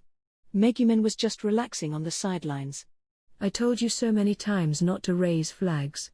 It's all your fault we keep getting attacked by monsters. I chose to view the surrounding scenery. The place was filled with dead humanoid corpses about the size of a human child, goblins. How should I put this? This was already the third time the caravan was attacked by monsters. But I didn't think I was responsible for them. Even so, it was very strange for a large caravan to be attacked so often in such a short time. Was it really because of my unnecessary words? Although it was merely low-level monsters like goblins, the numbers were truly staggering. The exhausted adventurers panted heavily and sat down on the ground. We were attacked just as we almost arrived at Axel. Annoying. This trip was really uneasy. Teleport from the Crimson Demon village to Alcanrisha, then go to Axel by carriage. A simple trip like this was filled with disasters. It was a mess in Alcanrisha dealing with the weird old guy. The caravan to Axel was repeatedly attacked by monsters. Thinking back on these encounters. One-san. The little girl emerged from the carriage with the auntie leading her. And then. And Oni-chan's. Thank you very much, she said and smiled sweetly. Her words brought smiles to the tired adventurers. Seeing her smile made me feel that my hard work wasn't wasted. No need for thanks. Defeating these trash monsters is nothing worth mentioning. Hey, you didn't do anything, Megumin. Why do you act as if you made the most contributions? You're the only one who didn't contribute. Even though she had probably exhausted her mana, Yunyun jumped up from her sitting position to protest. Seeing this scene, the adventurers and passengers laughed. At this time, cursed lightning, a sharp female voice said, and a beam of light flashed over. The lightning bolt struck from the sky and pierced the head of a carriage horse. Seeing the horse get its head blown off, the adventurers jumped up from the ground. They hurriedly looked in the direction of the magic. Hee. Look at your exhausted selves. I will surely bring back Lady Wolbach this time. I have seen the extent of your powers. There is nobody to save you all now. Don't think you will be as lucky as you were in the Crimson Demon village and Alcanrisha, okay? This time, she was no longer in hiding. She was the greater devil flying in the sky with her wings, Arnis. I sighed deeply. You are a real bother. This little one is my Konosuba. When are you going to give up? I said and picked up Konosuba, who was pestering me at my feet. I thought Arnis would be worried when she saw me using my shameless familiar as a shield, but this wasn't the case. She descended upon the ground lightly and confidently said, You are the one who should give up. I already paid the money. If you don't intend to give me Lady Wolbach, return it to me. Exclamation mark. Hearing her demand for money, I shivered. But this wasn't the time to back off. I won't give in to your threats. The Axis cultists told me that even if you break your deal with the devil, no god will strike you down. It's true the Axis cultists say that, but this is too unreasonable. Hey, Megumin, if you are short on money, I will pay. For now, listen to her. Yunyun came over to suggest, but Arnis scolded us angrily. That's why humans cannot be trusted. We devils ceased granting wishes in exchange for souls because you humans always find excuses to avoid payment after having your wishes granted. And the wishes were so unreasonable. You humans should live more honestly. I didn't expect we would receive a lecture on honesty by a devil. This devil must have a lot of bad experiences. In any case, even if you return the money, I will be taking Lady Wolbach with me. That little Crimson Demon girl, You are the most powerful among this lot. I also know you have just exhausted your mana. In other words, you are helpless to resist me. Oh, and don't make any sudden moves, you other adventurers. I can kill all of you with a snap. Stop stalling for time and hand Lady Wall back over. If she knew Yunyun's mana was exhausted, she must have been observing our fights. She chose the best time to appear. And why did she say Yunyun was the most powerful among us? I, the top genius of the Crimson Demons, was still here, yet she said nobody could resist her. It made me fume. I have not exhausted my mana. Or rather, I'm the trump card of this caravan. You should be more cautious. Get lost, useless Crimson Demon. Hey, who is useless Crimson Demon referring to? Who do you think I am? I'm an archwizard who couldn't use magic. I didn't lose so many times for nothing. I have been carefully observing you since Alcanrisha. She was observing me. I finally understood. Normally, a large caravan like this would not be attacked so often by monsters. Those giant earthworms and giant bats, plus the goblins, they were all arranged by you? Hearing my question, Arnis smiled maliciously. You noticed? That's right. Consider it as a bit of revenge for causing me so much woe. A bit of killing intent from a greater devil like me would be enough to force these weak monsters out. That's right. I wanted to see this expression. This helpless and dissatisfied expression. Damn it. This journey should have been an enjoyable one, but because of you, I have become an unpopular kid. This price would be very high. As I was about to say it, that thief adventurer directed a sneak attack at Arnis. I only noticed his presence now. He must have used lurk skill to get close to Arnis. That adventurer pounced on Arnis. You are in the way. Arnis casually swung her fist and sent him flying. The others were watching for an opening. Seeing this scene, they backed off. The adventurer who was attacked lay motionlessly on the ground. Damn it. Everyone. Surround her. A person in knight armor ordered the other adventurers, and everyone rushed at Arnis. This person must be the leading adventurer. Part 7. This girl is ridiculously strong. Why is such a powerful devil near the city of rookies? An adventurer cried out as he threw his ruined shield on the floor. This was a disaster. All the adventurers guarding the caravan were defeated. Some were so heavily injured that they would die if they did not receive healing soon. Besides Yunyun and I who stood in our original spots, only 2 people were left out of the 20 or more adventurers. The watching passengers were seized by fear, too scared to drive the carriages away. Yunyun and I were passengers, but since we could fight, we couldn't just shamelessly hide inside the carriage. Even though Yunyun exhausted her mana, she drew her silver dagger, searching for an opening from Arnis. And I, Arnis, have a duel with me. I am the top genius of the Crimson Demons. Your goal is Konosuba, right? This furball is yours if you defeat me. Hey, listen to me. Even using Konosuba as bait, Arnis continued to ignore me. It seemed like I was performing a soliloquy. It was good that the adventurers were willing to fight, but once they engaged her, I couldn't use explosion magic anymore.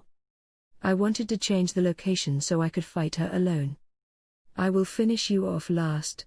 I will defeat these people who are still putting up a fight. I won't be deceived by you anymore. I already know you can't use magic.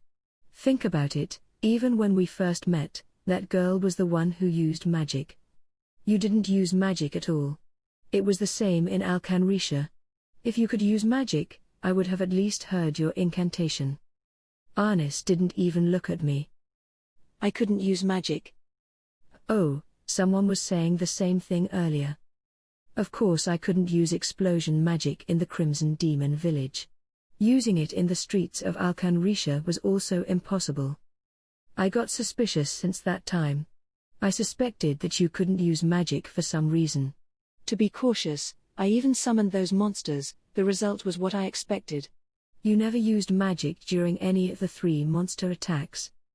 Arnis shouted in joy as she pounced on one of the two remaining adventurers. The adventurer counter-attacked with a sword, but Arnis easily grabbed the sword and kicked the adventurer's legs. The heavily armored adventurer fell after being kicked. In the end, he collapsed while foaming at the mouth. It seems you have a grave misunderstanding. I didn't use magic because if I do so, the nearby people would be affected. This was a choice I made out of concern for other people. Now, it is time to finish this. Shut up, you bluffing Crimson Demon. Using Lady Woolback as a shield, running from a fight everywhere.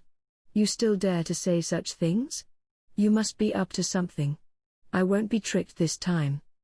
Arnis raised her hand towards the last adventurer. Lightning. Uck. Arnis had been fighting bare-handedly so far. When she suddenly used lightning magic, the remaining adventurer couldn't react in time and collapsed after being hit. At this time, Yunyun came to my side and whispered into my ear. Megumin. We are close to the city. If we run with all our might, we may reach it in time. Escape. Truly, given the current situation, escaping was the best option. I glanced at the caravan carriage and my eyes met those of the little girl. What should I do? If I ran away with Konosuba, Arnis would probably come after us. And she wouldn't use overly powerful magic since she would be worried about hurting Konosuba. It would probably be like this. Let me guess what you are thinking right now. You must be thinking of escaping to the city with Lady Woolback, right? I won't let you succeed. If you run, I will kill everyone here, both the adventurers and the passengers in the carriage. Why do you think I intentionally left these adventurers alive? She smiled slyly. Her amber eyes shone with a cruel light. It seemed my intention to use Konosuba as a hostage was exposed. This is bad. What should I do? Now, hand Lady Woolback over to me. If you do so, I will forget our grudges and let all of you go.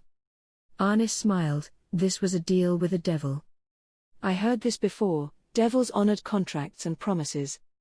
Should I sacrifice Konosuba and accept her request? Or? No way. I won't let you have Konosuba. This little one is not called Woolback. It looked like there was no need to be troubled over this. Even this shy, cautious, and conservative girl said so. I refuse. If you want this furball, come take it by force. Yunyun, lend me your dagger. I will use Konosuba as hostage and run to the city. Hey, Arnis. You said earlier that if I run away with this furball, you will kill everyone, right? If you dare to kill them, I will give your beloved master a mohawk haircut. Exclamation mark. I carried Konosuba with one hand and reached out my other hand to get the dagger of Yunyun, who was still stunned by what I said. Arnis walked towards us. She smiled faintly and walked over casually. Question mark. You are so bold. Don't forget I have this furball. If you leave now, I promise I will take care of this little one. If you are worried about its safety. I know very well that you won't kill Lady Woolback. Ha ha ha, your threat won't work on me. Arnis said and smiled flirtatiously. No, not good. I didn't think she would see through this. I thought she would avoid any situation that might endanger Konosuba's life. What should I do? What should I do? Even so, I can't hand over Konosuba. Megumin, retreat. Leave this to me. Yunyun came in front of me with her dagger in hand. Her weak shoulders were trembling slightly. It seemed I was always being protected by Yunyun. What can you do with a dagger? There is nobody more useless than a crimson demon, who cannot use magic. Of course, I'm speaking of that one who's all talk and no action. Megumin is not useless. Megumin is much more powerful as a mage than me. Yunyun shouted even though she was trembling. Then why is she not using magic? It's not that she doesn't use, but that she can't use, right? I heard in the Crimson Demon village, only those who can use advanced magic can graduate. Yet you use only intermediate magic. And that Megumin over there? Are you currently accumulating skill points to learn advanced magic? I must be right.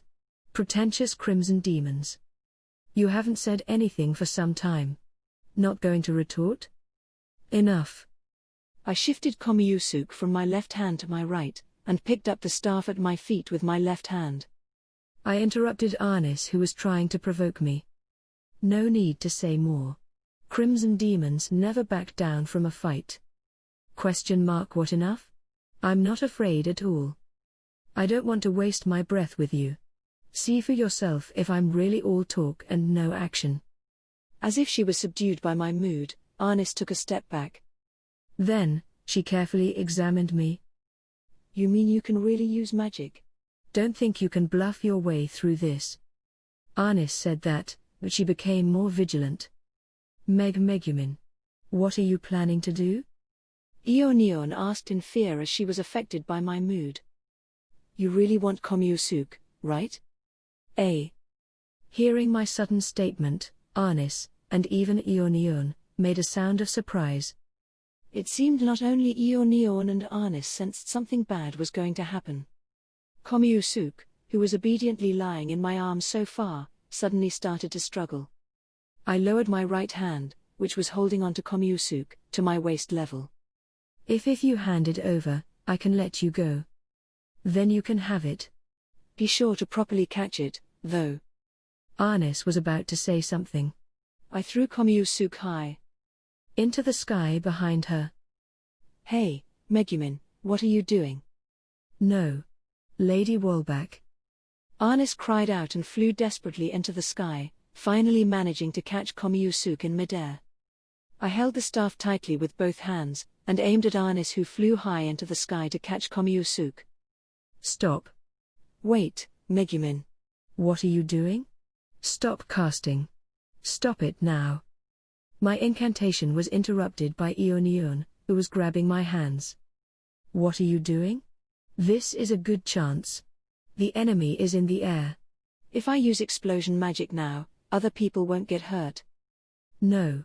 Komiusuke will be hurt. Can't you see Komiusuke is with her?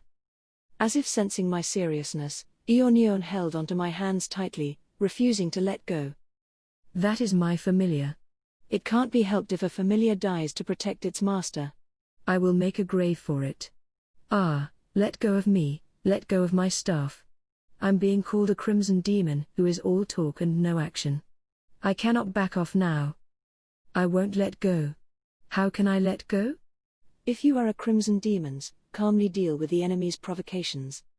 As Yunyun and I were arguing, there was a pressure from the sky above. I lifted my head to look. With bloodshot eyes, Arnis held Komiusuke in one hand, and lifted the other hand to the sky. Arnis flapped her large wings to hover in midair while chanting her incantation. Yunyun. Arnis' magic will be completed soon. We will be killed. The passengers and adventurers will all be killed. Let go of my staff now. What? I understand. I really understand our situation, but... Megumin, you are heartless. Based on the Crimson Demon's practice plot, at this critical moment, someone will come to the rescue. I'm a fool. Why would anyone come to the rescue? Help us, Lady Eris, Goddess of Luck. What's the use of praying at this time? If you really belong to the Crimson Demons, then pray to the God of Destruction. I'm going. Yunyun continued to interfere, but I held the staff tightly and forcefully continued my incantation. Arnis was twirling a huge ball of fire before us. If we were hit, we would definitely be reduced to ashes. The fireball was already larger than Arnis' body. Oh, nameless God of Destruction who was sealed in the Crimson Demon village. Goddess Eris Sama, and incidentally, also Goddess of Water Aqua Sama. If we survive this, I will definitely urge Megumin to be a good person. Please, save Komiusuke as well. What are you saying about me? Give it up now. This world is so cruel, not everything will go your way. At the moment when I said this, I felt a flow of mana that caused me, who could use explosion magic, to shiver.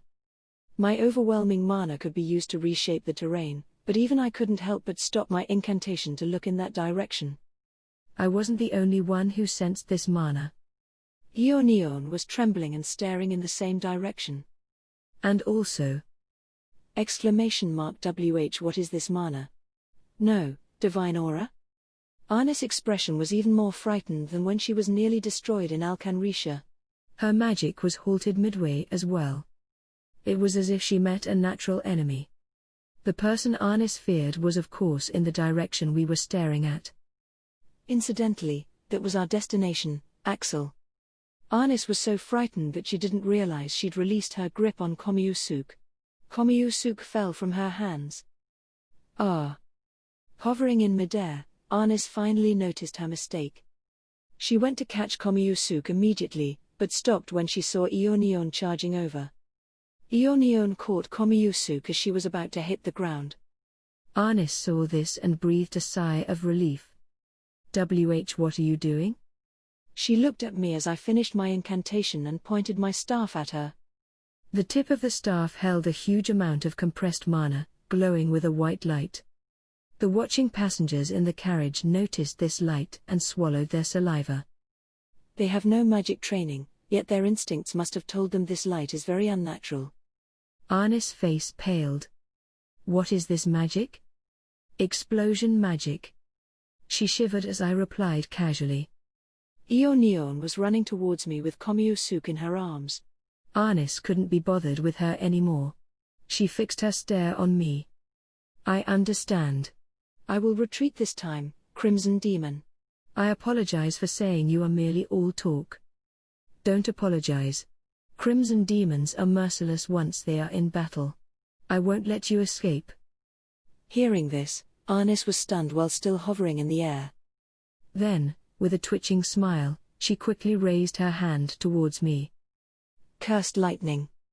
Explosion. My magic was marginally faster than Arnis. On this day, my Shorekill spell exploded in the sky of the town of Axel for the first time. Part 8. Oh wow. This truly changed my impression. No, I don't mean I was suspicious of you before. From the start, I believed you must be a very powerful archmage. After exhausting my mana, I rested at my window seat, which became a special seat of honor. The caravan leader was praising me non-stop. After vanquishing Arnis with explosion magic, the wounded were taken on board the carriage, which then departed for Axel once more. By the way, it is really scary when crimson demons get serious.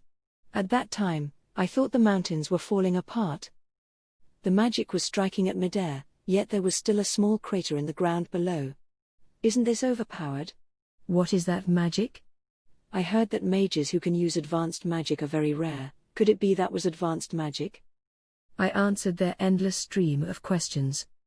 Actually, I wanted to rest properly, but this feeling of being exhausted wasn't bad. Yunyun, who had also exhausted her mana, sat next to me and looked at me in dissatisfaction. That was the kind of expression I wanted. And that devil was so powerful. Yet it still couldn't survive that huge explosion. The adventurer pressed on his wounded hand and said painfully, "Devils are denizens of hell. Even if their physical bodies were destroyed in this world, they were not completely defeated." I heard some super powerful devils could use residues to prepare a substitute soul and revive instantly. This was so powerful it verged on cheating. Even so, it was unlikely to meet Arnis again in this world. That devil Nei-chan was not merely strong. She was powerful in other aspects too.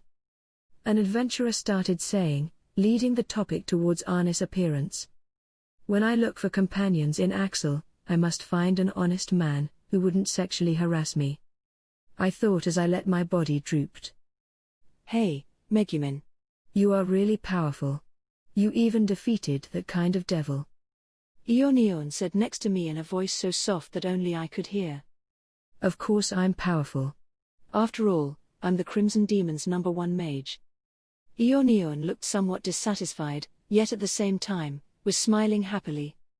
Say, about what I said last night. I think, forget it. She said and smiled bitterly. Now that she mentioned it, she was inviting me to do something last night. I couldn't remember clearly. I was feeling sleepy then, so I casually brushed her off. I silently tried hard to recall yesterday's events. Yunyun panicked as if she misunderstood something. I don't mean that. It's not because I dislike being with Megumin. Not at all. I just feel that if we form a party, I will be your stumbling block, so. Yunyun looked over. Her eyes were filled with determination. I will train hard. Wait for me to learn advanced magic, then we will have a match. And. She said something more, but her voice was too soft, so I couldn't hear anything. Never mind advanced magic, what she really needed was social skills. But. No problem. We'll have a match then. Besides, no matter how hard you train, you will be left crying in defeat.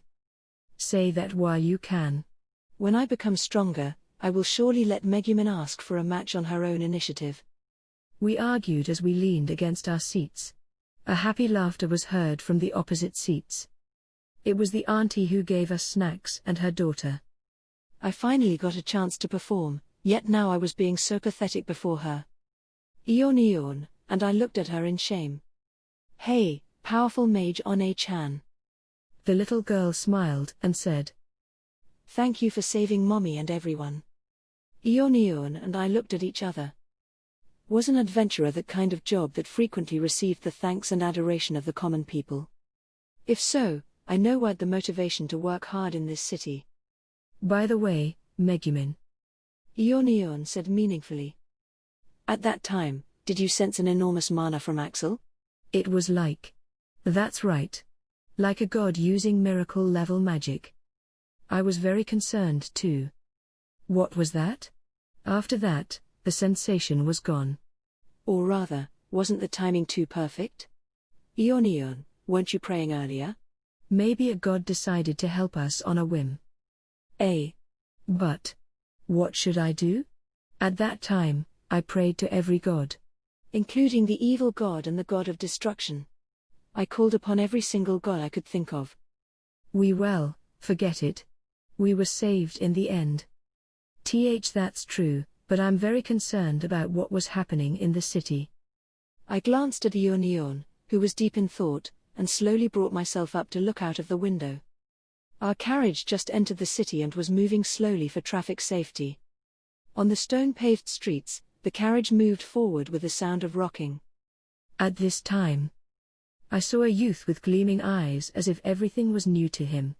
There was also a beautiful blue-haired girl, whose mouth was gaping in shock. These two people should be slightly older than me. Another world. Hey, it really is another world. It's for real. Am I going to use magic and go on adventures in this world? The youth's voice was heard through the open window. These two people also just arrived in Axel. Ahhh.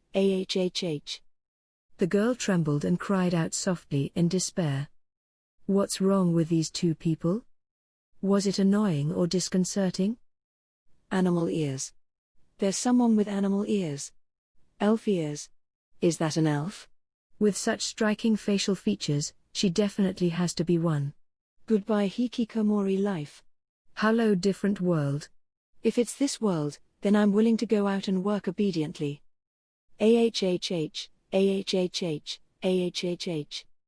The youth shouted something I couldn't understand.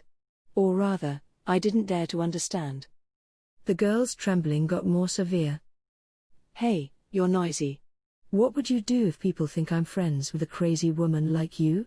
Stop screaming. You should be giving something to me at a time like this. Look at what I'm wearing. Gym clothes? I finally arrived in a fantasy world and I'm wearing a full set of gym clothes. According to the norm in games, you should be giving me the minimum equipment. Ahhh. The girl started choking the youth. Whoa. What? What are you doing? Don't act this way. I get it. I'll do something about the basic equipment. I should say that I was wrong. If you hate it that much, you can go back. I'll work out the rest on my own. The youth waved his hand in annoyance. What are you saying? I'm troubled because I can't go back. What now? Hey, what should I do? What am I going to do from now on? I didn't know the details, but I better not get involved with these two people. I listened to their cries, turning my gaze back into the carriage. What should I do from now on? I looked at Yunyun, who had drifted to sleep next to me. Surrounded by the noise from outside, I decided to sleep too. Interlude, final scene. Aqua-sama, I thank you. A few days after Miss Megumin left for the city of Axel. Life had returned to the days before the cute loli came, but my Tokarotten slime. That's right. That female devil probably used my Tokarotten slime to commit her crimes. After sending Megumin off, I went to get some Tokarotten slime from the kitchen. But the hidden sack of Tokarotten slime had vanished. That female devil was bold enough to infiltrate the base of the Axis cult. Absolutely unforgivable. It was hurtful enough to part with my dream loli. This was like adding salt to my wound. If I knew it would be like this, I should have acted upon my desires and gone to Axel with Megumin. As I was full of the negative energy from rage and regret. I've received an oracle. Lord Zesta suddenly shouted. What? Was he getting senile? His conduct had always been weird, but declaring such things like an oracle. Lord Zesta excitedly raised both hands, before the sympathetic gazes of the other cultists and me. I have received a sacred telepathic message from Aqua-sama. Everyone, listen. Aqua-sama. She sent a telepathic message that she was in trouble in a faraway place. This could not simply be dismissed. Aqua-sama? Lord Zesta. We can ignore all the stupid things you normally say, but using Aqua-sama as a joke is too much, right? Under the suspicious gazes of the cultists, Lord Zesta blushed and said. I'm Aqua. That's right, the god is Aqua worshipped by the religious order of Axis. If thou art a believer, may you give me some aid by lending me some money? This is coming from the direction of the city of Axel. The sacred telepathic message came from there. Lord Zesta said as his eyes glowed with determination. Although Lord Zesta was a hopeless person, he was still a devout Axis cultist. His devotion earned him the recognition of all the other cultists in this city. Other things aside, he wouldn't lie to belittle Aqua-sama. Axel was Megumin's destination. This was a revelation. We don't know the details, but Aqua-sama needing money is needlessly suspicious. I don't know what is happening in Axel. There might be some disaster happening there. This was a revelation from Aqua-sama to me. That's right. Aqua-sama's teachings included such a line. When thou art troubled, remember to enjoy the present and live in a carefree manner. Therefore, we should now prepare to send some people to Axel for investigation. Remember not to suppress your desires, but act upon your instincts. Lord Zesta looked at the Axis cultists around him. Is there anyone willing to go to Axel? I immediately raised my hand. Aqua-sama, I thank you. Epilogue. At a certain hotel in the town of Axel. The caravan leader prepared a room for me as a thank you gift for defeating the demon. I dragged my exhausted body into the room prepared for me and simply collapsed on the bed. So sleepy. After exhausting all my mana, my body felt very sluggish, and my very thoughts seemed slow. This tiredness wasn't merely caused by mana exhaustion. Thinking back, a lot of things have happened after leaving the Crimson Demon Village. Where were all the years I spent living there? In the outside world, there were too many abnormal events. In this short time, I experienced a lot of difficulties. Even so, they were some pretty good memories.